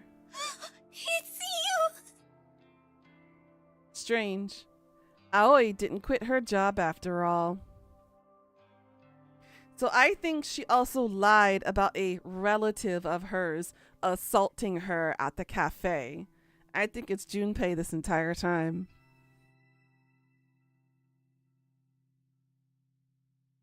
Did she lie to Noriko? Did Noriko lie to me? I'm 90% certain it's her anyway. Stay back, babe. I got this. Yep, it's her. Thought you quit. Huh? I thought you quit this job. What? How would you know that? I realized that I shouldn't spill any details on my relationship with Noriko. Forget it. Oh, you think you're hot stuff, right? Tailing me, beating me up, and now you're digging into my girl's business? The fuck is wrong with you, man? Excuse me for a second. I stand up slightly and lean over the table. Junpei recoils as my fist pummels his nose. Sorry, had to do it. I sit back down and wipe my bloody knuckles with a napkin. Junpei clutches his face and sobs. Aoi is visibly shaking, standing next to her dog, unsure how to react. By some miracle, I don't think anyone else around witnessed the punch. For the best means that we can get down to business without interruption. Some questions for you. I wish we could change the background because my eyes are seriously hurting at how bright it is. It's not just because it's pink, it's just so fucking bright. You broke my nose! Shush. Haven't asked my question yet. Aoi somehow gathers the courage to flee. I don't watch her leave, but I get the sense she's gone to fetch help. What do you know about the robbery of the hospital morgue? I don't know what you're talking about. No, not the answer I wanted. Junpei makes the mistake of possessing fingers.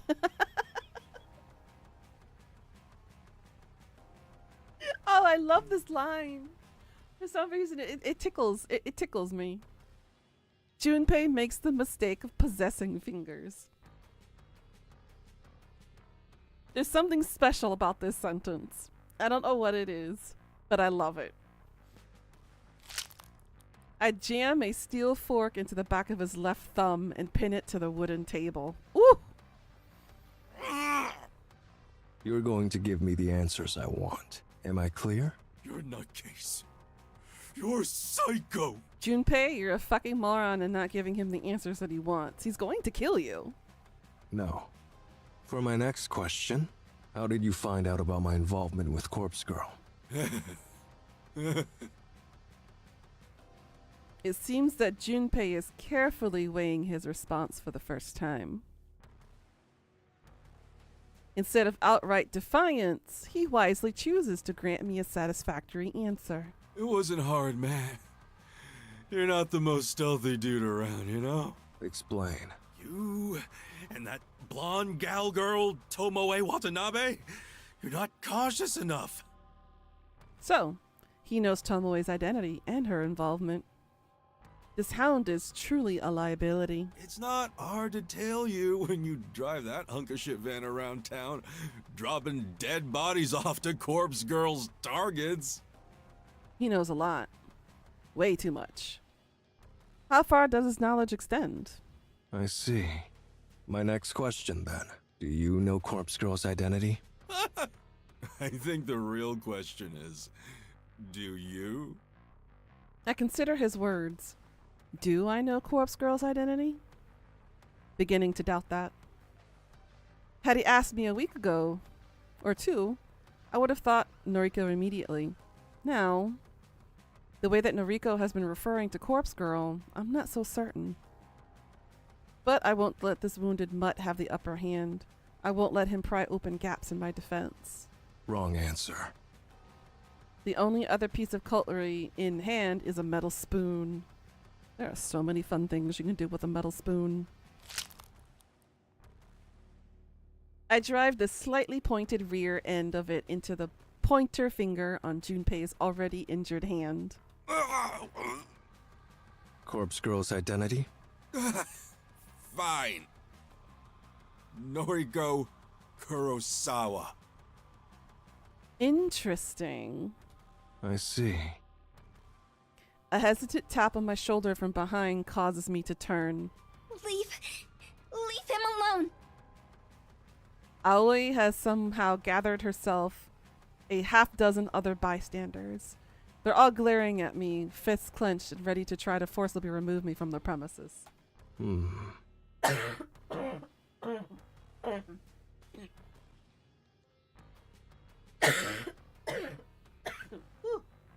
Excuse me.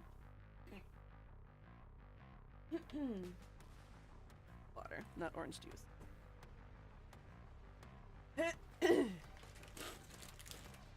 We're not done here. Come back later. Let my Jinpei go! Stop hurting him!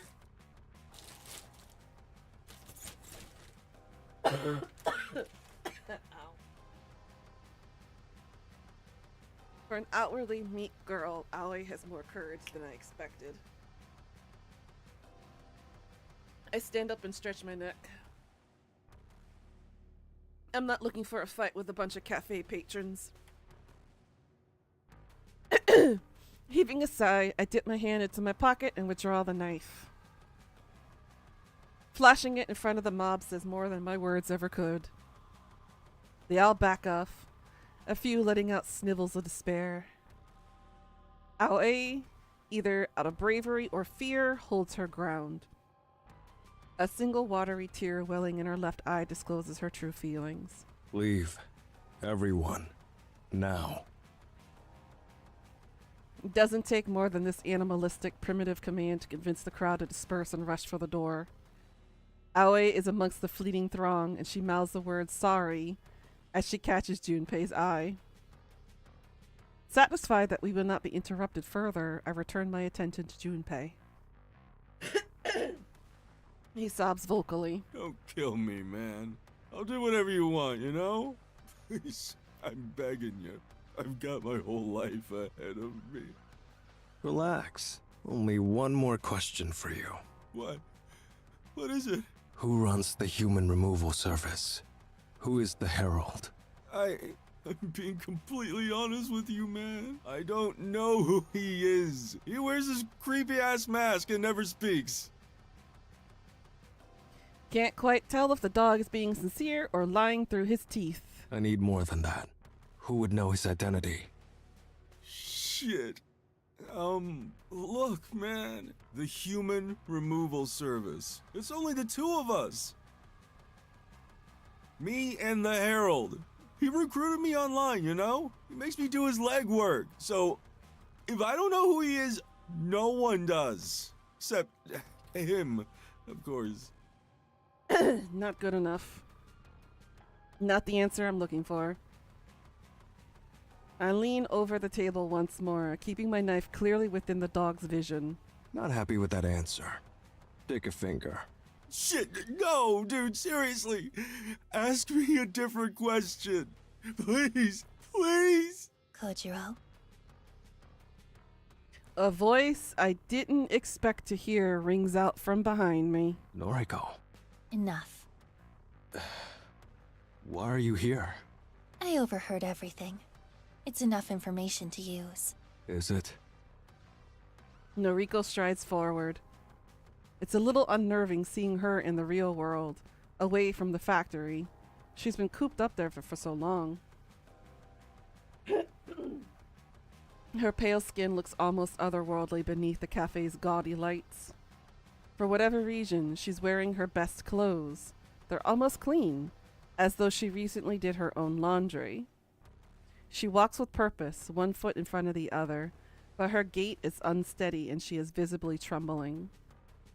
At the end of her path, she rests her palms against Junpei's table and takes a calming breath. You stole the corpses from the morgue. No. Yes. Noriko doesn't miss a beat as she flashes her phone at Junpei. I can't see what's displayed on the screen, but the dog hangs his head almost immediately. It was me. I robbed the morgue. Noriko pockets her phone, then she tosses a small bundle of bandages onto the table. Bandages? Junpei hastily grabs the offering with his good hand. Get out of here. Get Aoi to bandage you up, and not a word of this to the police. Yes.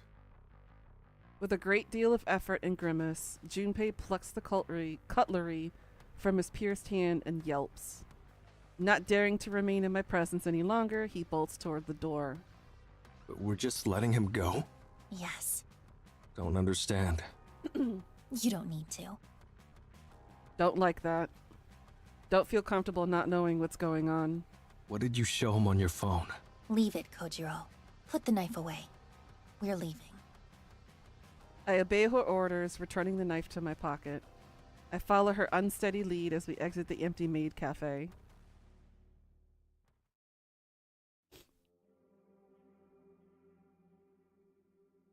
Noriko gasps unhealthily as she quickly consumes her weight in water.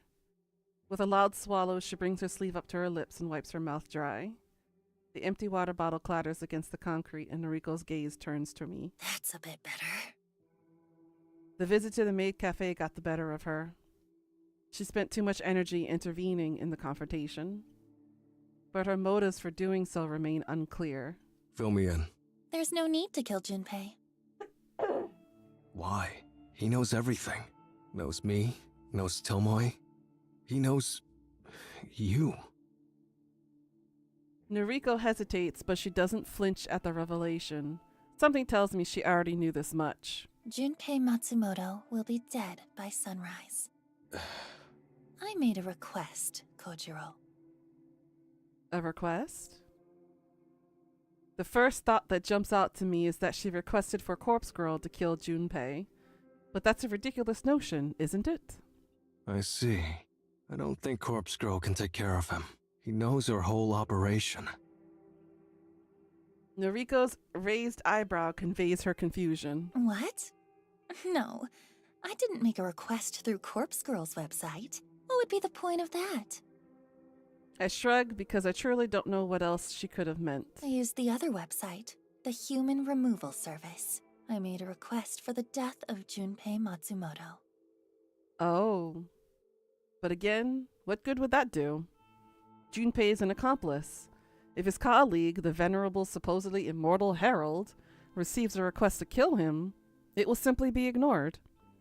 Unless... A startling realization dawns on me. Shit, of course. Why didn't I suggest that?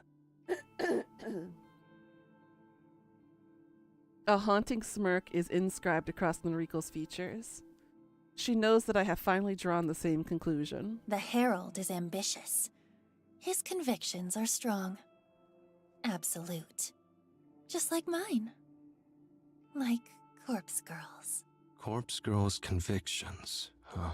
Corpse Girl would never reject a request. That's right. Junpei Matsumoto is disposable. A pawn. The Herald will deal death to him in the same manner as any other nameless victim. I see. But more important than Junpei being killed is what we will discover in the aftermath. Explain. By knowing that Junpei is the next to be targeted, we can observe him and witness the Herald's killing method firsthand. Ah. It's brilliant. Noriko has laid the perfect trap.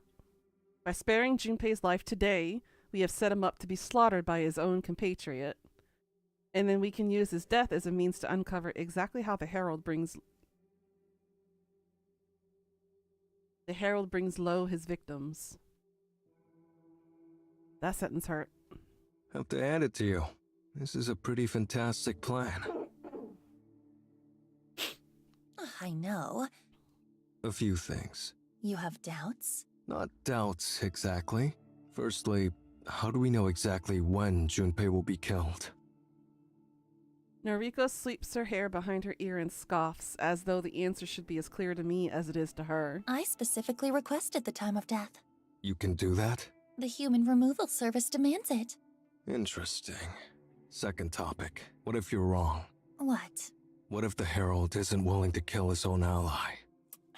In that case, it will prove something important. It will prove that we're dealing with a complete amateur. Someone whose convictions could never reach the strength of corpse girls. And just like that, Noriko reaffirmed my earlier suspicions. Corpse Girl truly would destroy her own allies in order to see her ambitions fulfilled. Tomoe and myself, our souls are shackled to Corpse Girl's own black void, yet we are not safe from her wrath. Should Noriko will it, our flames will be snuffed out in moments. We are nothing to her. Dirt, dust, ash. We will be blown away like the useless, incinerated remains of a cadaver. Understood. Let's uncover the secrets behind the human removal service.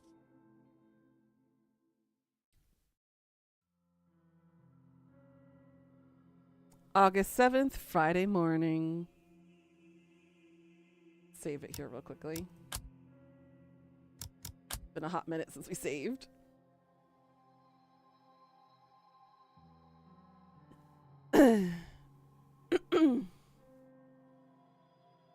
Good luck, Karma. Another early morning. If you can call it that. Haven't gone to sleep yet, so it still feels like late night. Noriko has me on a short leash. Think she knows it too. Apparently, she specified this as the place of Junpei's death. Don't know how she knew of it. This parking complex belongs to Junpei's apartment building. It extends 2 or 3 levels underground. Again, Noriko specified the exact location of the death. The HRS seems to take its user requests very seriously. How much further in? Shh! Keep your voice down. I'm just looking for a good vantage point that we can hide.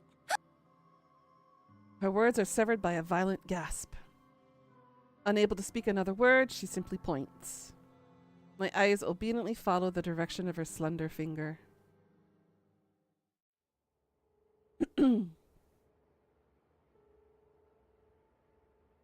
Oh. That looks awfully female figure.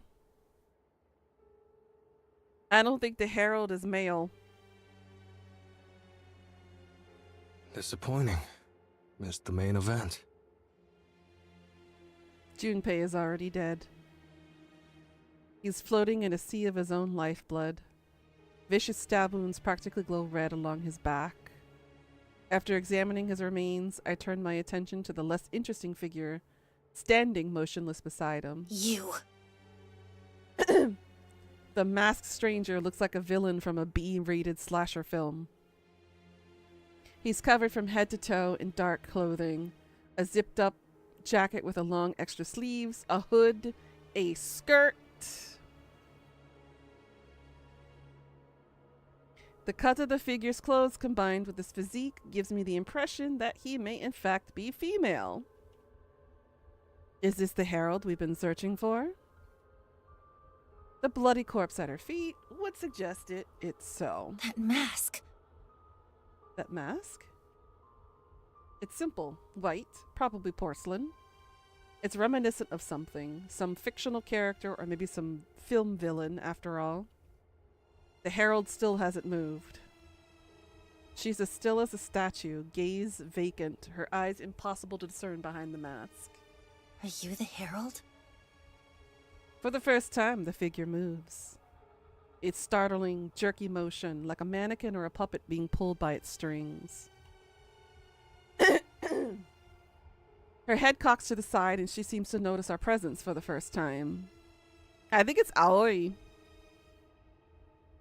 But an answer to Noriko's question is not forthcoming. I step up to the plate. You really immortal? The herald doesn't react to my voice like she reacted to Noriko's. She has returned to a stiff, doll-like state. Pretty easy to prove if someone or something is immortal, and I've always had a curious mind. I draw the knife from my pocket and launch it at the mannequin. The blade embeds itself into the thing's shoulder, and she doesn't so much as flinch as a trickle of blood pools around the shining steel. Oh, Mr. Hart. Kojiro, why did you do that? I shrug and take a step toward the herald before Noriko tugs at my coat and holds me back. She takes my plates and puts herself between me and the herald. Tell us who you are. We deserve to know that much. Something in Noriko's words, the sound of her voice, or in the tone of her plea, causes the herald to move once more in acknowledgement. But the motion this time is quick, fast, calculated. The herald moves a steeled hand to withdraw the knife from her shoulder, and she allows the blade to drop down to the concrete ground with a dull ting. Before the knife hits the ground, the herald turns her back onto us and breaks into a sprint. Shit. Not cut out to chase her. Don't bother. We won't catch up. The herald disappears into the darkness of the parking lot. We are left standing by a corpse of Junpei. Well, we didn't see the killing, but at least the request was granted. She's right. Her gambit paid off. The herald killed her own ally. She has proven her convictions are strong. I crouch down to examine Junpei's corpse, but it's hard to get a good look in the darkness. Regardless, it's clear that the dog is dead. Should we leave the body? Going to send a text. Huh? Who are you messaging? See if I can pull a few strings. Wouldn't mind if the corpse ended up at my morgue. What are you planning? Nothing. Really. Just want to prod and poke a bit. I see what he's thinking. Noriko's subsequent grunt is clear indication that she doesn't fully believe me. Do what you want. I've gained as much from this as I had hoped. I let her trail off as I turn my attention to my phone. I swipe through my contacts and quickly compose a message to a few people in particular. If all goes well, an investigation team will shortly arrive to examine this scene. I'll be gone by then, but if my contacts do their jobs correctly, they'll haul Junpei back to the morgue. I pocket my phone and scurry toward the blood-soaked knife I launched at the herald. It slides back into my pocket and I signal to Noriko that we should depart. Can't he just take the blood from the knife wound and trace it and put it in the system to see if they can get a match? Question mark? You know, blood analysis and all that stuff. To figure out who the herald is. He works at a fucking morgue. He's got access to the laboratory. Oy. Goodbye, Junpei Matsumoto. She waves half-heartedly at the corpse and lets out a childlike giggle.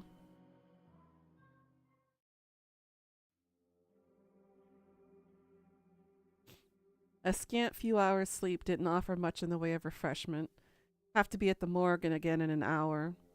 Not that there's much to do there since the place was robbed. Perhaps a few more cadavers will have arrived. Perhaps Junpei's corpse will be there. I should take this opportunity to take a breath. Been a while since life slowed down like this. No requests coming through for Corpse Girl. No bodies to haul around town with Tomoe. No cadavers to catalog at the morgue. Life should be good. I'm still alone. And Noriko may decide to discard me at any moment. Why does that make me want her more? Because you have a penchant for pain, Koji? Do I want to prove my worth, my value? Prove to her that I'm worth keeping around? Don't know. Doesn't matter in the long run. After brewing myself a cup of coffee using the French press Tomoe gifted me, I take a seat in my chair. Sitting alone in the darkness is somewhat depressing, but it's only temporary. I won't be alone forever. Soon Noriko will sit here with me. We'll be together in the darkness. I'll make her see my worth. I'll make her love me in the way that I love her. Oh boy. I have a twisted dark thought for the ending. Oh boy. I'll make her fill the void that Shizuku left in my life. I'll make her treat the gnawing pain in my insides. I'll make her save me from falling into despair, from falling into old habits.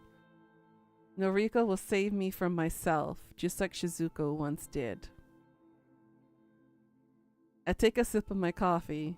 It's still a little too hot and it scalds the gape in my mouth where my tooth once was.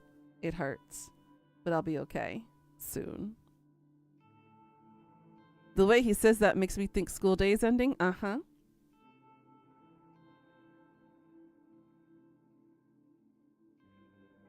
It's hard to hide a smile when plans unfold perfectly. The body was here, waiting for me when I arrived at the morgue. Staring down at the pallid corpse of Junpei fills me with more satisfaction than I thought possible. Yeah, that's what my guess is, Pika. The dog is dead, and my early morning encounter with his executioner wasn't just some fever dream born from wishful thinking.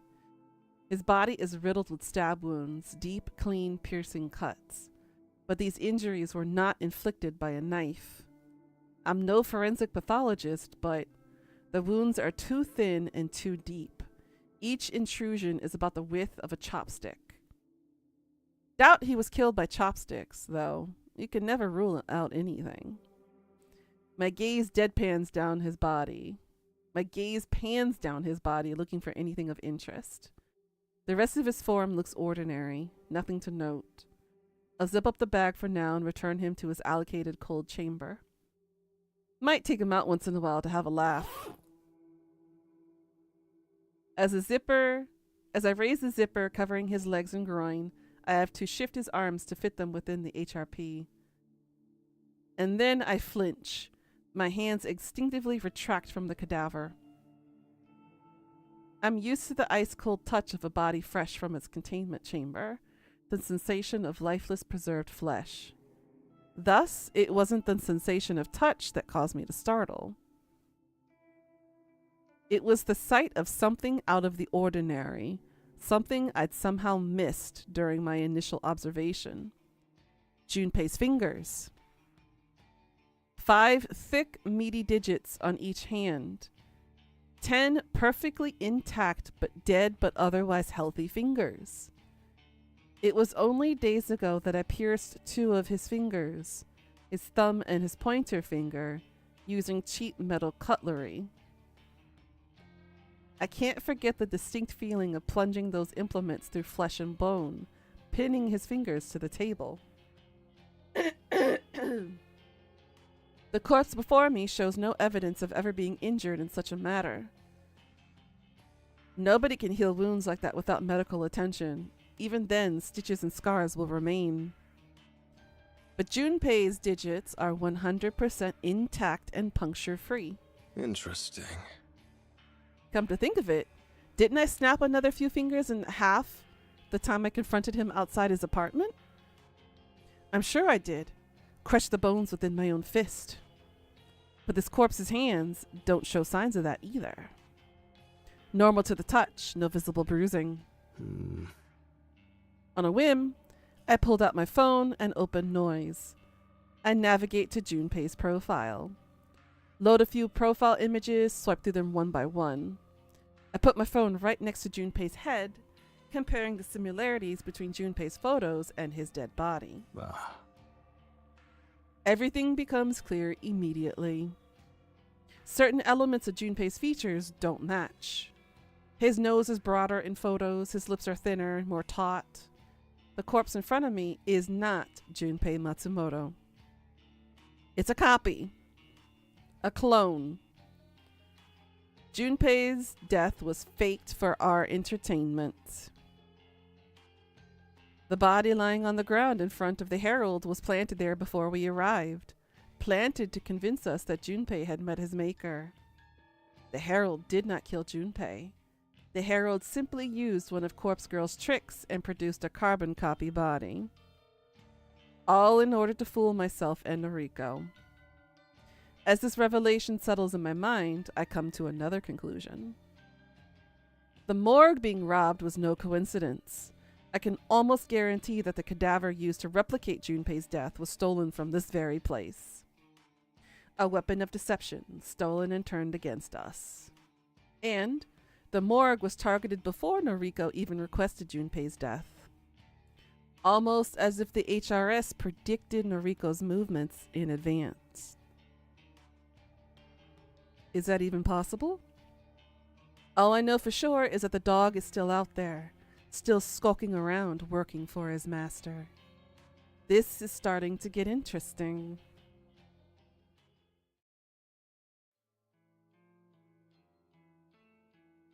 August 8th, Saturday afternoon. Okay, I think I'm up to date. I guess it was a good thing you decided to prod and poke Junpei's corpse, as you put it. Guess so. I thought you were just being your usual morbid self, taking corpses for your own use, whatever that may be. I will be right back. I need a potty break. Un momento.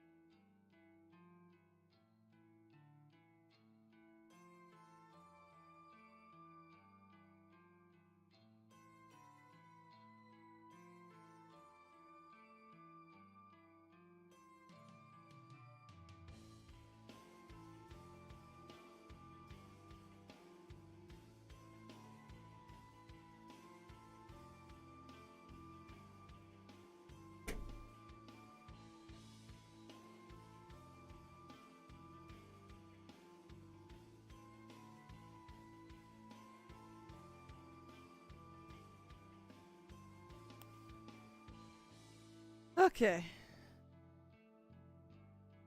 Take over the channel. Sure. I had to put more eardrops back in my ear, too. The ear was getting a little bit irritated because of the headphones.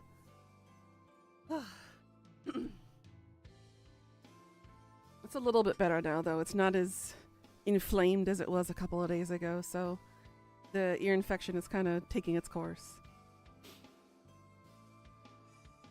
Hopefully that'll make work a little bit easier today, too, because they're going to be really loud. I've got my youngest students I'm teaching today. Wow, Tony. Here, I'll backhand you in the back of the head.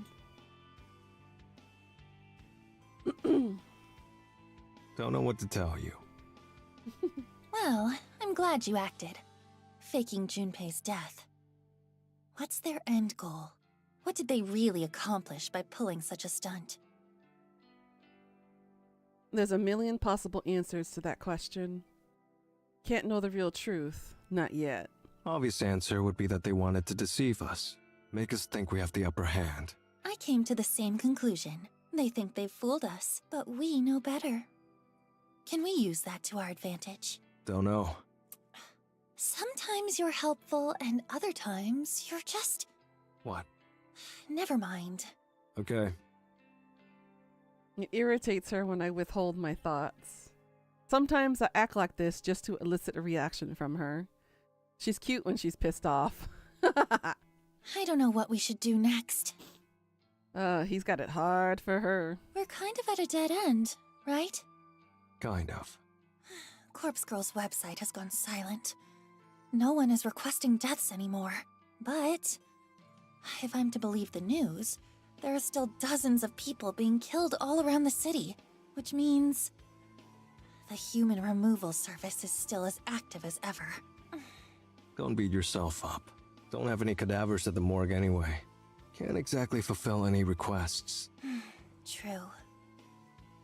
She sighs and rubs her eyes. Despite her tired, exhausted appearance, she's dealing with recent events rather well, for Noriko at any rate. Can you let me know when the morgue starts filling up again? Sure. Hang on. There is one body there. Fake Junpei. Yeah. Not much use, though, I suppose. No, not really. Keep me updated. Okay. She rubs her eyes again and tries to hold back a yawn. You look wrecked. Sorry. Things are tough right now. It'll get better. You'll cause some deaths soon enough. My words have a strange effect of actually cheering her up slightly. I know we're not exactly the most normal people. The things we do, the causes we devote ourselves to, they are wrong. There's no other way to put it. I know this. I trust that Noriko knows this as well. We're morbid, sick, disgusting. Noriko slaughters innocent people in the name of Corpse Girl, her fabricated idol or alter ego, whatever else she could be. As for me, I've got as much blood on my hands as Noriko does. She likes to believe she's innocent, but the truth is that she's just as guilty as any other killer. I don't see myself the same way. I know for a fact the things I've done are enough to put me behind bars for the rest of my life. I don't try to convince myself that I'm something I'm not. I'm a criminal, plain and simple. But Noriko is a kindred spirit. We're connected on some level that I don't expect an average person to understand. We're bonded by the things we've done, the death we've witnessed. Looking at her now, this tired girl worn thin by stress, I can't help but reminded of Shizuko. I messed up with Shizuko. I didn't take the time we had together seriously. I took it all for granted. I won't make the same mistake with Noriko. I'll make her mine, and I'll prove my love to her every day. Perhaps that will convince her to not discard me whenever I'm out of use. Want something to eat? She glances at me and opens her mouth, but weighs her words before speaking. Thanks, but you know me. I know. Of course I know. I know so much about her. She doesn't eat, not unless she absolutely has to in order to live for another day. Something light? A salad? I want to share a meal with you. I can't. Okay. I understand. I do, I get it.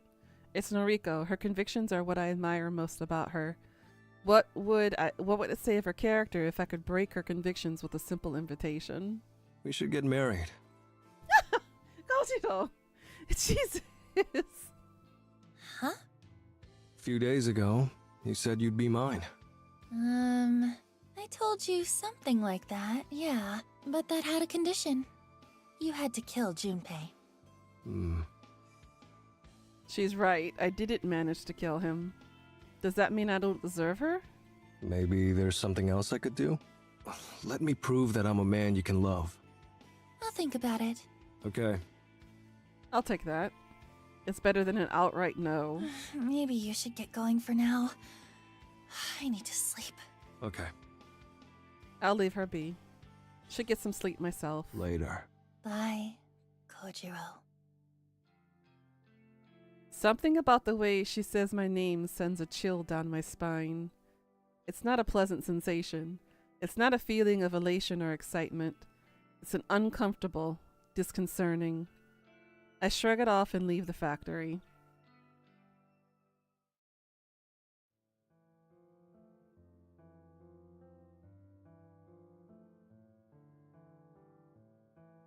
Oh.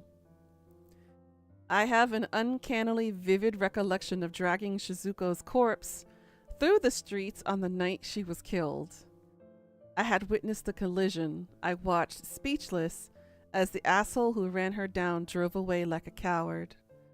It took me a while to gather the strength to collect her crumpled body from the asphalt. By then, it was around 7 o'clock. The sun had set, but a sliver of light still peeked over the horizon, tinting the sky with an orange hue. People kept screaming at me. Wasn't doing anything wrong. Wasn't trying to smear Shizuko's blood on the sidewalk. Just wanted to take her home. She was hurt or dead. No point in leaving her in the middle of the road. She didn't comment on my suit. Got all dressed up just for her. Didn't comment on the ring. Even as I slipped it off her stiff finger, she didn't say a word about the size of the diamond. But she made a unique sound as we walked. It rings in my ears now and then, especially when I catch myself in quiet moments. Didn't know what it was at the time. It punctured the silence between my heavy footsteps. Turns out, the sound was caused by the fabric of her dress stretching and ripping against the coarse texture of the sidewalk. She made that sound for the entire journey home. My footsteps, thud, thud, Shizuko, shirk, shirk. People screaming, arg, kya! The cacophony of irritating noise assaulted us during the entire expedition.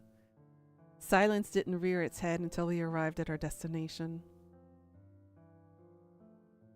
So we were right. It is her body in his closet, or in the apartment.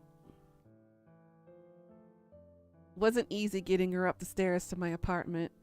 I carried her in my arms dozens of times, always effortlessly, but during the final ascent, Shizuko's weight exceeded the limit of my muscles. Well, yeah, dead weight's dead weight.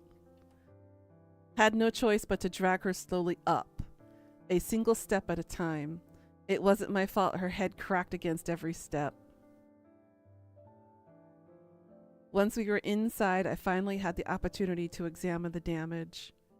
Her limbs were flattened, her chest had caved in, ribs crushed and ground into a fine dust. Remarkably, her beautiful face remained unmarred. She looked at peace, despite having died in pure agony not long before. And that was the last time I kissed her. I planted my lips on hers and found comfort in the slight warmth that still remained. And then I closed her eyes. I know, the fact that nobody reacted to the smears is insane. My memory of that event is so clear that thinking about it feels like I'm reliving it again for the first time.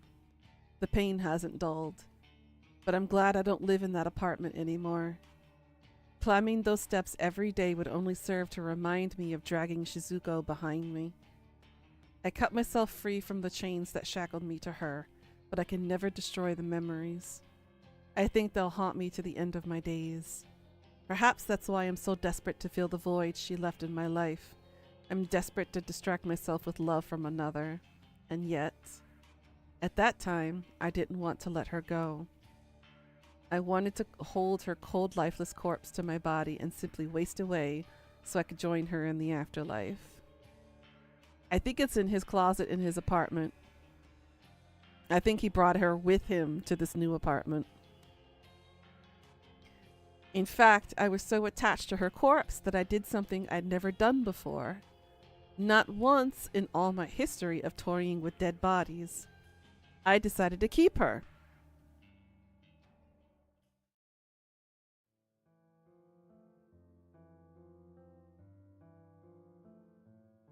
don't know whether it was out of despair or depression or desperation.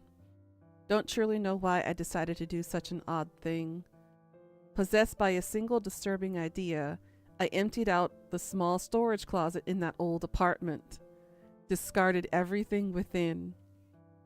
And then I carefully, delicately, lovingly placed Shizuko inside the dark space.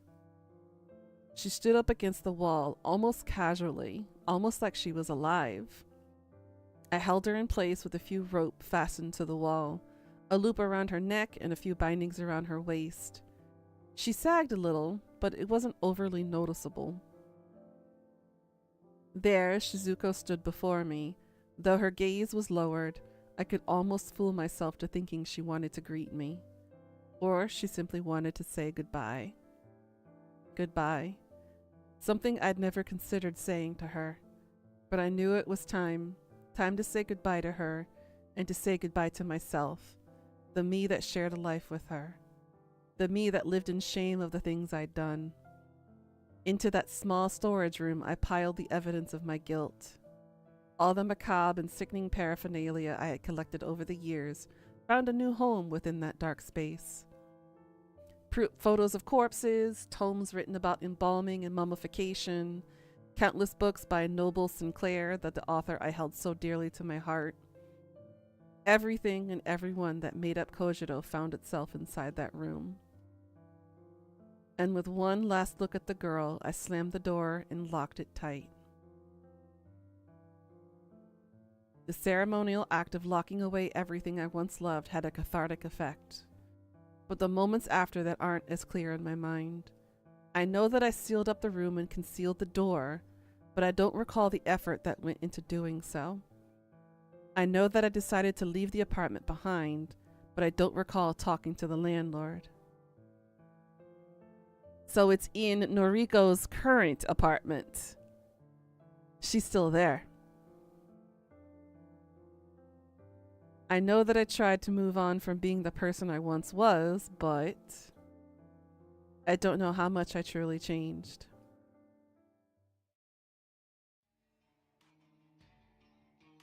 Because just over a year later, I'm still in this world, taking part in truly disturbing acts. Yeah, her apartment smells. Yep, there's your smell. I'm still obsessed with the dead, and I'm still fawning over Noriko. Maybe people can't change after all. Maybe I've been fooling myself all this time into thinking that I'm different now, but I'm not. I'm the same as I always was. I'm still just Kojiro. Maybe that's okay.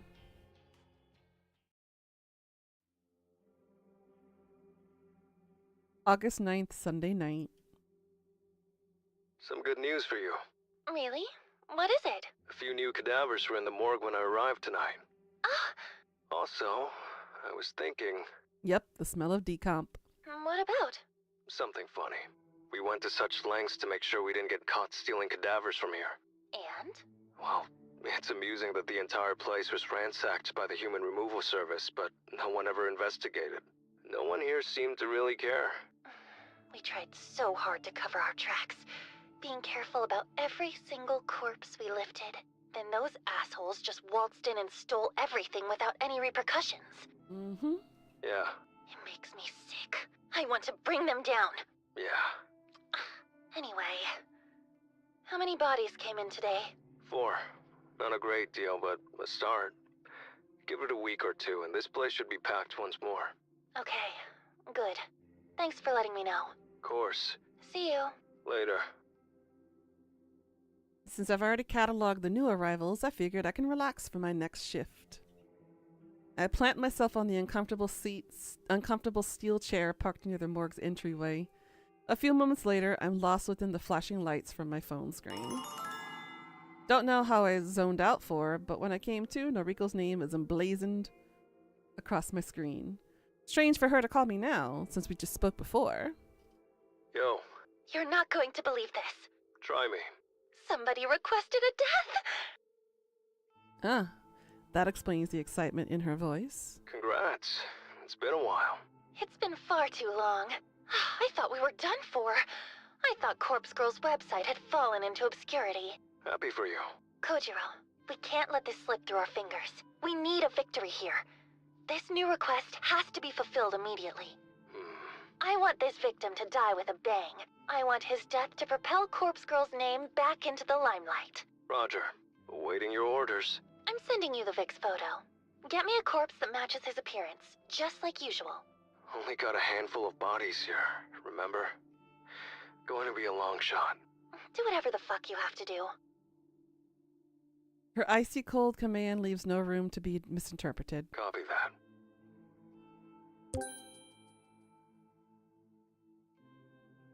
Why was his thing highlighted in red when he said copy?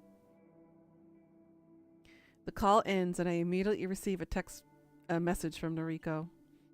Opening up reveals a photo of Corpse Girl's latest victim. Male, mid-30s or so, fairly unremarkable guy. Let's see what bodies are in stock. I heave myself off the steel chair and log into the morgue's computer. Scanning through the inventory takes only a few seconds. There are 5 cadavers here in total, the 4 that arrived today, plus Junpei's look-alike. Looking through the details reveals that of the 5, 3 are female and 2 are male. I immediately rule out using Junpei's look-alike corpse for this request. It's a heavy-set body and doesn't match the victim at all. I need to take a look at the other male, but I don't like the odds of finding a match. I navigate to the cold chambers and open up the cache housing in the corpse in question. The cold air spewing forth from the open compartment fogs up my glasses. I calmly remove them, wiping them against my coat, and then put them in their rightful place. After unzipping the body bag, I am met with the face of death. A sight I have become more than accustomed to after many long years of working here. This guy is just an average-looking Corpse Girl's victim. Seems like the type of person you wouldn't notice in a crowd. He'd simply be a blur against the sea of bodies. Might be exactly what we need. Because the word copycat was colored too? Uh-huh. Is that a hint? I don't know. I'm not sure. I compare his features to those of the victim in the photo. He looks similar. Couldn't exactly mistake him for a relative, but maybe with a bit of Noriko's makeup handiwork, he might pass off as a close enough copy. Only one problem. Unzipping the body bag further reveals that this guy only has one arm. His left arm has just been severed below the elbow, leaving a surgical stump. It's something that has been clearly lived with for years because the area in question is clean. Probably had a prosthetic limb before being moved to the morgue. This particular feature is a deal breaker. Too hard to convince the victim that this is his own corpse if it's missing a limb. Although, perhaps Noriko could factor the missing limb into the cause of death. If I bloodied the stump a bit, it could be made to look like he lost an arm before he died. I reach for my phone and call Noriko back, getting sick of the chit-chat. You find a suitable corpse? Almost. Got a guy about the same age and build. Plain face. Needs some work, but could do the job. Great! I'll send Tomoe over with the van right away. Just one thing. What? The body is missing an arm. Oh, that is a problem. Yeah. Can you edit the corpse photo so that the victim is missing an arm? Make it look like it got chopped off before he died. That way, when he receives the actual corpse, he'll be expecting a missing limb. No. No? I'm already in the middle of making the photo. I'm not changing it now. Then I don't know what to tell you. Don't have any other suitable bodies. Make it work, Kojiro. That venomous tone again. What can I do? Not going to roam the street and kill someone that looks like the Vic. Come up with something else then. Hell, chop your own arm off and attach it to the corpse. I don't care what you do, but I need the body within the hour. If you let me down, I'll never be with you. Our relationship is tied to Corpse Girl's fate. If you let her down, you'll let me down. Talk about blackmail and gaslighting. And I don't like being let down. My phone beeps twice as if to protest Noriko abruptly ending the call. Fantastic. She likes backing me into corners. What am I supposed to do? It's clear that she doesn't really have any intention of being with me. She's using me, dangling the promise of something I desire right in front of me. And yet, I need to have her. I need to prove to her that she should be with me. I lower my glasses and gently rub my brow with my fingers. Shit. I've got an idea, but I can't believe I'm about to do this. I slide my glasses back up and adjust them so they're comfortable once more. I fetch the mobile mortuary lift and angle it underneath the tray protruding from the open cold chamber. With a great deal of effort, I detach the tray from the chamber. It rests upon the top of the mortuary lift, allowing me to wheel the corpse across the morgue. After pushing it halfway across the open room, I let the wheels come to a stop directly underneath one of the ceiling's glaring fluorescent lights. With that done, I turn to rummage around in the cabinet. I sort through a number of tools until I find out what I'm looking for. Clutching the sterile implement in the shaking hand, I return to the corpse lying atop a steel tray. I don't like where this is going. He better not chop off his own arm.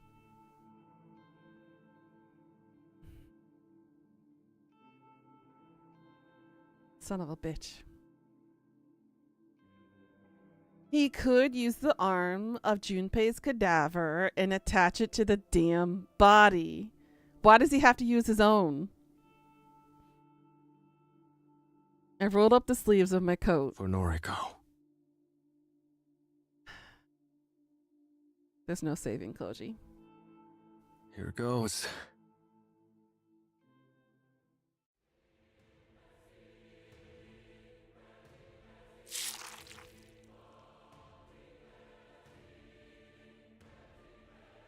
When the metal bone saw digs into the soft flesh of my arm, I have to grit my teeth to refrain from screaming.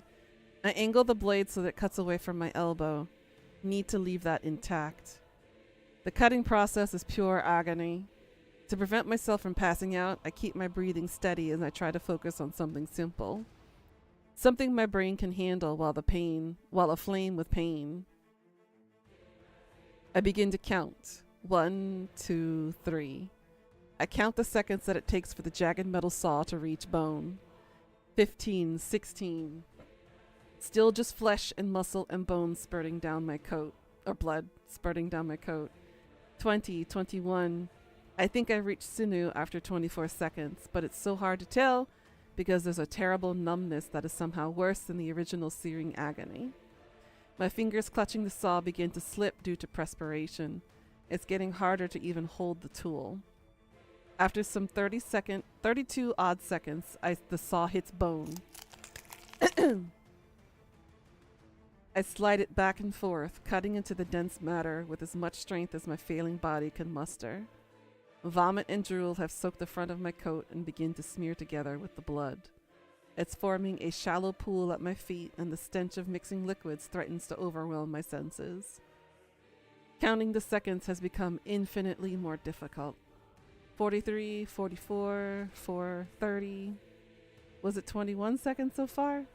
No, it's been longer than that. It has to have been a minute now. I've been sawing into my own arm for a full minute. But the blade still hasn't cut through all of the bone. Don't recall when I fell to my knees. Don't recall when I stood up. Don't recall running my slimy fingers through my hair, or when flecks of blood splattered against my glasses, or when my bladder relieved itself. Don't even recall why I'm doing this.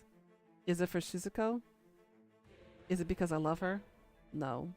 Noriko. It's for Noriko. Actually, it's for Corpse Girl. I have to prove I'm worthy of her. I have to be loved by her. There's nothing else for me. 97, 98. As my count reaches 99 seconds, my right arm falls to the wet tiled floor, flopping like a dead fish against the deck of a boat. I let out a groan of what can only be called relief, and I slump in on myself, resting in the pool of foul liquid. My vision is blurry, my breathing is ragged. The same part of my consciousness knows that I need to treat my wound. I need to apply a tourniquet or cauterize the damage, or I'm going to just bleed out and die on the floor of my own morgue. But a quiet voice in my mind, the very same one that drove me to such an extreme measure, urges me to finish my work. Getting to my feet is a struggle. I try to push myself up off the ground using both arms, but of course, I fall flat on my face when my right arm fails to reach. to react to my mental instructions. I think the lenses in my glasses smash against the tiles because my eyes seem to be bleeding now. A second attempt at pushing off the ground is more successful. My left arm is somehow strong enough to hoist my barely responsive body. I sway and stagger around aimlessly before collecting myself enough to attempt to fish my severed arm off the ground. Luckily, I managed to grasp the blood and vomit-soaked wrist of my former limb with my one good hand. I drag myself toward the mortuary lift that holds aloft the corpse I need to attach my arm to. But I didn't think this through. I don't really know how to attach a severed limb. I bludgeoned the corpse stump with my useless arm, trying to find some point of connection that will magically fuse the limb to the corpse. It's hopeless. And as I madly flail the arm around, I can't help but laugh at the whole situation. Of course I can't attach my arm to this corpse. The corpse is missing its left arm. I cut off my right arm.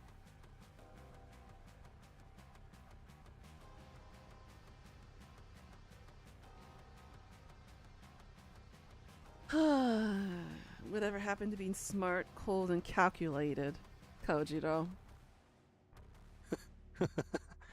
Good one. I throw my useless detached arm behind me and rest my weary body against the mortuary lift. Accompanying my laughter is the laughter of somebody else nearby. I have to listen to really intently to confirm that I'm not just hallucinating. But I'm certain that somebody just walked into my line of vision, even if they are more than nothing than a dark blurred silhouette. Yo, bro. You don't look so hot. Junpei? What'd you do? Cut off your own arm?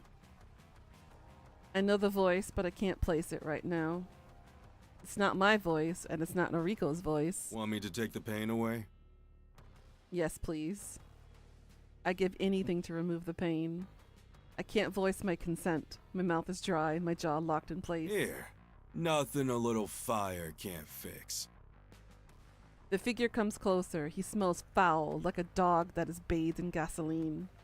A dog. The heavy-set figure that I now assume is Junpei is crouched over me. The smell of gasoline intensifies as he pours some sort of cold liquid all over my clothes. Pity I gotta light this place up. But you guys didn't get the hint when we stole all of your corpses. Well, you ain't gonna be nothing without your precious morgue. And Corpse Girl is gonna wither away without her right-hand man. Right hand. Get it, Kojimbo? The way he deliberately mispronounces my name really bothers me. It bothers me so much that the anger boiling inside me gives me the strength to open my mouth once more. It's Kojiro. Sure, bro. Sleep tight. The dog lifts his body and disappears into oblivion beyond my sight. The unmistakable sound of a match being struck should fill me with panic, but I feel strangely calm. Warm, glowing tendrils of flame flicker around the outskirts of my vision. Fire. The entire morgue is alight. The acrid smell of smoke quickly covers up the odor of gasoline.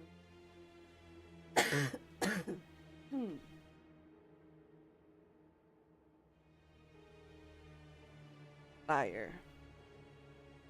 I lost my family to a fire so many years ago. Maybe it's fitting that I should perish in the same way. Fire. I hate fire. I hate it and fear it. Fire. It's everywhere surrounding me. The sickening stench of burning flesh permeates my nostrils, and I realize that it's the smell of my severed arm being incinerated behind me. Fire. I close my eyes. Really sleepy right now. Lost a lot of blood after all. Sorry, Noriko. Sorry I loved you. Oof. Oof.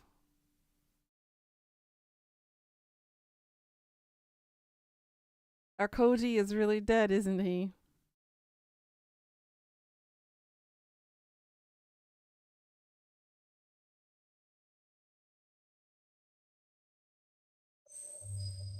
Act 3, Aoi Sato.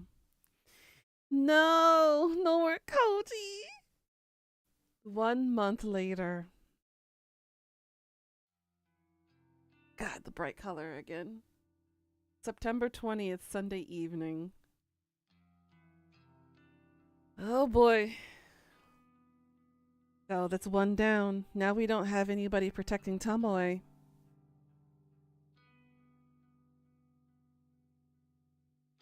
Now we're in Aoi's perspective. Ooh, I'm so mad. I really wish I could scream at him. I really, really, really want to scream. Y'all said he... Wow, Tony. That hurt. But he's one of my best customers. I just wish he would take the rules seriously. I said no free refills. The squeak of my voice surprises even me. Gosh, I've never yelled at a customer before. It feels so liberating. I feel free. The customer hangs his head. He looks guilty as I feel on the inside. Oh gosh, I shouldn't have raised my voice at him. Stupid, stupid, stupid.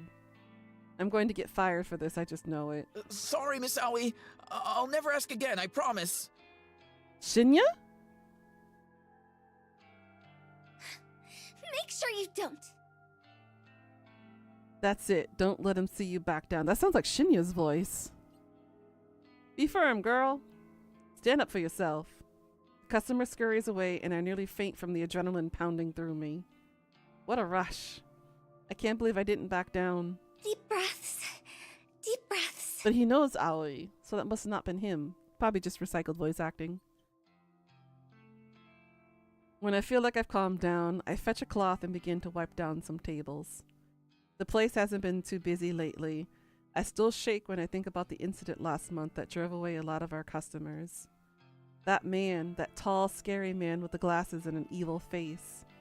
He hurt my sweet little Junpei. What the fuck? He cornered him in his very cafe and stabbed his fingers with cutlery. What kind of sick freak does such a thing?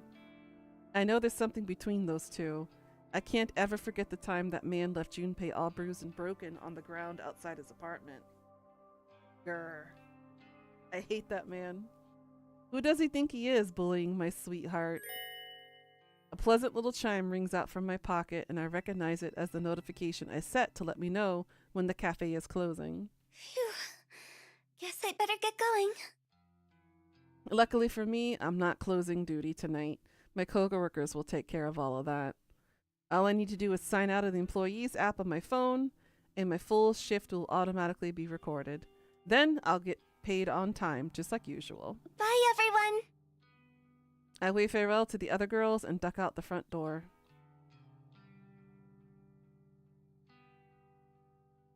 As usual, my cute little honeybee is awaiting me outside. Sup, baby doll? Junpei, I rush into his arms and give him a big, snuggly cuddle. I'm so happy to see you. Of course, babe. I'm always here for you. How was your shift? Not so bad. Glad to hear it. Guess things really have changed around here. Yep. It's so much better since the old manager left. Good, good. You come tell Junpei if anyone else gives you trouble, yeah? I will. I nuzzle into his broad chest once more and immediately feel safe and warm. Can I come back to your place? Blech. Yes. He holds my hand and leads me toward the train station. I'm so excited to be with him again. Would you like tea, my dear? Whoa now, Sugar Plum. You've been serving drinks to people all day. You go kick your feet up and I'll do the brewing. Junpei is so thoughtful. Every word he says makes it clear how much he cares for me. Sure he does. Thank you. I heed his instruction and nestle myself comfortably into the sofa. As I wait for him to finish up in the kitchen, I scroll through my noise feed. I don't have that many friends on here, mainly just family members, but I still like to see what everybody's up to lately. Plus, Junpei always shares funny memes and pictures on his profile, so I love seeing those. After scrolling for a minute, I come across a status update from a friend I haven't heard from in a while. Noriko Kurosawa. 2 hours ago. Hi. What does that mean? Her entire post is short and meaningless. It just says HEI3. What on earth does she mean by that? When was the last time I talked to Noriko anyway? She used to call me all the time. I used to call her too. But somewhere along the line, we fell out of touch. After I introduced her to Junpei, I kind of got the feeling she was jealous. Jealous. Noriko always had feelings for me. Maybe being introduced to my boyfriend really hurt her. Oh, now I feel terrible. Have fun, Gold. We'll see you later, Hein. Enjoy Your the tea, movie. my love. Junpei sets down 2 teacups on the small coffee table in front of the sofa. Steam rises slowly from both cups. The sight and scent immediately relaxes me. Thank you, Pumpkin. Junpei scoots on the sofa right next to me, and he leans his head on my shoulder. I raise a hand and run it through his hair as I continue scrolling through noise with my other hand. A post from a guy I went to school with, Shinya, grabs my attention. 5 hours ago.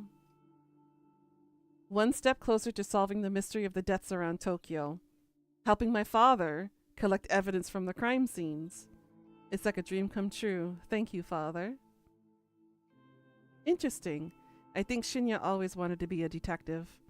Come to think of it, we were supposed to work together at Temujin. Shinya lined up that job for me and I... Who's this dude? Junpei's gaze is fixated on Shinya's profile picture. Oh, Shinya? I tap on his pic and load his full profile. We went to school together. I scan through his profile and read some of the more recent posts. My father has enlisted me to help him with his top secret investigation. Can't divulge any further information. My lips are sealed. Top secret.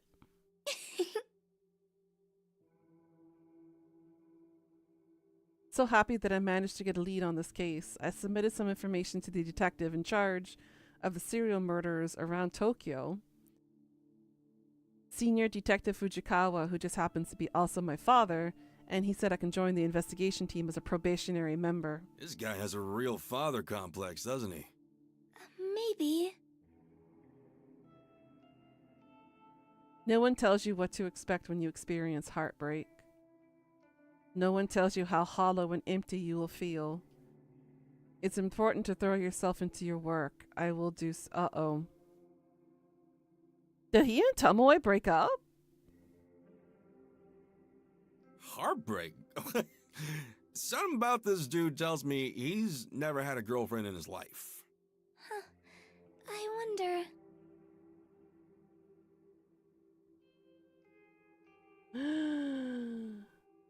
Farewell, my love. I'm sorry I couldn't be the man you wanted me to be. To Tomoe Watanabe, my soulmate, my other half, my one and everything, please forgive me. Jeez, have some dignity, dude. Wow. He really likes to share everything, doesn't he? I swear, he never used to be this dramatic. Junpei yawns and puts his arm around me. A classic move. He's so sweet and romantic.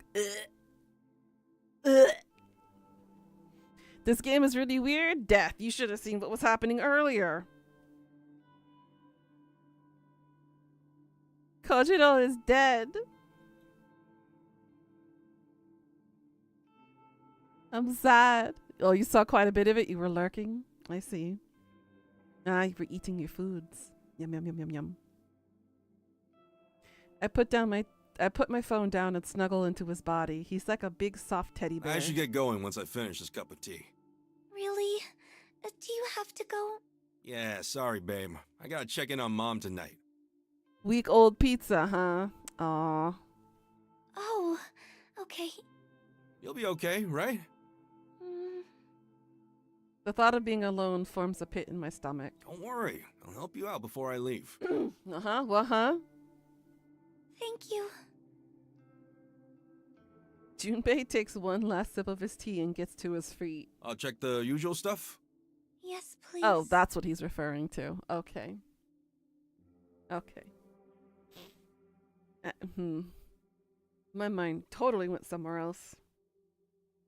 He walks behind the sofa and ruffles my hair with his rough hand. The bandages wrapped around his fingers feel coarse against my scalp. As he wanders around my small apartment, he calls out to me. Oven and stovetop are both switched off. The kitchen tap is off, no drips. He moves into the bathroom and his voice echoes against the tiled wall. Tap is off in here too. And the shower is off. Finally, he moves to the front door. I'll lock this door properly when I walk out. You just have to put the deadbolt in place, okay? Okay. Thank you. Anytime, sugar. I'll see you tomorrow, okay? Okay. Love. With that, Junpei walks out the door and closes it behind him. I quickly dash from the sofa to the door and slide the deadbolt into place. All done. The door is locked. The door is locked. The door is locked. I take a deep breath and tiptoe back to the sofa, then collapse onto it. Junpei is so good to me. No, he's not. He's a jerk, he's a dick, and he's a killer. He truly helps me out. No, he does not. When I'm alone, I find it hard to be sure that everything is in order. I can't sleep or leave the apartment if there's a possibility that I've left tap running or an appliance switched on. I can't relax if I think the door might be unlocked. I have to check things again and again until there's no shadow of a doubt that things are the way they should be. I don't remember when this obsessive compulsive behavior first started, but I've been battling it for as long as I can recall. At the very least, when Junpei is here, he checks everything for me. He's so good to me. It saves me so much time. It stops me from having to stand in front of my kitchen sink for 5 minutes, constantly checking and double checking if the tap is running. Logically, I know it's easy to see if water is flowing from the faucet. You can see it, you can hear it, and you can feel it if you slip your hand underneath the flow. But logic rarely applies when I find myself second-guessing my own senses. I can glance at the faucet and tell myself it's been turned off properly, it's not dripping. But when I turn away, what if I'm wrong? What if it's actually still running? I feel like my mind is betraying me. I feel like I can't trust anything I see or hear. When in doubt, it should be a simple matter of just quickly checking one more time. But the more I check, the less certain I become. And it's not just the faucet I have trouble dealing with, it's nearly everything. I unplug appliances from the power sockets to make sure they're definitely still not running. I flick on light switches on and off every 20 minutes in a row to ensure I haven't left a bulb on when I leave a room. I open and close doors repeatedly, and locks are the worst. I have to examine them from every possible angle to convince myself that no one can possibly break in. My condition is completely and utterly fucked up. Struggling against it has caused another horrible afflictions to evolve inside of me. Anxiety, depression, self-hatred. I just feel like I can't do anything without the shadow of my compulsive behaviors looming over me and controlling me. And so tonight, like many other nights, I decide to sleep right where I am, here on the sofa. Getting up and going to my bedroom is too much effort. Sleeping where I am is just as much easier. I begin to drift off, my face planted against the sofa cushion, my legs draped over the armrest. So she spends all that time and energy mentally fucking herself, but she doesn't have the energy to get up off the couch to go to her bed. It's pathetic. I'm thankful I don't have to work at the maid cafe today. My neck is a little sore from a terrible night's sleep, but I won't let that get me down. It's Monday, the start of a fresh, brand new week. I've got lots of exciting things to look forward to. For starters, I'm expecting a delivery of some items I ordered online over the weekend. It's mostly snack food, but still I can't wait. Secondly, I get to see my Junpei again this afternoon. I'm going to meet him when he finishes work. Third, my favorite anime airs on Monday nights. There's a new episode every week. Well, except for when they run repeats after a season is just finished. Junpei loves anime as much as I do. Granted, he's not into my favorite series. He says it's a little too girly, but he likes a lot of other shows. We have so much fun discussing characters and stories we like, even if the shows he watches scares me a little bit. Yes, it's going to be a good day. It's going to be a good week. My upbeat mood is instantly shattered when Noriko Kurosawa's name lights up on my phone screen. She's calling me? We haven't spoken in so long. Why? What does she want from me? Noriko, she's such a chore. Ooh? Well, tell me how you really feel. She whines and complains so much about her life, but she doesn't know how good she has it. So what if she's scared of leaving her apartment? Agoraphobia isn't that bad. I'm scared of everything, everything. She's so selfish, thinking she's the only one who has it rough. I'm so tired of tiptoeing around her feelings and her stupid sensitivities. Hello? Aoi? Hi, Noriko. Hey, listen. I know it's been a while, but can I stay at your place for a few days? I got booted out of my apartment for not paying the rent, and, well, I was living in this abandoned factory, but Girl! I can't do it anymore. I hate being there alone. The guy I was spending time with just disappeared, and now, Aoi? Are you there? Is this crazy bitch for real? Words I never imagined coming from Aoi's mind. She hasn't spoken to me for weeks, months, and now she wants to live in my apartment? Aoi?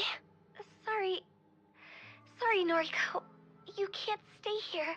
Well, fuck you too. My phone beeps twice and the call abruptly ends. What the hell is her problem? Before I can even blink, she calls me again. I'm hesitant to answer this time, but... Noriko? Sorry, I overreacted. I think I'm in trouble. I think Corpse Girl is trying to kill me, and I need somewhere safe to stay. Corpse Girl is trying to kill her. I think Noriko has finally lost the plot. Whatever sliver of sanity she once held onto has finally slipped between her fingers. Noriko, Corpse Girl isn't trying to kill you. What? How would you know? You are Corpse Girl. Remember? What? How do you... I'm the one who wants to kill you. Oh? I'm going to fucking murder you in your sleep. Oh, well then. How the turned have tables. Why did this happen so suddenly? Is this a dream? Are we really experiencing this right now? They went from besties to fuck you enemies. Noriko's silence convinces me that her memory is returning. Perhaps she called me in some delirious state or because of some fever dream. Shit. The call disconnects as she curses. The stupid bitch. Did she seriously forget who she was talking to? I've had enough to hear with her. As soon as Junpei works out the location of her factory, I'm going to go there myself and slit her throat open with my fingernails. See? We all knew Aoi wasn't exactly who she said she was. This little, oh my god, I don't like conflict. I'm such a Weasley little spineless bitch. That was just a cover. I'll let her bleed out all over me and tell her that she never meant a thing to me. Damn. I don't care how much she loves me. I'll end her life quickly before she has a chance to confess her feelings with one last gasping, dying breath. Whew, tell me how you really feel. Once Noriko is dead, the HRS will no longer have any competition. Oh! And I'll finally be able to take her place as Corpse Girl. So we were right with the Herald being Aoi.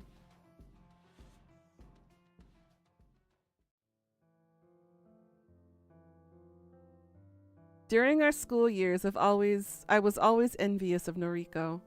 She was so beautiful, so slim and graceful, and she had a wonderful family, parents that loved her more than anything. I never had any of that. I wanted so badly to be her. I struggled with my weight back then, but that wasn't the worst of it. I had an abusive mother and a father that essentially ignored my existence. Well, until he killed me by splitting my neck open. I would have given anything to trade places with Noriko and feel alive again. It didn't matter to me that Noriko complained about every aspect of her life. She moaned about how much she despised her delinquent sister. She griped about how her father walked out on her, but still sent her a birthday card every year. She lamented over the time her mother tried to kill herself in front of her and her sister, how her mother hung from the ceiling, barely alive, for hours and hours until Noriko figured out how to call for an ambulance. But I would have taken all of that trauma over my own upbringing. I'd have traded my life for hers without a second thought. Noriko had no idea how lucky she was. Even after all these years, I never really overcame my envy of her. I even went so far as to request her death through Corpse Girl's website. So it really was Aoi who requested her death.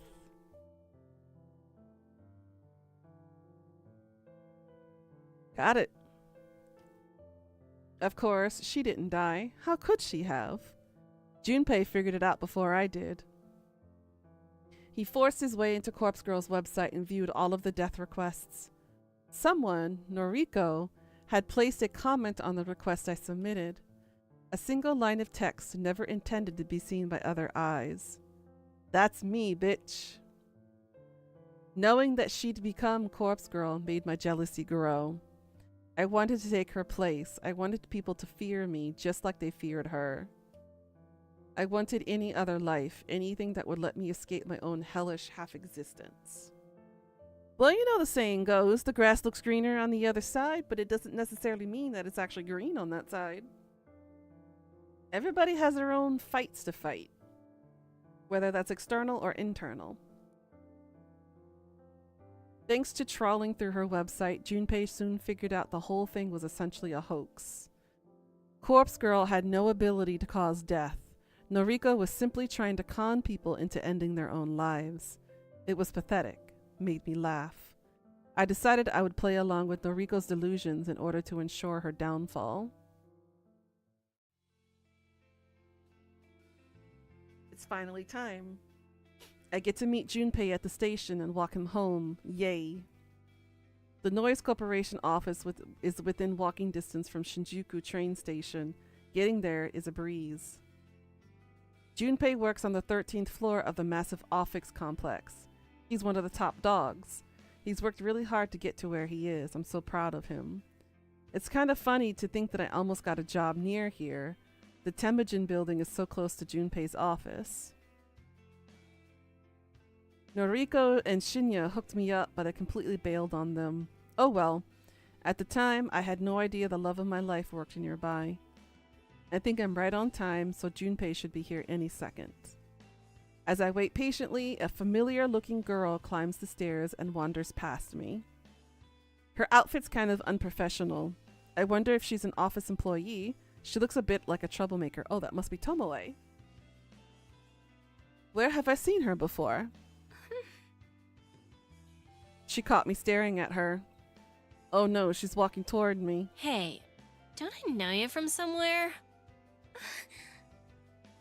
No time to run away. She's right in front of me. Yeah, you're Noriko's friend, right? Aoi? Noriko's friend. Everything's always about fucking Noriko.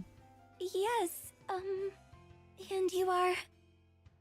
The brash girl swoops her hair out from her face and leers at me. Tomoe, a friend of hers as well. Oh! I suddenly remember where I've seen Tomoe before. I think she was in some of Shinya's photos. Is she the girl that Shinya was dating and broke up with? How is Noriko? Dunno. Was hoping you could tell me. Hi, Leah. How you doing, girl? Haven't seen that skank in weeks. I see. I haven't seen her either. Righto. Well, I'll see you around. Why am I not surprised? Just like that, the girl brushes past me and doesn't even look back. Bye.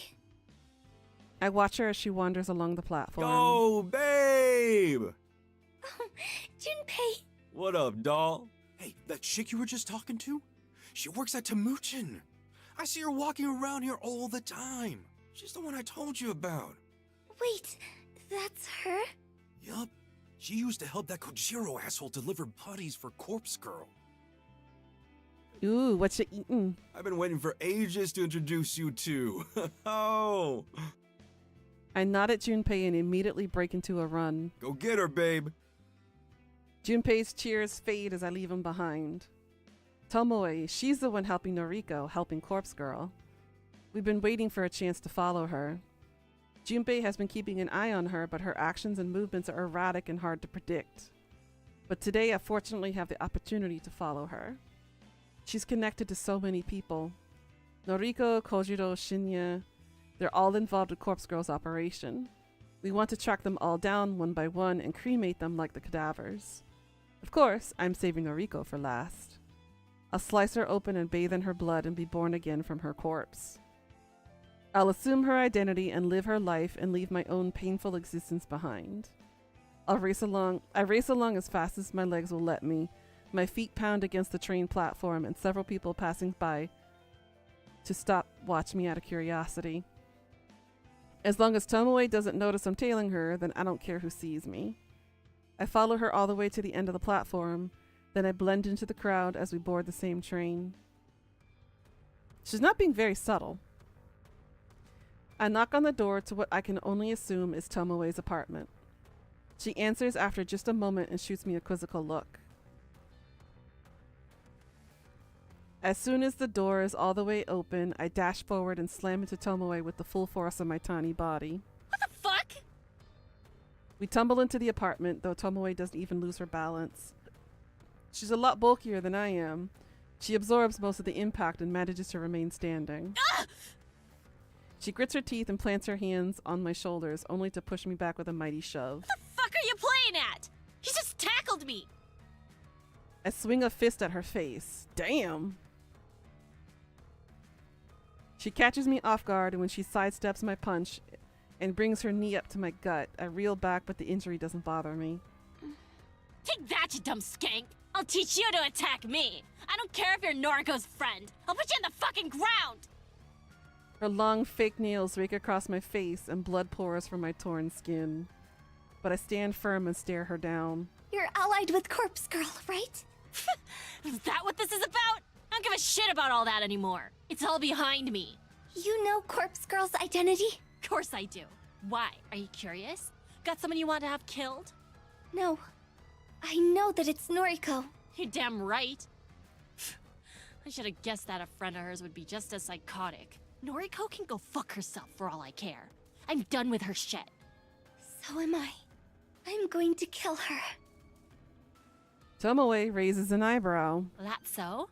Well, she kinda has it coming. I see. Corpse Girl is done and dusted. Doubt the public even remembers her these days. It's all about the human removal service. Noriko's just Noriko now. But I still won't forgive her for what she did to Kojiro. What is she talking about? Does she know something I don't? What happened to Kojiro? Do you even know who he is? I do. He warned me about her, you know? He said she'd discard us as soon as we weren't useful anymore. Mm-hmm. Sure enough, she had him killed. Fucking burned him alive. Interesting. Tomoe thinks Noriko killed Kojiro, when in reality, Junpei took care of that freak. He burned the entire morgue down around him. I suppose Kojiro's death caused Noriko's and Tomoe's relationship to fall apart. Everything worked out better than Junpei planned. Noriko will die, and so will you for your role in helping her. Oh, come on. Why are you so insistent on messing with me? I ain't never done nothing to you. Hang on. Even though this girl exudes an air of stupidity, I didn't expect her to actually be this dense. Surely she's figured it out by now. Are you with the human removal service? I don't say anything. You're kidding me. You're the one Noriko has been fighting against this whole time. And you're her best friend. Your point? Are you the leader of your little group? No. Right. When Tomoe pauses to brush her hair behind her ear, I strike. My hand darts forward and grips her throat, and I begin to crush it between my fingers. The girl kicks and flails. She beats her fist against my outstretched arm, but I don't flinch. Her gurgling and thrashing brings me no joy. I wish people would simply accept their fate. Despite how tightly I'm squeezing her throat, she manages to form the beginning of a word. I can only guess she's trying to call for Shinya. Shinya, the idiot boy she already broke up with. He can't save her now. I tighten my grip and stride forward, pushing Tomoe back and pinning her against the wall. Sure, I can believe a tiny-ass little scrawny girl like Aoi can be this strong against Tomoe. Sure. Okay. Sure. This is truly believable. She kicks out at me and hits me directly in the knee. I refuse to buckle. Her fingers continuously claw at my arm, slashing into my flesh and sending flecks of blood across the room. She thinks she can hurt me, thinks she can fight her way out of her fate. But nothing she does will ever injure me. You can't hurt the dead.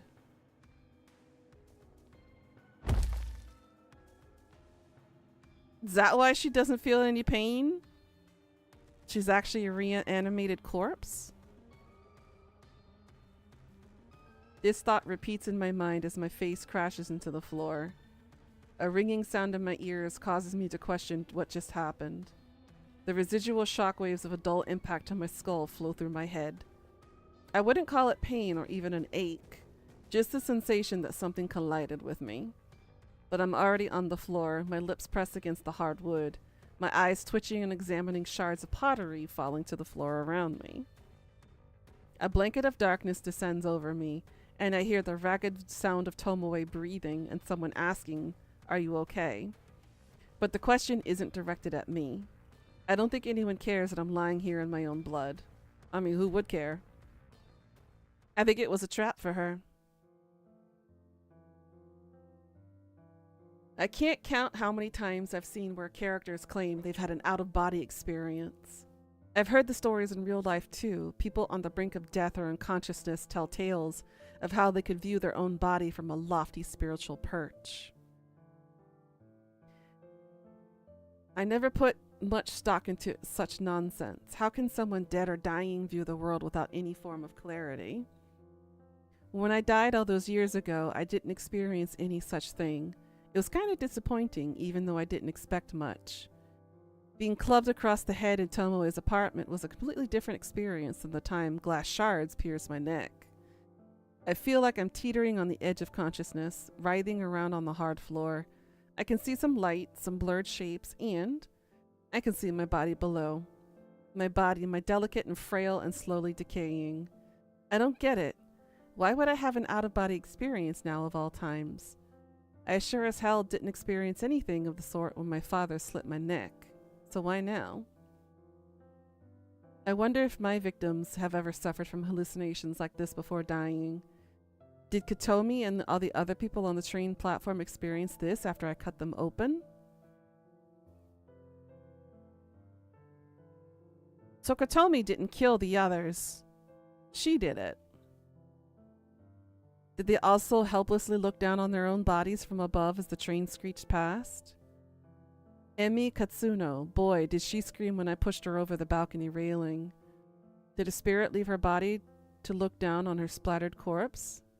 So Noriko didn't actually kill anybody. Aoi did all the killings. What about the other nameless souls I've claimed from Noriko's website?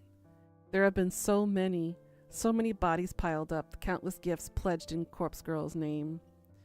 I didn't kill them because I wanted to shed blood. I did it to delude Noriko. This was the goal at the start anyway. Noriko never caught on what I was doing. She took the credit, thinking she was some all-powerful being in control of the fate of her victims. She never even tried to understand the truth. I slaved away for her, cutting and strangling and slashing and slicing. I piled up bodies for Noriko, but Corpse Girl claimed all the kills. It was a pointless endeavor. I think she would have spiraled into madness even without the power trip. I suppose it doesn't matter now. Things have changed. My only focus is to now kill Noriko. I should have done so right at the start. I'll kill her for wasting my time. As I look down at my body below, I see a girl too scared to go on, too scared to struggle anymore. It's a shame. If I wasn't killed years ago, I might have had the chance to live a normal life. Well, there's nothing else for it. I feel my spirit returning to my body. It's a strange sensation because I know I'm not returning to life. How could I? I've been dead far too long. My only chance is to claim Noriko's life for my own. I'll become her and discard this rotting, walking corpse.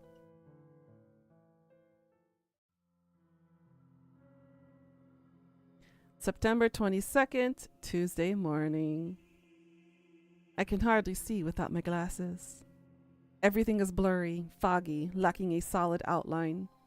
Colors bleed into other colors. Blue blends into purple, and yellow melds into brown. It doesn't help that I'm partially colorblind.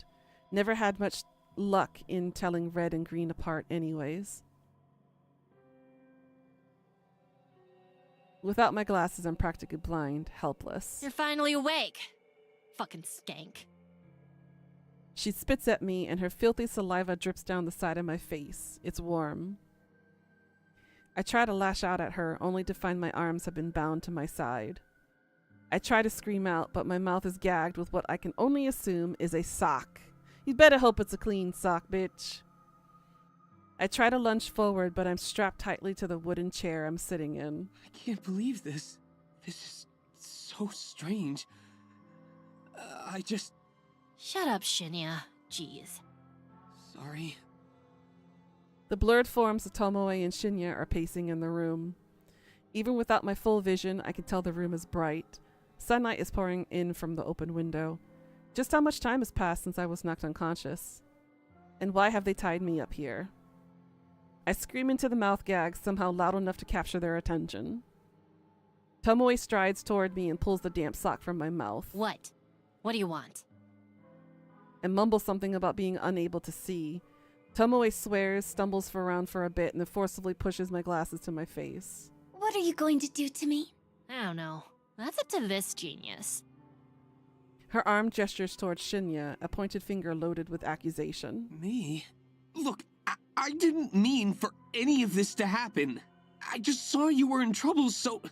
Why are you here anyway? We're done. Over. I wanted to see you. Ah! I'm not in the mood for their lovers' quarrel. Let me go. Or bury me. Either way, don't keep me here. You nearly killed me, bitch! It's taken all my strength not to murder you right here! Go ahead. Try it. You can't kill the dead. You're a freak. Let me call my father. I'm sure he can take her in for questioning. He can find out her motives for attacking you. I already know why she attacked me. She's trying to take down everyone associated with Tomoe cuts herself short. Never mind that. I wonder, is Shinya not privy to Tomoe's relationship with Corpse Girl? Intriguing. As Tomoe's former boyfriend, I simply assumed he was a part of the operation. I thought he was an accomplice. If he doesn't know anything, then I don't need to kill him. One less person to deal with before I go after Noriko. However, I need to focus on getting out of here first. If you let me go, I'll never bother you again. A lie? Why should I believe ya? You followed me to my frickin' home! I'm sorry. Lie. Then I'll exchange information for my release. I'll tell you anything you want to know. Lie, lie, lie. Like I care! I'm done with all the shit between Noriko and you! Noriko? Has she got something to do with this? Shut up, Shinya!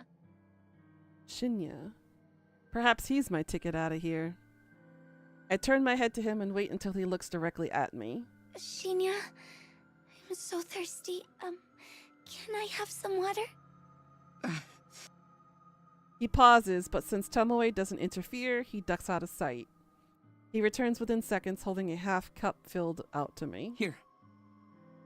I bob forward as best as I can against my restraints and take a sip of the lukewarm tap water. Thank you. It's worth noting how easy he is to manipulate. He's the complete opposite of my Junpei, who is strong and independent and doesn't let anyone mess with him. So, about my offer, will you let me go if I share information about the human removal service? Shinya's face turns pale. The human removal service? That's... I really couldn't care less about all of that. I told ya. I'm done with everything. I see. Tomoe, she might have information that can assist with my investigation. We have to accept her offer. Shinya, you're a fucking fool. Oh, please. You're no cop as much as you fancy pretending to be one. I already told you that Father accepted me as part of the investigation team. You're a hack! A wannabe! Why can't you just be happy for me? Shut up! Shut up! Shut up! Tomoe storms off, the sheer force of her anger causing the walls to tremble. Shinya and I are alone in the room. I don't waste another second. Shinya, I don't know everything that's going on, but it sounds like you're trying to solve the murder cases, right? That's right. I'm really helping the investigation team, you know? That's good. Very good. Please, I have information that might help you. Will you let me go if I share it with you? His nervous eyes dart around, searching for any sign of Tomoe's presence. And then he looks at me dead in the eyes and says the very last thing I ever expected to hear. I'll let you go if you help me kill Noriko Kurosawa. Damn. Everybody wants to kill Noriko. Bruh! This is your apartment? I think this is a good place to stop. Shit.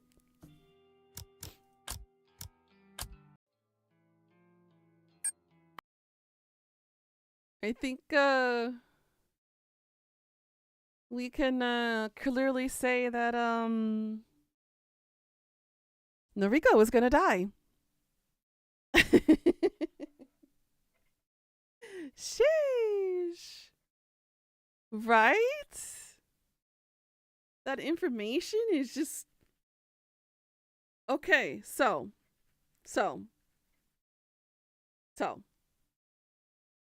my first theory still stands.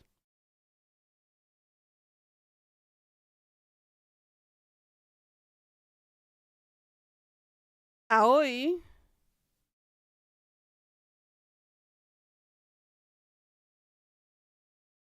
she's the herald, supposedly. Junpei is the muscle. What is Shinya going on to this? Hadam is my first potential suspect as the person who put Noriko's name into the corpse girl's website. But now we know that Aoi was the one who supposedly stated that she put her name into the website. I'm so confused. There's so much going on. It's like everything is like connecting and there's lines like all over the place. Damn. This has taken turns upon turns upon turns that I never thought would be possible. Well then. What do you guys think so far? Give me your little deets. What's your thoughts on this? What's going on?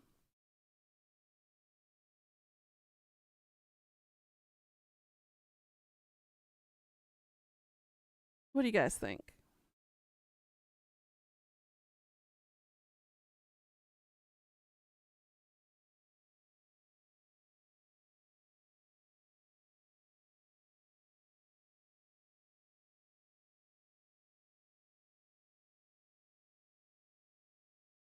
Man.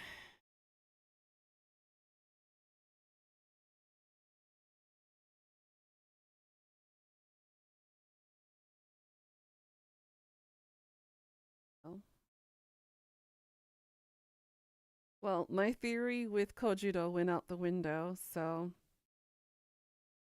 my epiphany from yesterday, dead in the water. You're enjoying it so far, and most of your predictions have been correct. Yeah, shockingly, you've been on the button for a good majority of the time. I've been completely, like, sideswiped.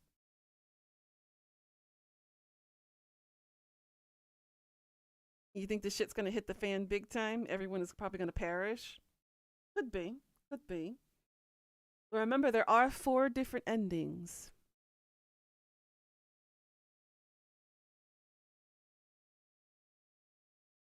We have the true ending, we have the hell ending, the false ending, and a bonus ending. We haven't had many options to pick through the game because it's been kind of pretty straightforward. But I wonder what kind of ending we're gonna get with our solution. Well, there's multiple different endings, multiple different things that'll happen. I'm curious as to figuring out which one we're gonna end up getting. I did not think that Kojiro would die so early in the game. The fact that he only died in Act 2. I'm like, damn.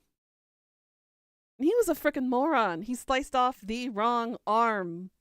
I'm like, bruh, you're supposed to be a cadaver specialist. You should have noticed that it was his left arm missing and you chopped off your right arm? He could have just McFrankensteined it and, you know, cut off the arm of another corpse and attach it to that corpse. Granted, he didn't know how to do attachments on corpses, which is kind of weird because most MEs know how to suture up and stitch up a body, especially after an autopsy or a necropsy. So it's strange that Kojiro didn't know how to attach a limb to a body. And he was stupid enough and blinded by the supposed love he had for Noriko to chop off his own arm when he could have just done that to another cadaver he had in his possession. Dumbass. But I guess you can't beat corpse-colored glasses. They're worse than rose-colored glasses. But yeah, I think since we're in Act 3 now, we'll definitely be finishing up the game this week. I know, I miss Koji's sexy voice already. But hey, the VOD is here, so you'll be able to enjoy his sexy voice, even as he proposes to Noriko. He's like, I love you. I want to be with you. Marry me. Crazy ass Delulu. But at least we're not as Delulu as that. But yeah, I've thoroughly enjoyed this game so far. I'm looking forward to wrapping up the game in the conclusion. We're just about to reach like the rising climax. Then after that climax hits, we're about to hit the resolution afterwards. And hopefully this game will throw out some relatively decent endings for us to really kind of conclude the story. Hopefully. Don't let it be a disappointing ending. Let's have ourselves a not so happy ending in this, because there is no way in hell that any of this is going to end on a good note. Everybody here sucks in this situation. I mean, everybody is a killer or is some type of stalker or some type of abuser of some kind. It ain't going to be a happy, fluffy ending for anybody. So we shall see who survives this encounter and whether Tomoe is going to survive having both Shinya and Aoi joining forces to go after Noriko. Now, would Tomoe get herself involved in any further, or is she just going to step away and claim ignorance and pretend nothing has happened? That's the question. But we will answer that tomorrow. With that, I'm going to hop out of here, get some food, and get ready to go to work. I've got about 4.5 hours of work today. You think you know why Shinya wants her dead? Ooh. Let me know in the Discord. I hope you guys have a sweet dream. A sweet dream. Have sweet dreams. Good night. Get some beautiful rest. Don't work too hard. It'll be easy day today. I think most of the students are doing testing. I've got interviews and oral exams and grammar tests this week. So it shouldn't be all too bad. But thank you all again for joining. Please get some beautiful, well-deserved rest. Thanks for watching. And as always, guys, please like, comment, and subscribe. And I'll see y'all tomorrow, 6 a.m. KST, 5 p.m. EST. Annyeong. Till next time. Mwah.